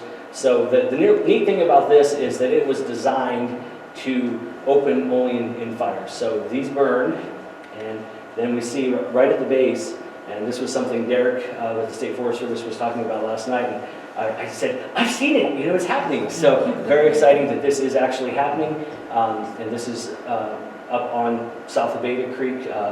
the hill that's actually, when you go up the Mule Shoe and what they call Windy Point, it's just directly across to the south from that area. Here's another picture of my AmeriCorps crew bringing debris out of the creek. On this side, this is from the 450 bridge, so same picture that Brad showed, looking up the channel. This was in July. We saw that, like I mentioned, that with this 3.2 million pounds of debris, we had a very clean and very good dispersal of water underneath that bridge. We had very, very good. It really amazes me that if you don't have steep gullies, if you have flat areas, the water will tend to sheet out, and that was something that any kind of grass or cover like that just really helps the water sheet out and not find a toe hole to get into a road. So we've seen that on hayfields and on well-vegetated stream banks. You get this effect where it just sheets out across rather than digging in. And unfortunately, I'll show you a little further on some of the times that didn't happen. So again, some of my log racks, rock debris log racks. This is more flooding. This is coming down. This is just below Oakview, where there's kind of a bottleneck right there. And that would be, we found too that the willow is very good for flood attenuation. It also helps drop out a lot of the sediment because it slows the water and allows that sediment to drop out. The same truth that, excuse me, the same truth that we drove Aspen, do they also slow down? They do. They tend to get a little bit woodier quicker. A lot of the willow that grows by the creeks is extremely flexible. I would say for the first 2 or 3 years, we will see that same effect with the aspen, that it will have an ability to bend over and then pop back up. But then they tend to get a little woodier and more slender and tall, and probably won't be such a benefit. And also typically the aspen are going to be on steeper areas. There are some in flatter areas, but the willow really grows in the floodplain. That's just kind of its habitat. So this is the Middle Creek Canyon Road, and this was a place where we did not see the vegetation and the rock structure was able to hold. It just had too much energy. This right here is the road. This is a pipeline that belonged to the Andrietta Ranch that was exposed. This is looking up. The road was right here. The creek formerly was here, so they have, the creek has now made this big meander right here. And its former channel was just filled up with boulders right there. This is one of the rock debris flows. This is on North Middle Creek, County Road 442. We see that on a lot of places where there's side canyons, and the rock, again, not for a very long time has it seen this amount of water, so it's dislodging a lot of these rocks. Then whenever it gets to a flat place, it does a gradement, which means it forms a delta. When it gets to a flat place, the water drops its load of sediment right there. And so this has been quite a Herculean effort by the county to keep this road open, but they have. This has now been replaced. This culvert right here, the culverts, like Brad was saying too, have been failing at an epic rate just because of the amount of sediment. So this culvert's been removed, and a water bar has been placed here, and I believe there's 4 water bars in place on that road. They've been relatively good in performing. Again, with gravel and that sort of thing, there is a braiding by this sort of material, but definitely better than chasing your tail of trying to keep culverts clean. This is the crossing of 442 into Veta Creek. So this picture being taken up close to 160, and so this is a place where the county's had to do multiple repairs. Because it sheets over here, but it starts to cut in the lower side of this berm. There's 2 culverts here and here.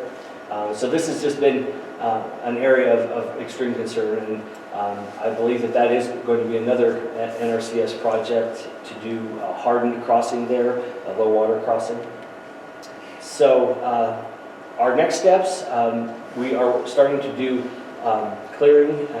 clearing for sediment basins in Indian Creek. So that's one, as soon as our next round of funding comes up, we're going to start right above Sulphur Springs, trying to keep the road from being accessed by the stream whenever it floods. So that first step there is going to be doing debris clearing, and then we'll be doing some smaller basins, off-channel basins that will act kind of like riffles to slow down the flow. Hopefully we'll get funding from U.S. Forest Service to do seeding and mulching up mainly on Indian Creek. Those of you that were here last night, Derek saw Koloski's presentation about what he called nuked. The Raspberry Mountain on the north aspect was just so heavily burned, and now it's losing a lot of its soil very quickly. So our next big project too that we're hopeful to get started in the next week or two is we're going to do a sediment basin just about a quarter mile above town here. One of the prerequisites for that was we wanted to do a big basin, good capacity, also one that would be able to self-drain, so we wouldn't have to worry about injuring anybody's water rights down below. But we also wanted to have one that would be effective for all three basins, so Indian Creek, Middle Creek, and south of Veta. So that is something that's going on. So again, we're hoping for these basins on all tributaries. Additional handwork. What I'd like to see too is if we can get more volunteers or get crews back up here to do seeding before the snow flies, to get that seed in, so it's very effective when it comes out in the spring. It's had its time to stratify and to get it just kind of worked into the soil, and so that it can come up really quickly. Head cut repairs, like I said, those are ones where it starts making these channels. It gets below the root structure and it just blows out, and so a lot of soil and a lot of sediment. And this year for irrigation in the valley was very difficult because of all the sediment. And some of these guys, these ranchers out here had the water, but it was like, well, do I turn the water on because I know it's just going to silt in my ditches? And they opted to, but their head gates were silting in, their ditches were silting in at a tremendous rate. So if we could fix some of these places where the head cuts are heading into the slopes, that's just a tremendous amount of fine sediment that comes out of there. Escape route protection, that's something too that we're working on. And if we can reduce a lot of that flow or slow it down with log erosion barriers so that the flow doesn't have the velocity coming down, that does a lot less damage to roads when you have less volume and less velocity crossing roads. So, and education and outreach, like I was saying, educating people, first of all, about life safety issues. Climb out of the stream bed if there's a flood coming. Also, monitor the weather. That's something that I've had to do with my crew. We had a couple of fairly close calls this year, but we were educated and knowing how to have our escape route. Every day we do a safety briefing so we know where our escape routes were, and then outreach just to educate people about, especially like I mentioned, petroleum products, other junk that might be close to the stream bed, to not have that there. You may have done it for years, but it's a whole new game now. So that's really what I had. So I will take questions.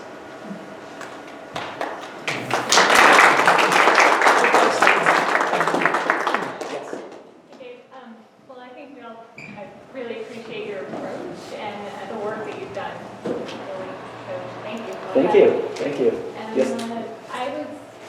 it was good to hear you say that willows and grasses tend to slow down and take some of the sediment out of floodwaters. Because I think that's kind of a basic. They stabilize the riparian area and the stream bank, and without them, it just picks up so much more mud. Right? So I was kind of surprised when during the town channel clearing efforts that I heard that they were taking out all the willows in addition to selected larger trees. Yeah. And I was wondering if you Well, I think knew anything about that? in that case, I know a little bit because in my role as fire chief, I was approving some of the burns over on the golf course, and I think that a lot of what that was not necessarily on the floodplains, but it was more on just the direct channel. And a lot of the guidelines for channel clearing is that from the normal flow banks, up. You want to have that open up to the sky. So, and we saw it this year with like kind of the rolling hydraulics of it coming through the Veta. It was taking a lot more water. So, but I can't really address that. I think our approach is that if the willow is free of debris that will float away, we want to leave it. And typically it's in really thick stands and kind of on that 100-year floodplain. So, you know, it's just a different approach. But I think in ours, and you know, they had, what, 2,000 acres or something to burn, and we have 80,000 or something on our basin that we're responsible for. So we're having a lot more sediment coming out of Middle Creek than we are out of the Cacheras. So, you know, possibly they were focusing more on just channel capacity. So, but yes, Jim. Dave, as you've worked both ends of this, heavily on the mitigation side, pre-fire, for a few years up in the upper Cacheras, and now you've worked post-fire on flooding mitigation and all of that. The previous speaker was asked, I think by Ron Jameson, about, you know, what about building some of these basins and things earlier in anticipation that it will burn someday? Yeah, I think that's... I just wonder if you had some thoughts on that. Yeah, and I think that's a very good thing to work into a mitigation plan. So a lot of these grade controls and water drops, as you're going into an area, those can be incorporated. That's something that you can do with some of your logs rather than having to try to pack them to the road or chip them or whatever you need to do to reduce your fuel load. So I think that's a great idea. There's, again, with the water rights, some of the bigger basins, those are problematic because to prevent injury from downriver users, you have to ensure that they don't have any dense storage of water. So they have to either be pumped out or they have to have the ability to drain themselves after a flood event. So some of those smaller basins would be great, and the higher up the better, because if we can keep that sediment up there, and especially the rocks, we see that really with the debris flows, that once those rocks start moving and once they start destroying the roots of the trees, and yeah, they just turn into just like a saw that just makes cuts. So I think that's an important component. And another component too is just doing the mulching. I mean, you're taking your ladder fuels in pre-burned areas, you're mulching, you're spreading it out, and that's what we did in Cachera for those 2 seasons I was up there, was we were putting them on no deeper than 3 inches, so you don't want to impede the water going in, but at the same time you want to have it enough that it'll be effective. And so that I think that's a real good component too of mulching and just to prevent erosion on a surface level. Thank you. Yes. Yes, sir. How long do you suspect that these sort of preliminary activities will continue into the future? Well, from what I'm seeing, I'm thinking probably 3 to 5 years of what we're doing. I want to start transitioning into the unburned area, but also coming back and, like I mentioned, doing seeding. Right now we're just seeding mostly native grasses, but we'll start doing forbs and then seedling trees too as the seasons progress. But you know, I'm looking forward to doing the non-burned areas. There's a ratio that they have that's like a 4 to 1, like every dollar you spend pre-fire you save 4. I think it's a lot higher than that. And as far as the work and just repairing the damage is tremendous. So I mean, we've seen that with even just the county roads, the tremendous amount of work that they've had to put in to keep people in access, and then infrastructure, utilities. That's been a tremendously large expense too. So we will kind of have to wait and see. We'll have to see what the regeneration is. We've had great regeneration this year because of all the moisture we've had. And then I'm hopefully too that a lot of that aspen and a lot of the even the needles that are coming off of the scorched trees, that will give us some almost natural mulching going into next year. And so hopefully next year a lot of our big surges will be diminished. Lonnie? What grass seed mixture are you guys using? We have a six native grass mixture. There's a brome, a fescue, I think 1 wheatgrass. I can tell you exactly if you want me to. Is that the NRCS thing? I believe that was the one that they developed. So then we're using as a nurse crop, we either use oats or wheat behind our barriers just to give it a cover. All right, anyone else? All right, thank you very much. Thank you, David. The next gentleman coming up is the, if I can get this right, he is the Chief of Hydrographic Services for the Division of Water Resources. But more importantly, Matt has gone over and above his job with the state. He took on the task of figuring out how to figure out iridium satellite gauges, right? And I hope you have those figured out by now. Anyway, Matt Hardesty.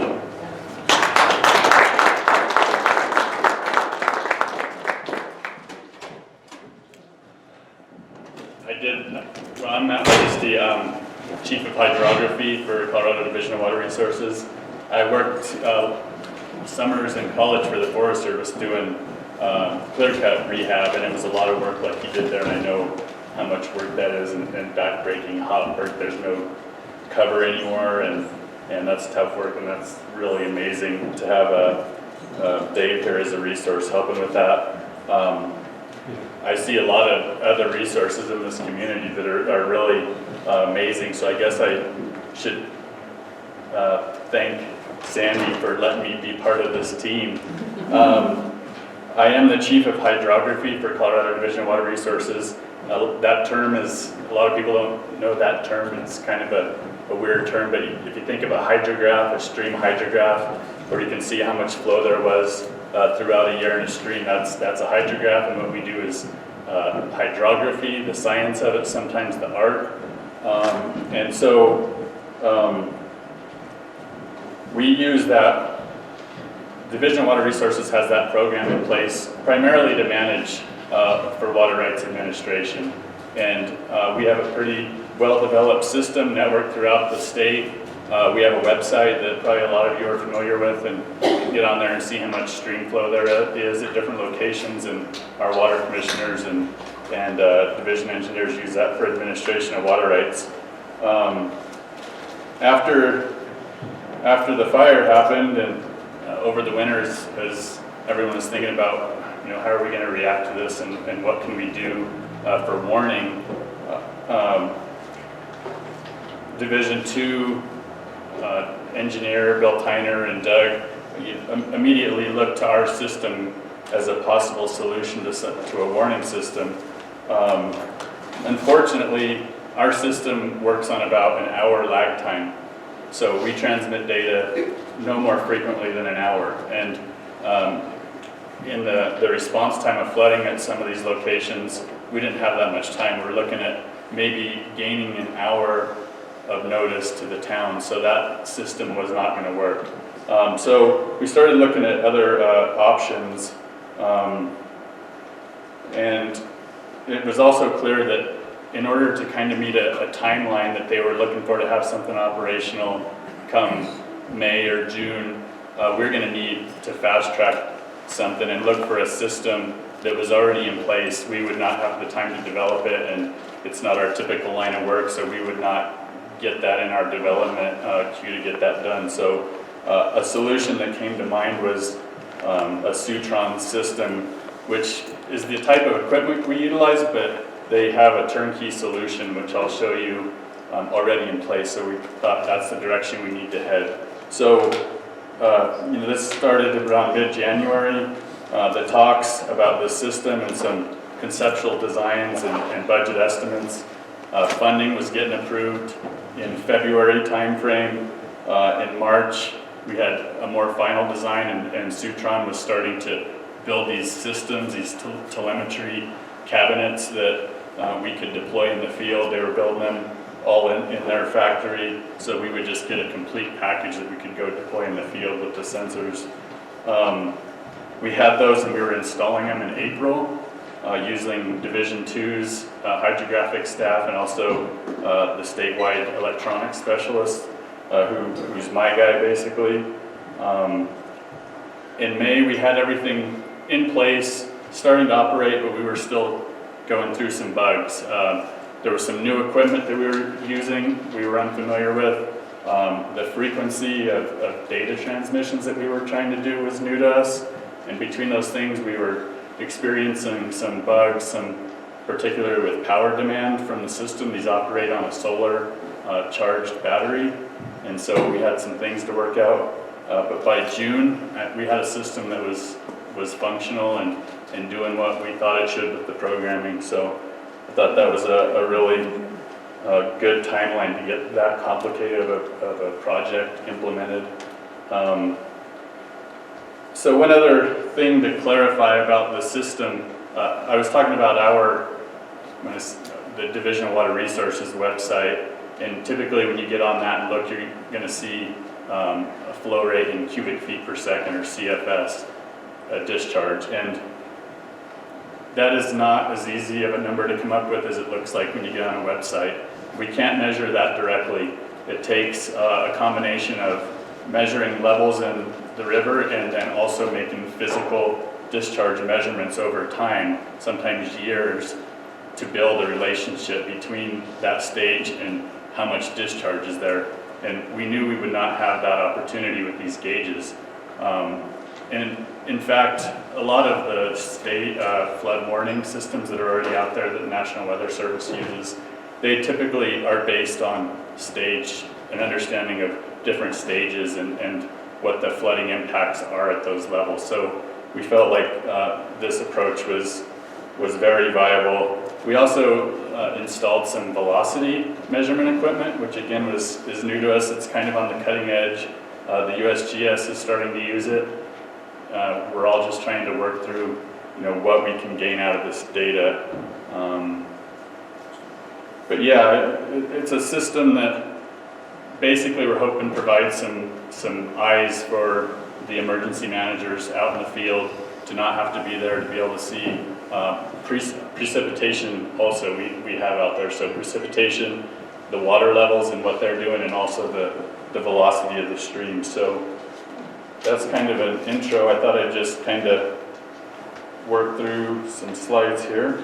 And if you have questions along the way, feel free to stop me, or we can do some at the end. The arrow? Down arrow, man. Down arrow.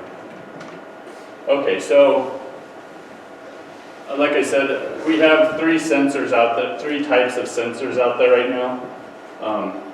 Is this okay? Yeah. We have stage, which is basically a water level. We have the velocity measurements, which is a sensor that looks out over the water and uses basically Doppler sound shift to measure how fast the water on the surface is moving. That doesn't necessarily tell you what it's doing underneath, but it gives you a pretty good idea of how fast that water is moving. And between the levels and the velocity, when you see an event come through, you can get a pretty good idea that something's definitely happened, or maybe one sensor's not working or the other. These sensors are not perfect, and so if we have a second set of data to look at and verify, yeah, this looks like something's coming through, or maybe we question the sensor, it's good to have a second sensor there. So we're able to set thresholds in the field that if the data goes above that, then it triggers alarms to the emergency managers. We also have precipitation gauges out in the field that will do the same thing, and we've been working a lot with the National Weather Service to come up with a reasonable threshold on those gauges, kind of starting to trigger these text alerts to them. And we're using 1/4 inch per 15 minutes. So if we get it more than 1/4 inch per 15 minutes, it kind of triggers the alarms. They start getting notices. Actually, the National Weather Service is probably, in most circumstances, ahead of these on knowing that there's rain, because they're watching radar. And so these are actually almost kind of a secondary level to what the National Weather Service is doing with the radar and their watches and warnings, and even a secondary radar that they've put out there now watching just this area. So we put 7 gauges out. They're listed here. I think a map will probably be more helpful. Indian Creek, Middle Creek, south of Beta, Cucharas at Boyd Ranch, and Cucharas at Harrison Bridge. which we have existing long-term stream gauges there also, but we put the secondary system in because, again, we have the ability to have a more quick response with the telemetry system there, and then also north of Veta Creek and Pass Creek. This is basically what one of the cabinets, we'll get to a map where the gauges are. This is basically what one of the cabinets looks like. Is there a pointer here? This is kind of these get smaller and smaller. It's just like all technology. This is the brains. This is programmable, and this also has the satellite modem in it. It's hard to see, but there's just a little antenna here, and this is the antenna that talks to the GPS satellites. The rest is a battery, a small battery, and then some other power handling equipment. So these came pre-manufactured basically in this box that we could take out to the field. And then the second part is the sensors themselves. So this sensor, they all use radar technology basically, so it gets confusing because one person might say this radar gauge and mean one thing, and someone might say another radar, but the one that looks like it's pointed straight down measures the river level, the stage of the water below it. This one that's at an angle is measuring the velocity of the water coming past it, and it's hard to see, but on the top of this one is the precipitation gauge. So those are the sensors. So each of those has a wire that runs back to that box wherever it's mounted. How vulnerable is this to hail? You know,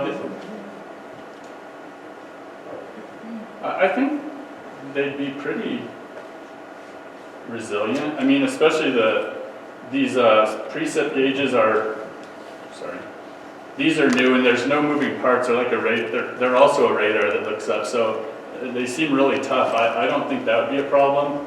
And again, these are in housings and the sensitive parts are down. So I think they would probably handle it pretty well. I mean, if it's... We had golf ball size hail. Yeah, I couldn't make any guarantees, but...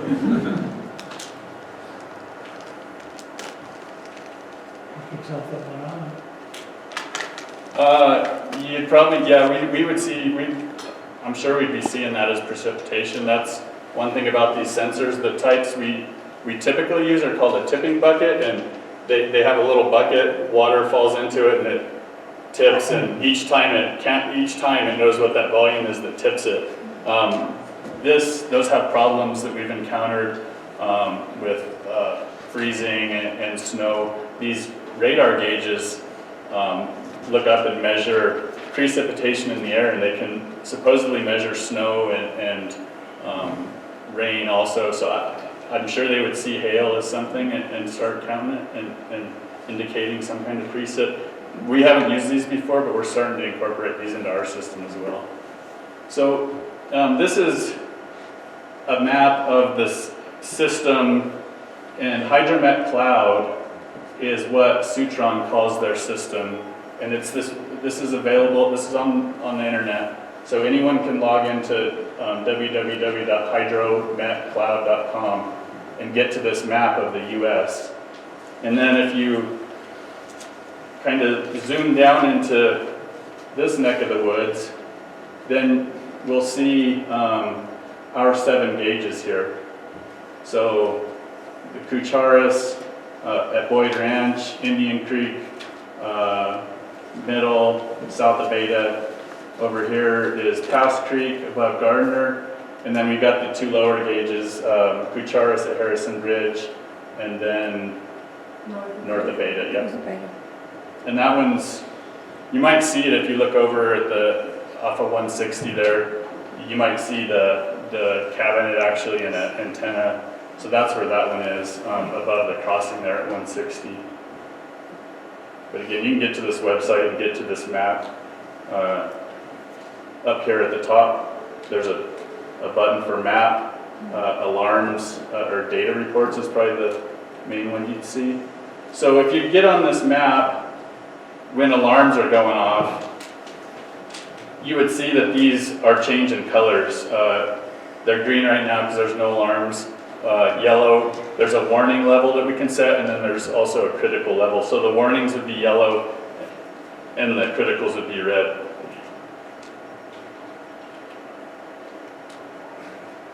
And the green and the yellow is basically, we continue to transmit data hourly.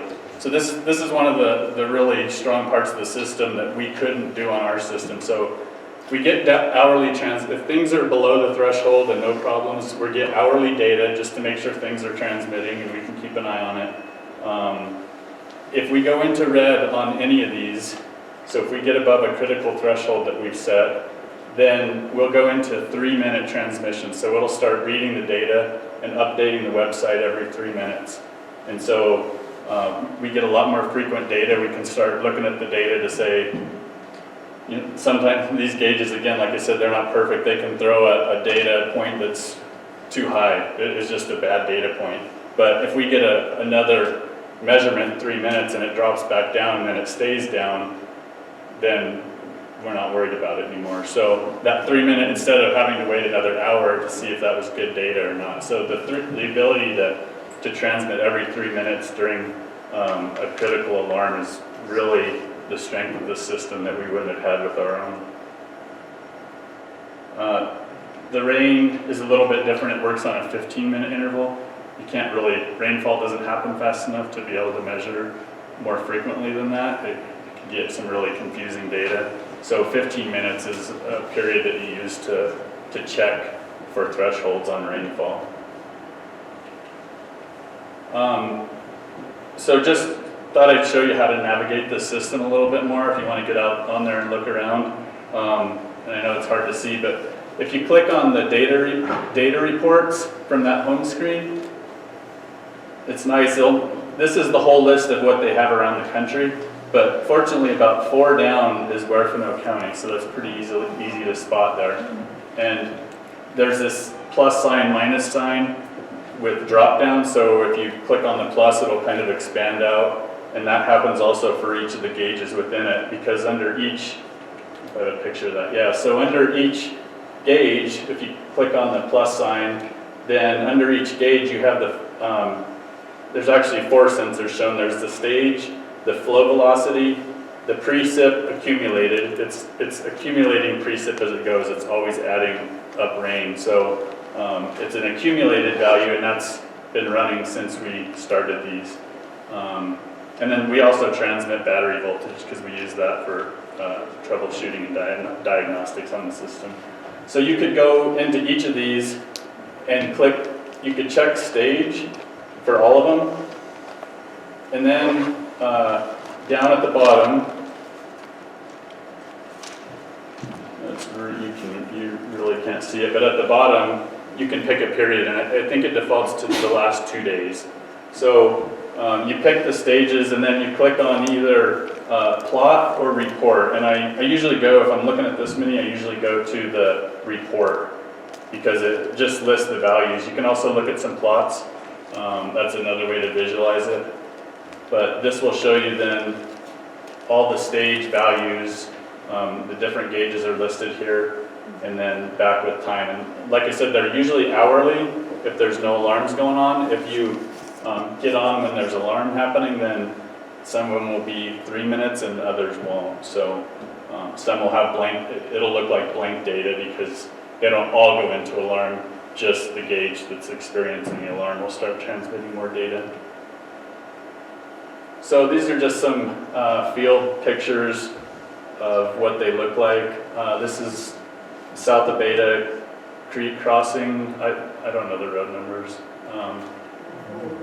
You guys know where you guys will know right where these are. So this is downstream. This is downstream of the culvert. One thing that Dave said was, things happened and we had to scrap designs and do different things. When I got involved in this, I was very nervous or cautious about just how dynamic these systems are after a fire event. You could experience a lot of sediment deposition and bury a whole section, or you could experience a lot of scour and wash out. So we tried to keep these systems something that would be fairly flexible and we could move and see how they worked. We were also kind of limited in where we could get. Dug knew some sites that were good locations far enough away for good warning, but not too far up and where we could get things in. So they're not always, I wouldn't say they're to ideal conditions, but we're doing the best with what we have in the locations, and I think they're working pretty well. So in this one, this is Indian Creek. We built this kind of truss structure, frame over it that's steel, I-beams driven, and then we have the sensors mounted here. The telemetry cabinet is up by the road quite a ways away, and this one, I believe this is overtopped a little bit, the culvert here, and there's a rather large floodplain out this way, so it seems to be kind of coming out above and going out in the floodplain, but I think it's serving the purpose of still getting us some warning about what's happening with the stream, and it seems to be handling, the structure seems to be working pretty well there. This one, Middle Creek, has been a real challenge. We got to this site, and this one made me nervous. There was just a lot of things happening just as it was. Doug had seen high flows there already. It looked like this channel might move quite a bit. And where do we build a structure, that's not going to not see water anymore or get wiped out? I saw the tree. I said, this tree's been here and it survived at least one event. Let's give it a shot until we come up with something else. Things are moving there, but they're kind of moving back and forth. So, it's still there. We're working on a project to possibly do some stream improvement here to try and stabilize things. And then we put in another structure. If we can control the stream a little bit and build some erosion stream restoration type structures and hold it in place, then we'll come in with a better structure. But this one has been a challenge. But it's seen, of course, the most events. So go figure. Is that the place where we put the gauges up in the tree? No, tree can't do it. And I thought, well, we'll put up a big C-beam structure. Oh, why are you concrete. telling me? Yeah, and first Let flood, the skeletons out of the closet. washed out. C-beams are gone. Yeah, we don't know where they are. We They are put missing. Yeah. If you Called see me a out. C-beam We right put a there- structure in, and fortunately we hadn't moved the sensors yet. And the tree. And they were gone. Yeah, it got wiped out. And we're like, well, at least we hadn't moved the sensors yet. So, yeah, the tree's still there. So,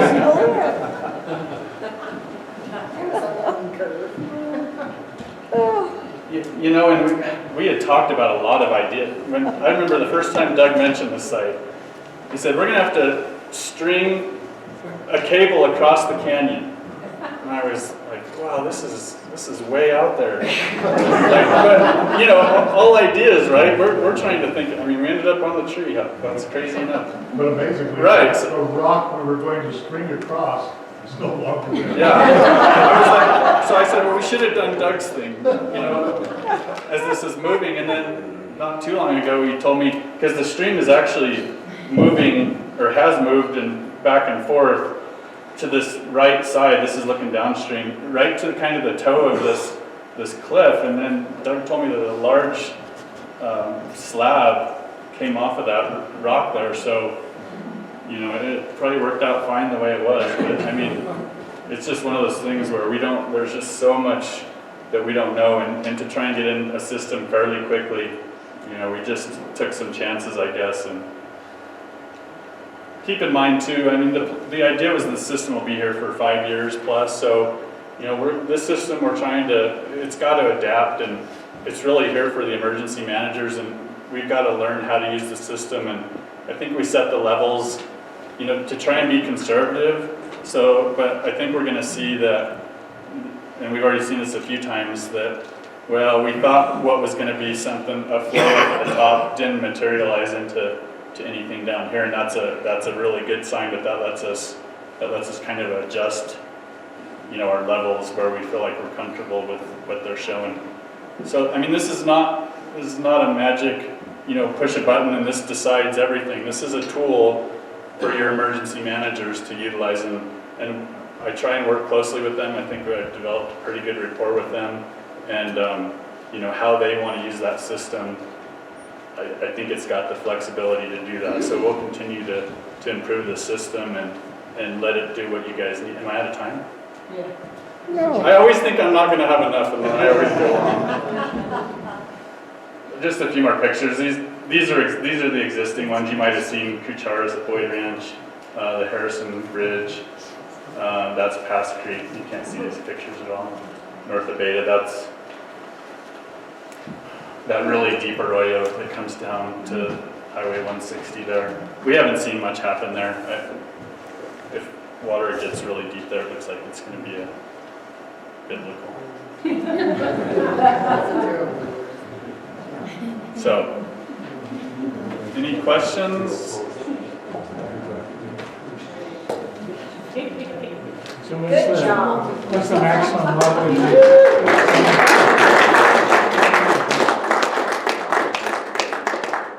I think he asked the maximum level. The Middle Creek one has been the scariest one. We got within a couple feet of the sensors there.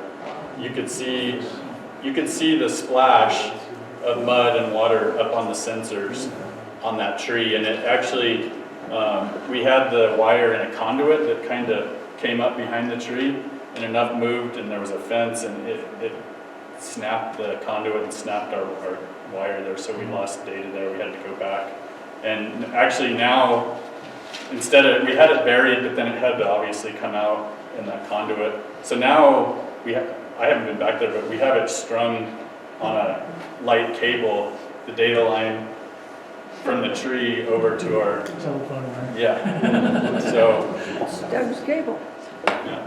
So from what you said, you can't get real-time accumulation and stream flow, right? Depths. You can see depths, you can see velocity, you cannot see stream flow, I guess. Not a discharge. You can see precipitation also. Really? It's not accumulated? It's accumulated. It's always, the precip is always accumulating. And you can't, some of them, there's been things that happen that reset them back to zero. So they're not an exact number. You just have to think of it as, here's what's accumulated, and if you want to see how much per time, you have to kind of do the math. You know, in this last hour it rained that much. It's kind of the standard for precipitation gauges. It was a little confusing. It said 4 inches and I said it didn't rain every time. Right, you have to look at the time also. So if it rained, so if it was at noon, it showed 4, and if it was at, what did I say? If it was noon and then it was at 1 and it showed 5, you know you had an inch in that hour. You could also go to smaller increments. So 0.25 inches per 15 minutes is kind of what we're using. And there was a little confusion on this from the National Weather Service even. When it goes into the alarm, it's every 3 minutes, but the precip only updates every 15 minutes. So it transmits the same number 5 times. And then at the next 15-minute interval, you get a new reading. So it looks like it didn't change for 15 minutes, and then all of a sudden it jumped up. And that's not really what it's doing. It's accumulating that 15, but it doesn't send the data for another. It sends the same value. So that's a little confusing too. So Matt, there was sort of a splash with USGS putting in some gauges after yours. Mm-hmm. And my understanding is that those are to collect data about the fire and the fire flows, while yours are warning gauges. Is that right, or? You know, they're both data. I feel like ours are a little more in tune with the emergency managers, or they're using them more. Their data is out there. They have a system in place that would let anyone go in and set up an alarm you can get your own login and you can set your own values. The problem with theirs is they're using velocity. They're really into the velocity part, which is new, and we don't use it a lot. And we don't have a lot of we're not that comfortable with it, and so I don't know how you would use that, because you would have to know what velocity that you have to pick your own level, and I don't know what you would do with that. Maybe they would tell us what they're doing, because I think they're notifying some of the emergency managers too, and maybe they would tell us what levels they're using, but you know, I don't know how to. I wouldn't know what to tell you to do with those right now. Matt, you came in ahead of them, just say it. What's that? Well, they were dealing with the government shutdown at the time, and we charged ahead, and we got things, you know, done. And I think our system was really geared to the emergency management here in town and that early warning part, and that's not always what, you know, they have in mind, like you're saying. There's a lot of studying going on with the velocity part. They're doing a lot of other things with the debris flow and those kind of things that this does not really address. This is a pretty limited scope, but we think it was the scope that you guys were looking for, so. Important. Any other questions? Thank you.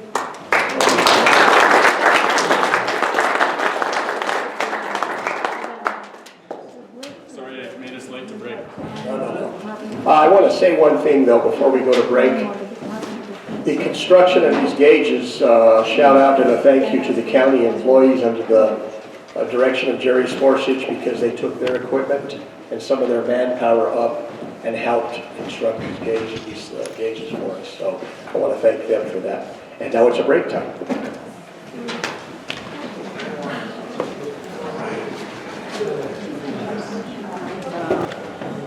All right, everybody, I want to bring Doug Burgosh back up again. Doug's going to talk about head gates. I appreciate it. Yeah, head gates. It's a riveting subject. But, you know, during this whole process and during this whole gauging process, emergency gauging process that we've gone through this spring, it kind of occurred to me about March that we had not talked about the possibility of losing diversion head gates for irrigation parcels.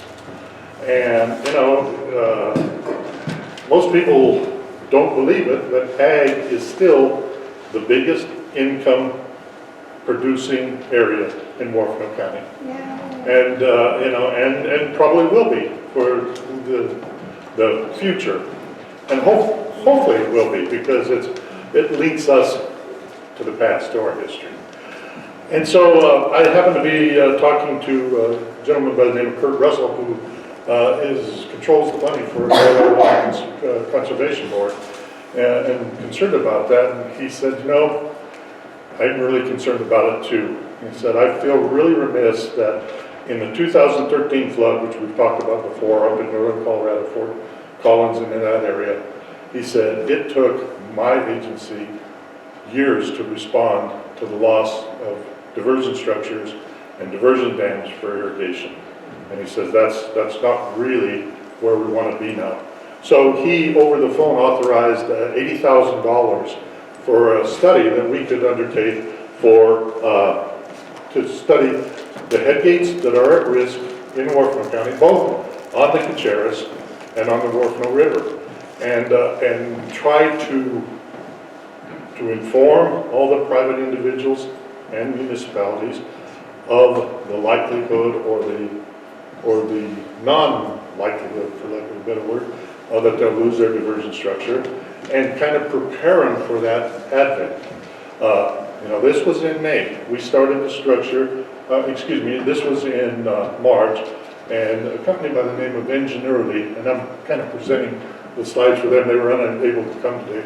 An engineering company out of Denver, who was working here for emergency water protection projects and so forth for the town of the city of Wallsburg, undertook this project too.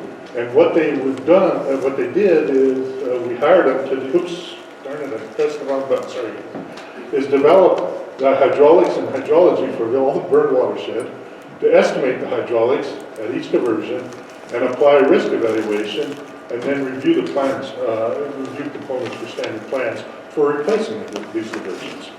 And so they jumped right in on this project, and you see this was a presentation on May 3rd, so within 60 days, they had compiled information for our various entities.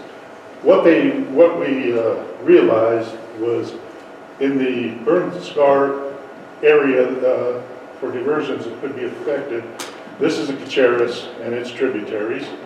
This is the reach of the Huerfano below Pass Creek. There's about 110 structures, irrigation or diversion structures that were initially assessed for possible damage. And then ultimately, they were assessed under these mechanisms. This is the standard mechanism where you lose a structure. You get these high flows, you get this scouring effect, you get this whirlpool effect, and ultimately you get failure. And it doesn't matter if it's around, if it's a square pillar, if it's in the bank, embedded in the bank, if it's standing alone. These same kind of conceptualizations are what causes failure. And it's caused by depth of water, velocity of water, and the shear force is a component of those two items. And then, depending on what type of soil they're placed in, if it's silt or sand or rock, is another factor that they have to weigh. So, using those items, and then looking on the type of, if it's a stream bed, if it's a clear stream bed, if we have pier construction, if we have abutment construction, they took all that into account. And the overriding question was, do traditional methods even apply? And what they found out, and I'll save you 12 pages of equations that we're in this study. What they found out is yes, they do apply. And so then they took and they weighed, oh, I'm missing a shot here, sorry about that. They weighed these for every head gate, and they ultimately, we had, if you add up those numbers there's about 60 some there. So about 40 were just immediately dismissed. They were on side streams that weren't probably going to flood. They didn't meet any criteria. But the rest, based on all those other calculations, were ranked into high, which means that they probably will, have a flood on an annual basis. On a 10-year, where the flood will be about every 10 years, and then the big 100-year. And what they found out that of all those 109 head gates, there's about 16 that have the potential of being lost in the 1-year flood. I will tell you that on Middle Creek, these probably are low, because so far on Middle Creek this year, we've lost 8 structures, just on that little side stream. So, you know, the potential is there. And then there's another medium, in here, a medium, you meet that 10-year, about another 12 structures. And then another 42 down here that have a low, about 60% of the structures, 60% of the structures that were evaluated, they thought would survive the 100-year flood. That's great news. It's great news. What this does is, I don't know if you know how they model the river is. They model water is modeled for clear water, and then to approximate debris, they do a roughness calculation. So they can't ever, in a model, put debris in the flow. So they try to rough the channel up to approximate what debris would do to the flow. And that's good for calculations and quick and down dirty calculations, but none of this works if you get a deep debris dam in the street. And it comes around. So anyway, quick study. So all these owners, and we have every ditch that met these criteria is on this list here. All these lists are available to all the owners of the ditch. Ditches or multiple owners, or the city of Walsmer, town of Veta, and if they need help, then they're already not really pre-authorized, but guess what's the best word, Sandy? They've given permission. Yeah, Colorado Water Conservation Board knows about them. And when we deal with government agencies, that's one of the biggest things is, do they know who you are? Do they know where you are?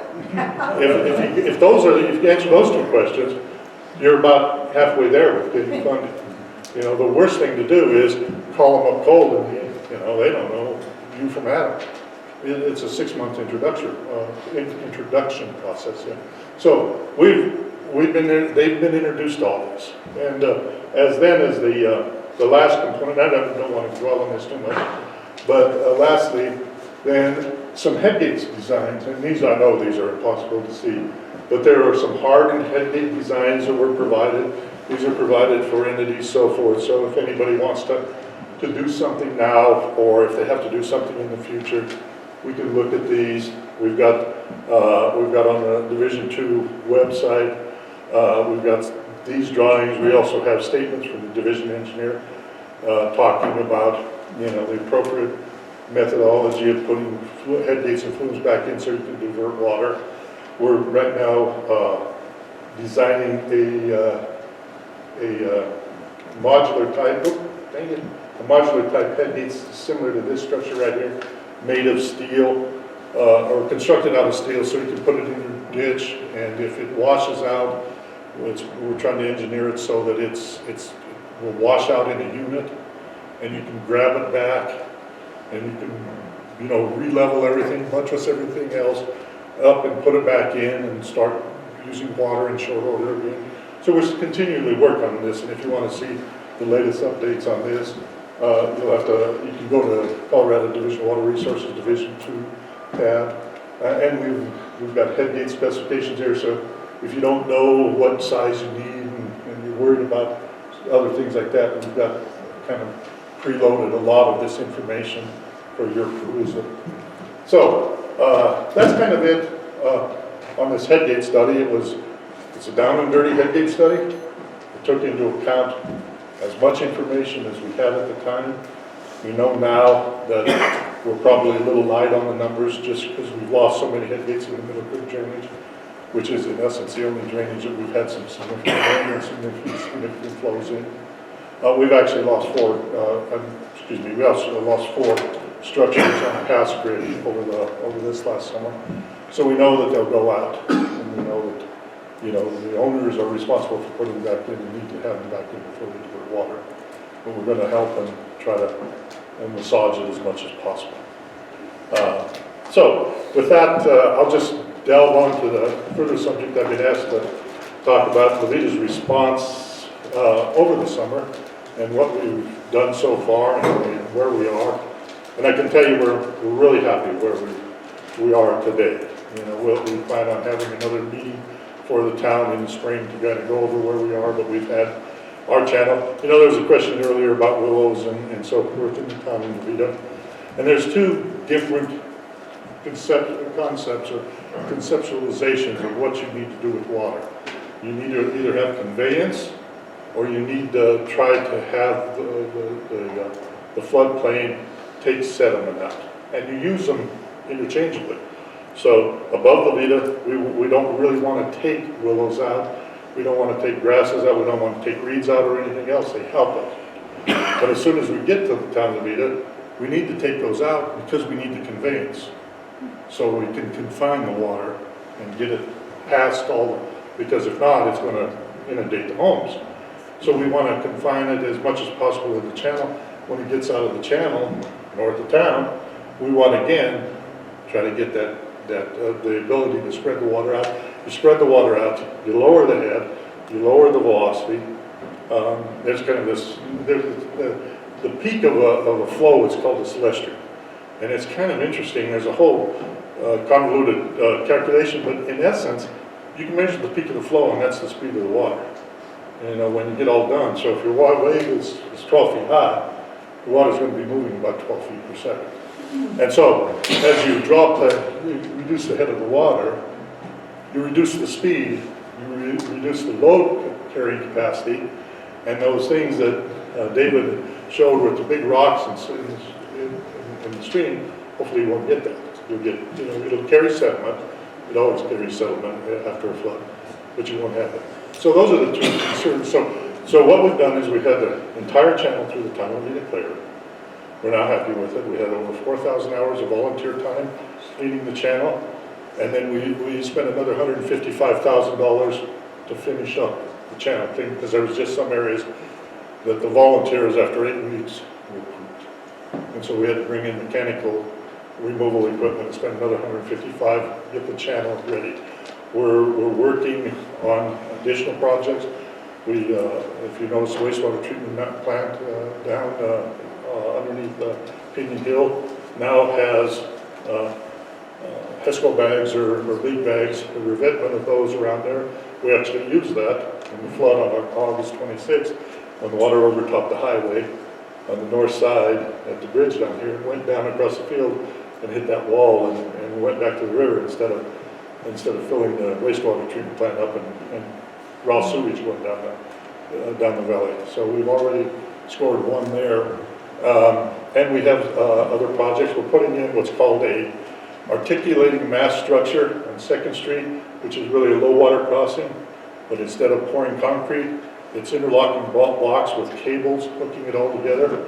So they tend to give and they tend to absorb energy from the flood, and they don't undercut, and they're cheaper, and we can do it in the winter. So we've just gone to bid on that contract. We're going to, the town of Veta is sponsoring the rehab of the Middle Creek project that Mary referred to, where we've already lost one set. We're going to go of standards there. We're going to go back in, do some stream modifications up there, hopefully to hold that side. And we've met with the engineer last week, and we're going. We went up and down the Veta. We're trying to still do some strategic revetments and maybe widening of the channel in certain spots to try to absorb that energy of all that water coming down. We know it's going to come down. You know, no matter what anybody thinks, the monsoon season this year, well, a very strong monsoon will flow. It just barely grazed us, and it came in waves, and we didn't set in at all. You know, so anybody that was here last night with Dr. Moles talking about the monsoonal flow and up in the hills, it was just waves. So one canyon might have got 8 tenths, the next canyon over nothing. We didn't get anything at Cachera to speak of, any flows. Our greatest recorded rainfall at Boyd Station was 26 hundredths of a CFS, or 26 hundredths of an inch in any one event. So, you know, we kind of got by on a really stout monsoonal flow by having it just kind of, the bands hitting us and not the main flow. You know, and that was demonstrated with the rain that everybody saw in Pueblo, Colorado Springs, other areas where the main flow did arc back across the mountains. We're lucky. Will we be that lucky in the future? Probably not, but we'll be more prepared. You know, that's always, time gives us time to prepare. So that's all I really have to say about the town right now. There was a video that was prepared, San Isabel, through its association with Tri-State Generating Corporation or Tri-State Generation. I'm not sure exactly how they identify themselves. Produced a video regarding you know, the town and some key personnel that were interviewed over the last summer. And so I think it's only 8 minutes long or something. I think we'll go ahead and show that. And I appreciate you all for being here. Thanks.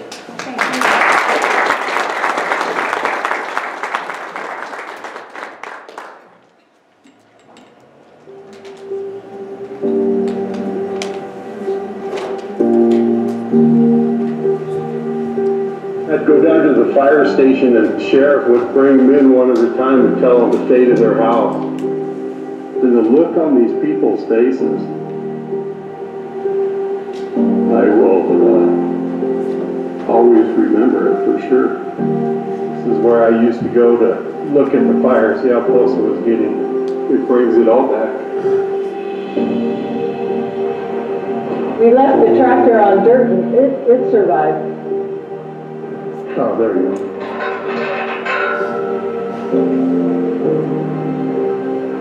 The vegetation has burned, and so there aren't plants and roots to absorb the water when it rains now.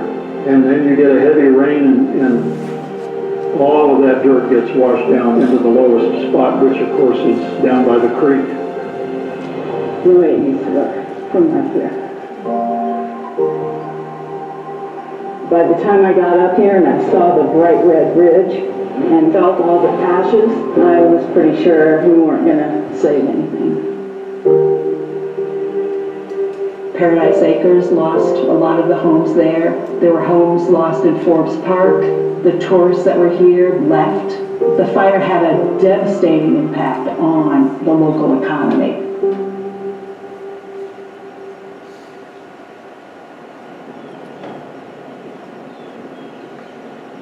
I was born and raised in Veta. My grandparents bought this house around 1940 or so. It's just a great place to live. It's just a phenomenal sense of community here. I love this small town character. There's always wonderful galleries. You get to walk into the town hall and talk to the mayor. I've been the mayor a total of about 25 years. This area deserves people who care about it to run their government. And everybody on the board right now really is deeply concerned and deeply caring about the town. An intense fire causes hydrophobicity in the soil. The soil wants to reject water. We have now 70,000 acres of intensely burned area that is going to repel water for the next several years, and this is the avenue that it's going to come through. It's time to do that. They're saying that it could definitely flash flood if we have an inch of rain over the burn scar, and it could be up to 10 years that we could be facing this flood. Never in my whole life I ever thought that the potential would ever get that high to take out this house. It's extremely sad to watch. You survived the fire, but now your house may be taken out by the flood. This first map predicts 4.4 inches of rain in 24 hours over the burn area. That's probably 1% possibility of what was called the old 100-year flood. Water could be 16 feet over the top of the bridge coming into town. We always use this as a presentation, just to make sure that everybody remembers time's ticking. The message is prepare. It's not if or when, it's how often. Debris causes the water to back up and flood the town. So the purpose of flood mitigation is to remove the snag, creating a bigger channel for the water to move through. Last fall, the mayor asked Veta Trails to help recruit volunteers to address flood mitigation here, and so we committed to recruit 200 volunteers. We had a real flood potential through our town if we did not mitigate the river. So I had the time available, and I just wanted to participate and help out our community.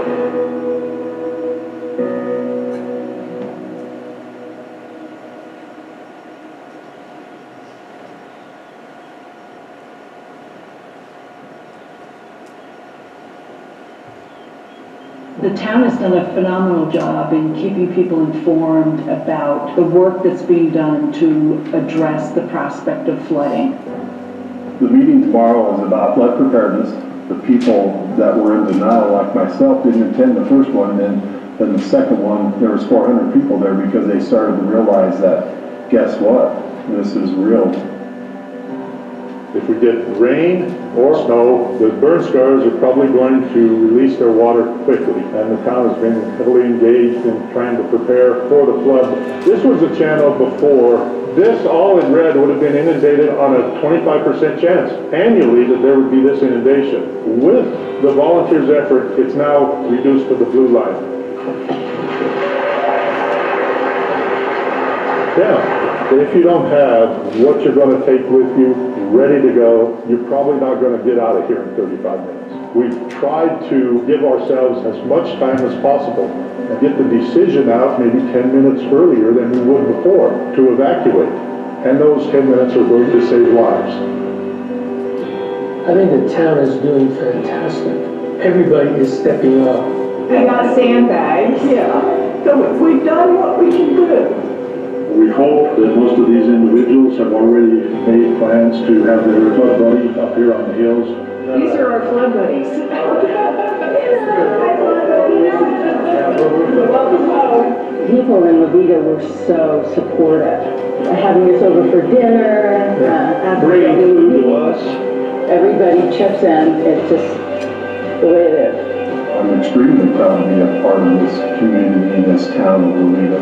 And you get caught up in the devastation, but as long as we have a hope inside our hearts, we can rebuild. This ponderosa looks like it might still be alive. There's some green on top. On top. It's encouraging. It is encouraging.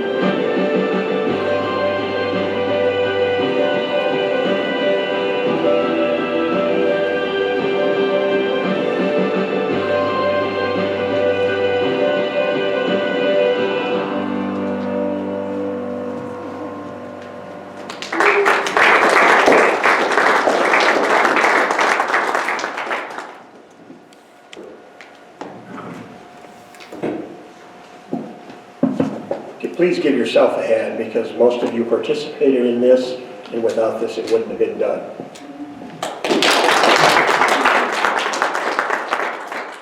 Next up, the Honorable Mayor of Walsenburg, Dennis Hoyt. He's going to give us a little update about what's going on in the city.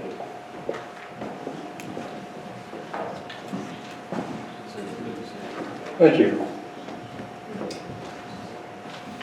You know, about 50 or 60 years ago, Walsenburg was a very dynamic community.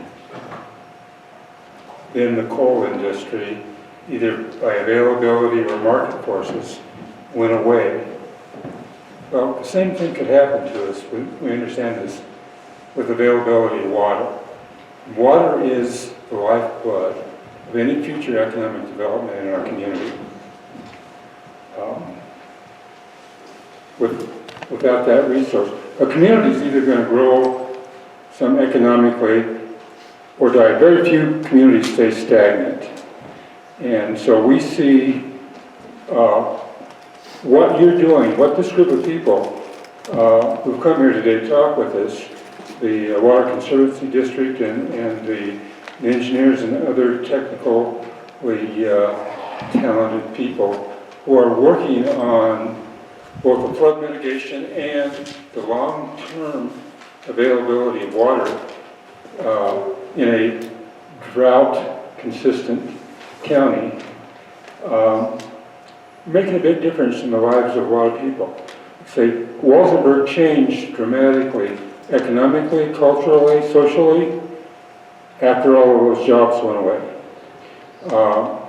And as we look forward, water is the lifeblood of most of our economic development concerns and opportunities. Not only are we at a logical place geographically as a crossroads, but as a community, we have city leaders from 100 years ago that were very, very smart in grabbing hold of water rights. And so as a community, if the county has any water available at all, we're in good shape to access that. So we want to thank all of you folks who've been doing this work that we've heard this report on today. It's made a big difference and will continue to make a big difference in where we're at. And you know, one thing struck me about this whole idea is just at lunch today. We all enjoyed a nice Subway sandwich. So some money went to Subway, water, in Walsenburg. So just little things like that, they add up.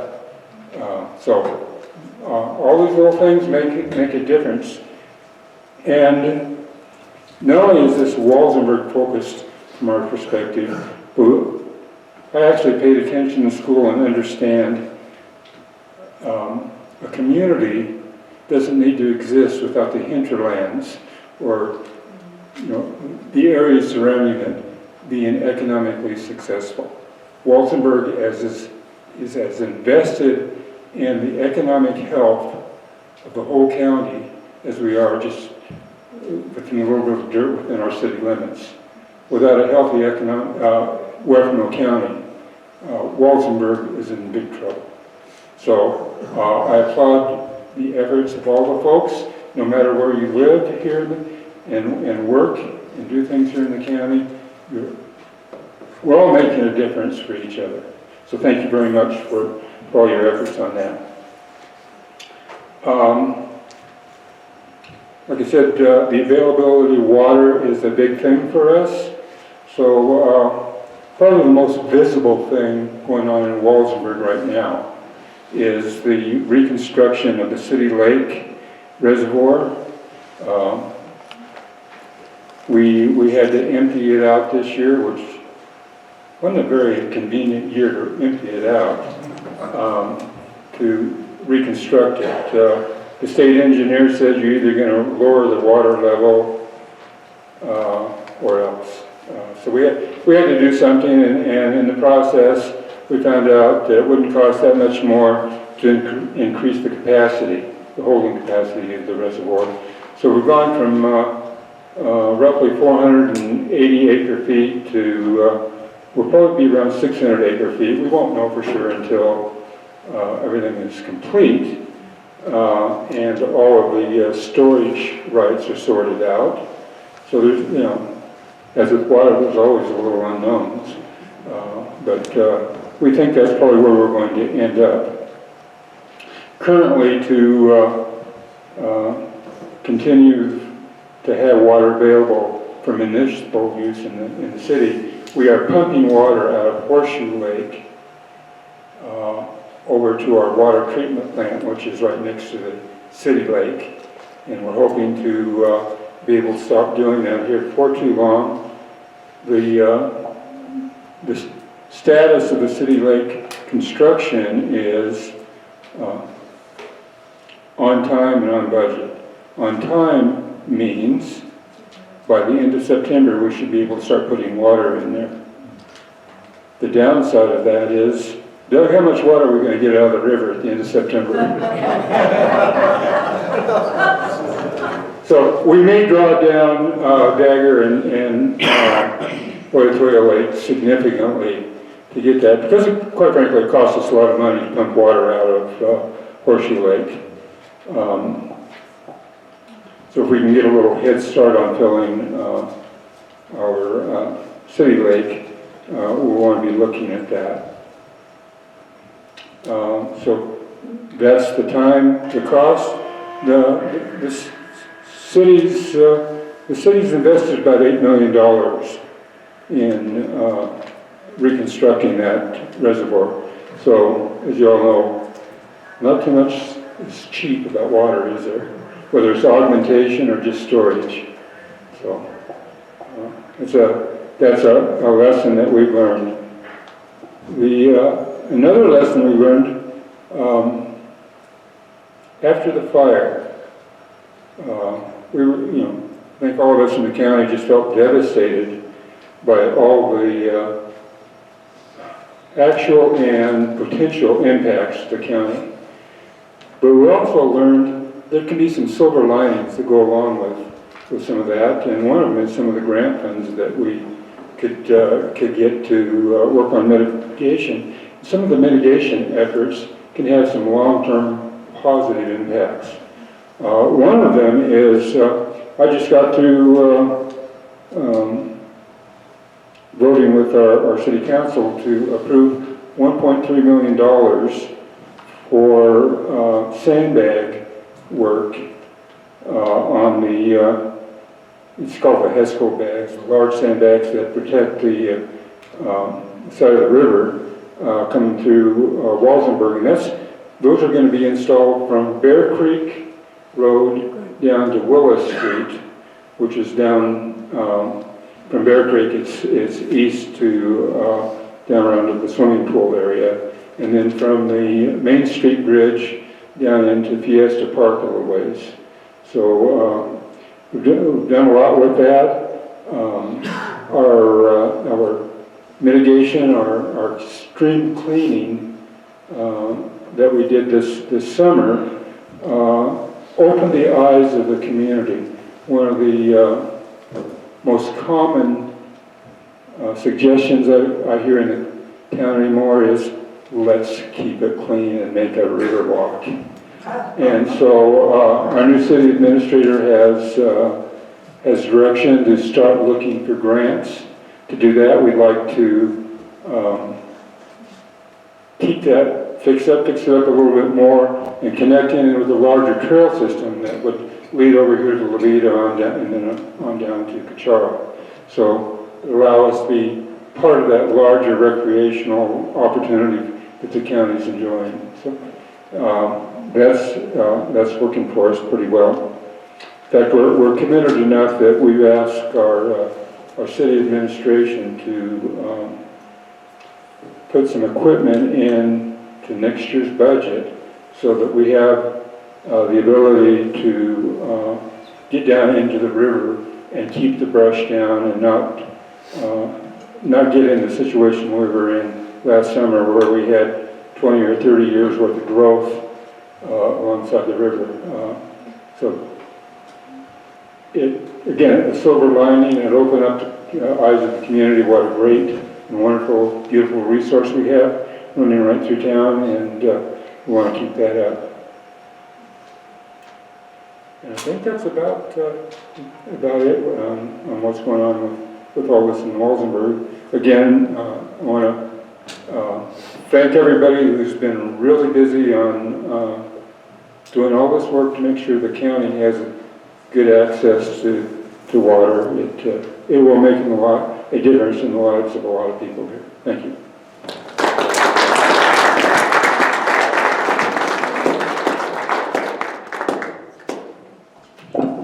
Thank you, Mayor. I do want to sound like a broken record. The city's funding for their loan and their $800,000 grant for the expansion came from CWCB. Colorado Water Conservation Board is, if not the sole source, the major source of water projects in Colorado for all communities. So, again, thank them for being participants in everything. Up next, we're going to get a report, Gardner Water, and a few other things from the County Administrator, John DeLucia.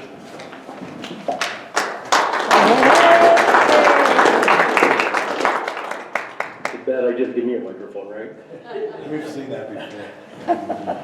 I'm going to give you a little background on Gardner Water. I'm going to make my time here short so that Senator Crowder can come up here. Gardner Water was organized in 1979. The system was rebuilt in 1986 using primarily USDA and Colorado Water Conservation Board loans. In 1996, the Office of the State Engineer began monitoring wells in the Arkansas River Basin, and shortly thereafter, Gardner leased water from Wolf Springs Ranch through the Agua lease, which was water from the San Luis Valley by way of the Medano Ditch. In 2008, the state engineer mandated that the district provide augmentation water or be shut down. Also in 2008, the state health department started levying fines for failures of the sewer system. So in 2010, and Scott King was a big part of this, the county asked the residents of Gardner if they wanted the county to take over the Gardner Water District. The answer was yes. And so in 2011, the Gardner Public Improvement District was formed through the county, and water was leased from the Water Conservancy District through the Lori Lucking Trust in order to satisfy the State Water Engineer's Office. In 2014, the county received grants to replace all the meters, build a new sewer plant, and replace the water tank. Currently, the county purchases augmentation water or leases augmentation water from the Water Conservancy District at a rate that's affordable for the community of Gardner. The system can handle about 200 homes, and I think we have 77 users right now. And then put in a bulk fill station too, because the Malachite Spring was closed for the need for augmentation water. And so the county put in a bulk water fill station and sells water to residents in that area. We have people trying to buy water to grow pot, to drill oil wells, to do all kinds of things, but the county has really restricted that to people with houses as much as possible. The system is 2 shallow wells. I think the wells are 26 feet deep and their total capacity is 18 gallons per minute. And that part of the county only gets about 15 inches of precipitation a year, about half of what Cuchara does. So that's kind of, I mean, it's not very far away, but a pretty big difference. And on bestplaces.net, the water quality in Gardner is ranked 79 out of 100. The U.S. average is 55, so that's pretty good water. I think Cuchara and Veta have similar numbers.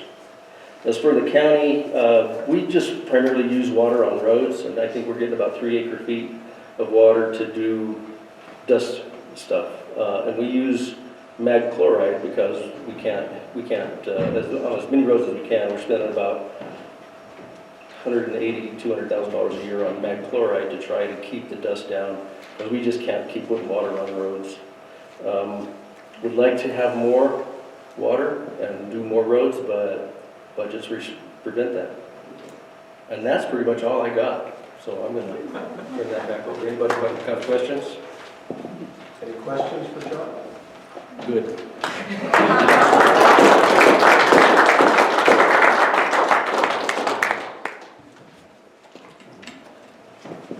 Thank you, John. At this time, I'd like to introduce our state senator, Senator Larry Crowder from District 35. So if you please give him a warm welcome. Thank you.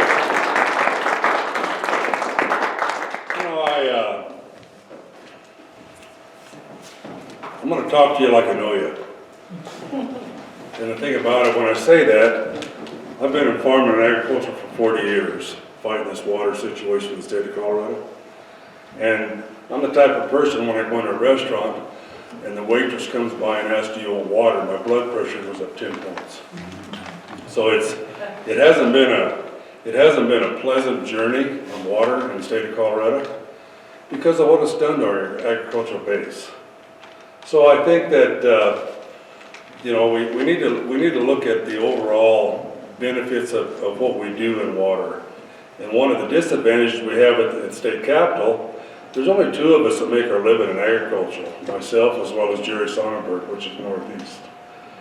So it's easy to say for any legislator, I support the water endeavor that we're going through, but it's really hard for them to understand exactly what they're living up to. What is at stake. We've all seen the changes of water, over the period of years, and we've seen the buy and dry that has come into effect. We've seen counties being dried up completely. And it's, we have to kind of take a step back and see what direction we're headed. I think that direction we're looking at is twice the population of the state of Colorado. We're looking at laws that were put in place for building new developments to be augmented, to be basically weakened so that it does not have to be augmented. We need to strengthen those laws for that. If you've driven up 25 and seen that massive amount of building around Castle Rock, this is what they call the Sterling Ranch area. And basically when that started, they had to have augmentation water for that. And by the time they finished it, they did not. It had to be intermittent. So there's a lot of pressures on legislators to help communities to grow and thrive that do actually in the long run somewhat hurt our subjective analysis of where we should be underwater. I think if we look at even the compacts that we have, there's been talk for a couple of years about the call of California, what that would do to Colorado on water that's already over appropriated. In my opinion, it would be devastating. But the last thing in the world that I would want is the compacts to open up. Because that we do not have, even with the population we have now, we don't have the money to fight this like Texas and California. So the compact, I think, needs to stay intact, but we do need to fine tune that. The annual snowfall over the last 20 years has not been that reliable. We had one good year out of the last 10, and it's really helped us not only in the San Luis Valley, but throughout the entire district. So it's just something that, I really admire the people that work on the compact on a daily basis because they have been able to keep it in check so far. But You know, I think if you get a radical type belief on what should happen, I think it could be devastating for the state of Colorado. You know, right now, our compact on the Rio Grande, 30% is leaving the state. And that's the agreement that's been made.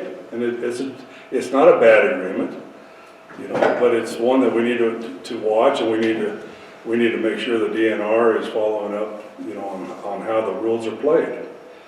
You know, I think there's a couple of things I'd like to talk to you about. One of them is this upcoming election. You're going to be on this Prop DD. Actually, a gentleman when I walked in indicated that was a sin tax, and it is. Right now in the state of Colorado, that bill number was 1327. There was 8 out of 35 senators. There was 8 who opposed it, and I will tell you, I was one of them. Even though this money would be to the benefit of water management plans, I still couldn't go with it.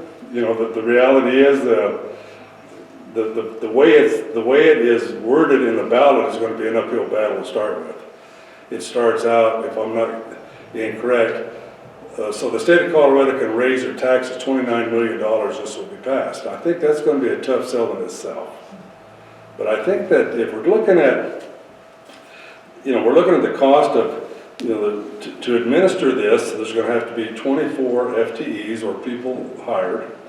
There's going to be several issues in place that maintain that no one will suffer because of this, such as Colorado history. And I'm a big fan of Colorado history, don't get me wrong. It's the way this thing is funded. You know, when you start guaranteeing other entities within the state government will not lose because of this, it does create a problem. You know, for me anyway. But I think that the biggest overall concept that I don't understand is how will that affect people that are making these bets? You know, will it put additional pressure? Because if you're talking 10% or $29 million the first year out of the box, you're looking at, you know, anywhere from $300 to $400 million a year that is money that is going to be taxed at 10%. So if that money leaves the pockets of, say, the middle class or the poor, is the state going to have to make up in benefits on the money that they lose? I don't know. But I'm not willing to gamble. That's my, you know, the way it's set up right now, you know, the severance tax is supposed to take care of this. Now we've had and I'm not questioning anybody's politics, but if we have an issue where gas and oil is being restricted, which actually was the severance taxes to start with to pay for the water projects, now we come along with another one that's going to maybe take the place of severance taxes. That is not good logic to me. I think what we need to do, and the severance taxes I anticipate will be pretty good this year because of the amount of minerals and that are withdrawn from the earth now that are taxed. So I don't think we'll see that the severance tax go way down for several years. But I think that we need to look long range on how we can make this work. And I don't think by creating another situation, right now what we have legalized gambling in some of the mountain towns. We have GoCo, but what happens on this 1327 on the sports betting? It's an app on a phone. It's so readily available to everybody. Now, if they're talking about $29 million, they're expecting somebody to lose on this, and I would probably be one of them. You know, and my gambling history is not very productive. But I think that you know, to say that, you know, all we have to do is have more gambling and more marijuana, and I don't know why we don't put prostitution on the ballot too. Yeah, amen. And I'm telling you that, and I talk like this and that's why I said I'm going to talk to you like I know you. But I'm 5th generation Colorado, and this is not the Colorado that I know. Now, I'm not opposed to any of those issues. If somebody wants to go out and do these issues, that's fine. But to make it a statewide issue and to legalize it and have the entity of government behind it, you know, it doesn't feel good to me. You know, and you know, I'm not out there opposing this publicly. I'm being pretty silent on it. In fact, today's the first time I've spoken against this. I've been in several entities that people have spoken up for it. And the money for the plan is it's a good thing. But I think that what we need to do is look at how we can finance these water plans within the state of Colorado to coincide with the state water plan that will benefit us all without using a gambling entity. So I just... Can you make some specific suggestions? Can I make some what? Excuse me, specific suggestions other than this DD? For money or water? Money. I got a specific one for water.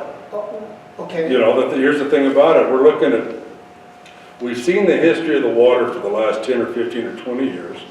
We've seen the amount of population. We've seen the amount of pressure on our rivers for our compacts. But the reality is, and this might sound a little bit far-fetched, but the Columbia River out of Washington dumps 265,000 cubic feet per second into the Pacific. Now what we've done in Colorado, from Pueblo to Colorado Springs, is put the SDS pipeline in. And I cannot tell you the acre foot or the cubic feet per second that it covers, but it's a 6-foot pipe and it covers quite a bit. That's the reason Colorado can continue to expand like it is. I'm not sure why we couldn't have all the states within the compact get together and create a compact that pulls that water from that river, Columbia River. And and I realize there's political pressures against this up north, but the reality is there's 265,000 acre feet of fresh water going to the ocean every day. Should be an issue for all of us. So if we can actually pull that water, say, into California, and relieve that pressure on the Colorado River, which relieves the pressure all the way back to the individual farmer, I don't know why we can't look at that as a national project. You know, when you talk about Tennessee Valley Authority, when you talk about all these big national issues that have went on in the past, and you have to realize there's one word that we should always keep in mind. In the Southwest, arid. We are an arid area. You know, we're looking at not only as Colorado increasing population, but the entire Southwest and West is too. So where's this water coming from? But the reality is, as long as human consumption outweighs crop production, we are in jeopardy in agriculture for that purpose. So we need to, and I realize that may be a far-fetched plan to pull that water in from Washington, Oregon area, but what other option is there? Because if we do not do anything and the population continues to decrease, we start losing our water in agricultural areas, there's less snowpack, there's a drought, there is no more water to draw from. But I will tell you this, the ocean salination would never work. At $2,000 per acre foot, it's just impractical.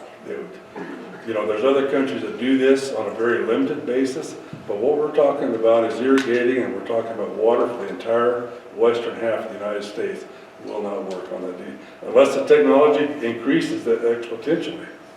So if you look at what we can do immediately, you know, we can go ahead and we can continue working on ways to create a water plan, create, you know, when you're talking about conserve, farmers can no longer, we don't have really many more ways to conserve water that we have not already done. When you talk about people conserving, same thing in metro areas. Where are you going to conserve? It's all important, but where do you conserve? That you make this dramatic difference over a period of time. So I don't know. It's just a mindset of mine. Long-range planning. What are we going to do? I'm not ready to say shut the door in Colorado. For one thing, I welcome everybody to Colorado that comes because it is a great state, and we should never have the mentality to say no more. You follow me? I'm not to that point. But I think that we do need to look at population growth in the entire region and where we go and how we're going to do this. But the only thing that I know of is this 265,000 cubic feet per second river up there, which would probably be a huge fight. But if all of the states come together on it, and all of the states share equally on the expense of that, even if the water goes to California, it would relieve the pressure in Colorado for the Colorado River. So it's just, you know, I had a really hard vote this year. One of the hardest ones I had was the Republican River. They drew the lines on this Republican River Conservation District, and the lines are screwed up. So what they had to do is expand the lines to get other people in it. The reason it was so hard for me to do was you know, it's very difficult for me to vote on something that puts pressure on farmers or agriculture. And that's why it was so hard. Had to be done, you know, and I didn't support, it was my bill, but I hated to do it. Because we need to spread that out as far as we can and evenly as we can on all water projects. You know, the San Luis Valley, we do have a plan on rebuilding the aquifer, but it's long range, and it depends on Mother Nature where we're at on this. You know, we do have threats, as well as the lower Arkansas Valley, of water export. You know, there's people that, because they see the future on the water shortage in the metro area. And they're talking about pipelining it from the San Luis Valley over to I guess to the Arkansas, or somewhere. I don't know how it gets to Denver, but anyway, they're piping it out. Their claim is they could save our aquifer by pumping it out. So it doesn't make sense. I'm just saying, this is one of the things that's talked about. You know, and that's a problem. As soon as that SDS pipeline went in from Pueblo, Colorado Springs, I knew that we were in trouble in the Arkansas Valley, because they have that way to export that water. They can store it, they can store it down in the John Martin Reservoir, and they can do the trading with the CWO, or Colorado Department of Wildlife, to trade that water out of the reservoir. So it's a difficult situation. You know, we're facing another thing in the state of Colorado too. I don't mean to go on too long until my watch will stand up when my time is up. The thing about it, we're looking at, we had a water quality issue in the lower arc, so we're trying to get the conduit in, which was a part of the frying pan arc situation back in 1962. The water quality is an issue because of contamination. It's safe, but it's expensive to maintain.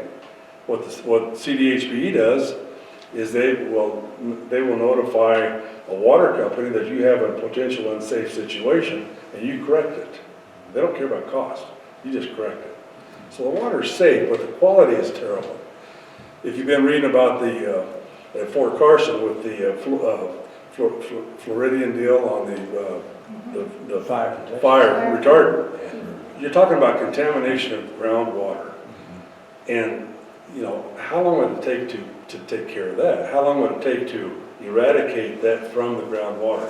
So we've got to really be careful about the quality of the water in our ground. I'm a firm believer that you should not go anywhere in this country and have a doubt of the quality of water that you drink. It should be one of our basic maintained rights that we have clean drinking water. There's towns right now in the state of Colorado that the entire population is buying this bottled water. You know, they cannot take it from the tap because it's contamination or taste or quality or whatever. So there's a problem. But, you know, and a lot of this, the Arkansas Valley, I believe, is created from the Colorado Springs area over a period of time, Fountain Creek, as well as flushing down to the Arkansas River. So it's a question of how do we maintain safe water? How do we maintain quality water, sufficient agricultural water, as well as recreation? You know, it's a big puzzle that we have to put together. But just coming up with a simple water plan in itself is not the answer. It is maybe short term, but we're talking long term. How do we do it? So, but anyway, I'm not trying to talk you out of that DD, because the funding would go for water projects, but it just leaves a bad taste in my mouth on how we come together on that funding. But it's going to be a tough sale, because when people hear $29 million of tax increase, you know, good luck on selling that. But I think that we need to work on, we have definite need of water projects that we have to get done. And I think CWCB is the prime grantee, but the question on the table is how do we keep funding CWCB on? That's the question. And I think what we need to do is prioritize it. in my mind, water is a priority, so we should be funding more of these projects. But not necessarily with gambling money, not necessarily with dope money, you know. And I'm not, don't get me wrong, I'm not against this stuff. But, you know, it's just another sin tax in my opinion. Any questions? Seeing none, thank you very much for your time.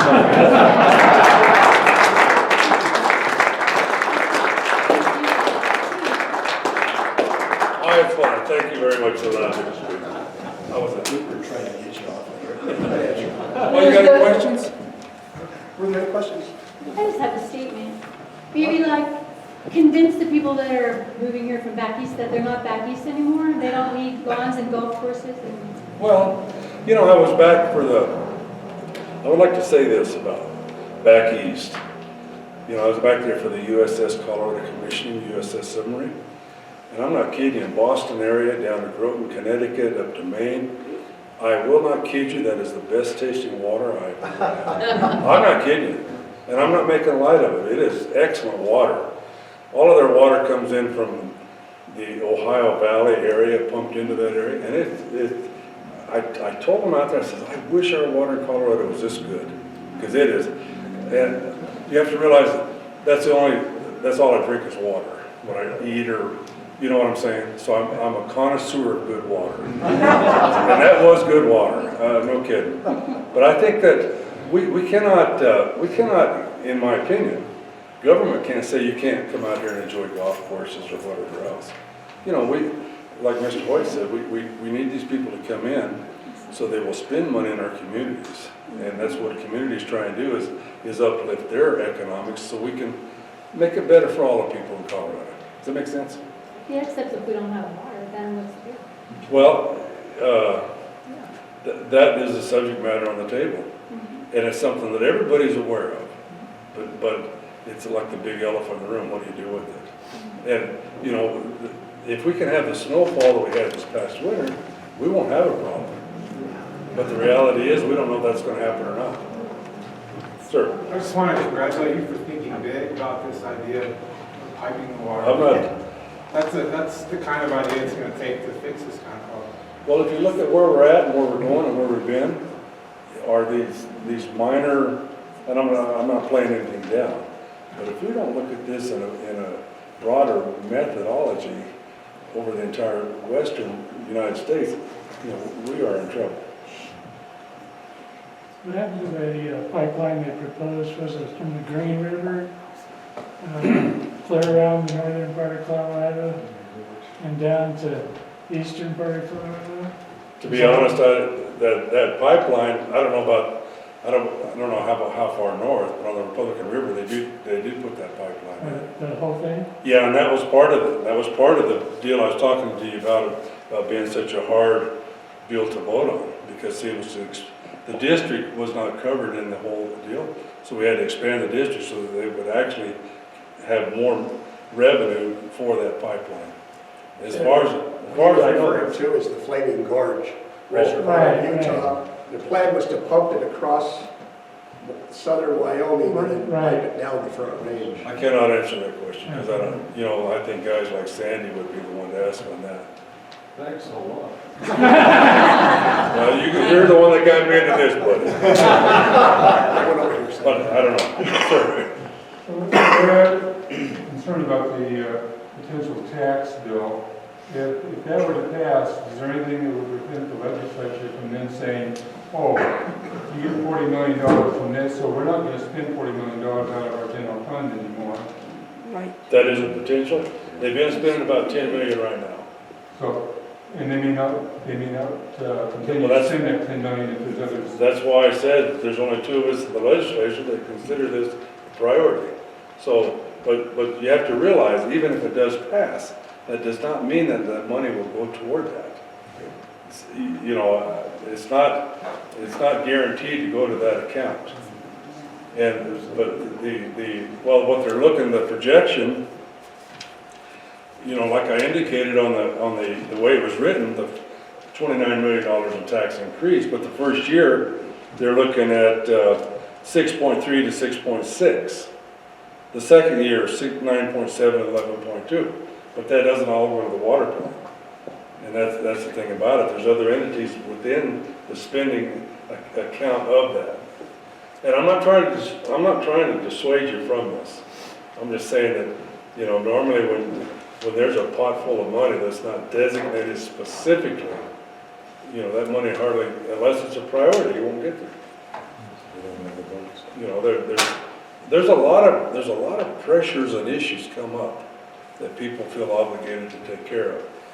You know, and I will tell you that whether it be mental health or physical health, they are important issues in the state. Education is very important. The one that I think is extremely important is transportation. But transportation, we have not kept up with transportation, and that's just an example. You know, that's just an example. But priorities change, come and go. So it's really important, in my opinion, to vet your candidates. Always vet your candidates. You know, what do you think about long-term goals and what do you think about funding and, you know, within the limits of what we have to work with. So it's not complicated, but it's something that's difficult to, if someone is asking you for support or help on an issue, it's difficult to say, no, I cannot support that. So, you know, you need to find ways to make this work. And I'm not saying, anytime you put more money into one project, you're gonna have to take away from another project. Some of it can be trimmed, but there's a lot of it that cannot be trimmed. You know, and like I say, it would be so much easier if we had snowpack every year like we had this year. Then a lot of our problems would cease. You know, the roads would be paved in gold by then. So just a joke, but. So anyway, I don't have all the answers, but I do have, you know, we need to look at what resources are out there to make this whole thing work in water. You know, and I will tell you that as you're all aware, the fires didn't do us a lot of good either. You know, with clogging our streams and whatnot, and, you know, even putting more silt in our rivers. You know, we have to clean that. One of the difficult things that I've been in, if you want me to stop, just say something. One of the more difficult things I've tried to do is we're trying to dredge the lower Arkansas River. We've got almost 100 years of silt built up in La Hunter, Rocky Ford area. And a lot of this started before the Pueblo Dam was even built. In fact, a lot of this is the reason the Pueblo Dam was built. But we have a situation where we have about 19 feet of silt built up in La Hunter. And we have a situation where the state of Colorado administers the water, the federal government says what you cannot do, but nobody takes responsibility on dredging the river. You follow me? So it kind of blows your mind because everybody has rules and regulations, but nobody has a responsibility. So I'm saying, well, here's the people of the La Hunter area where the silt built up to the point where it is subbing out both sides, north and south of La Hunter. So the people down there, they didn't do anything to deserve this, but we need that river. What I'm called for was from the Four Lions Canal withdrawal, from there to the John Martin Reservoir, just dredge that whole thing. But 19 foot of sediment over a period of 100 years, and nobody takes responsibility. And you know, I cannot say the state should because we don't have the money to dredge that. But you know, there's some issues out there that need worked on. Any other questions? Well, look, I know it's getting late, and I want to thank you for your time and indulgence in this. And I think it takes a lot of minds to keep looking at this, to keep working at it. There are solutions out there, and they are not easy solutions, but we can figure it out. Ladies and gentlemen, I thank you very much for your time. It's been a pleasure being here. Thank you, Senator. Carol, where'd you go? Oh, there you are. Okay.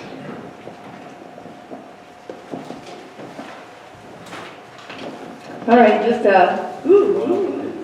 I'm a singer. Let's sing. I just want to remind you, if you haven't filled out your questionnaire yet, please do so. We're going to use that information in the district's next strategic plan. We've accomplished a lot of what we had in our last strategic plan. So we're going to work on what we're going to plan to do in the next 5 to 6 years. And so fill out that questionnaire and you will get one of my books for free. And if you already have one of my books, you can give it away as a Christmas gift. And that's all I have to say. I'll be at that back table.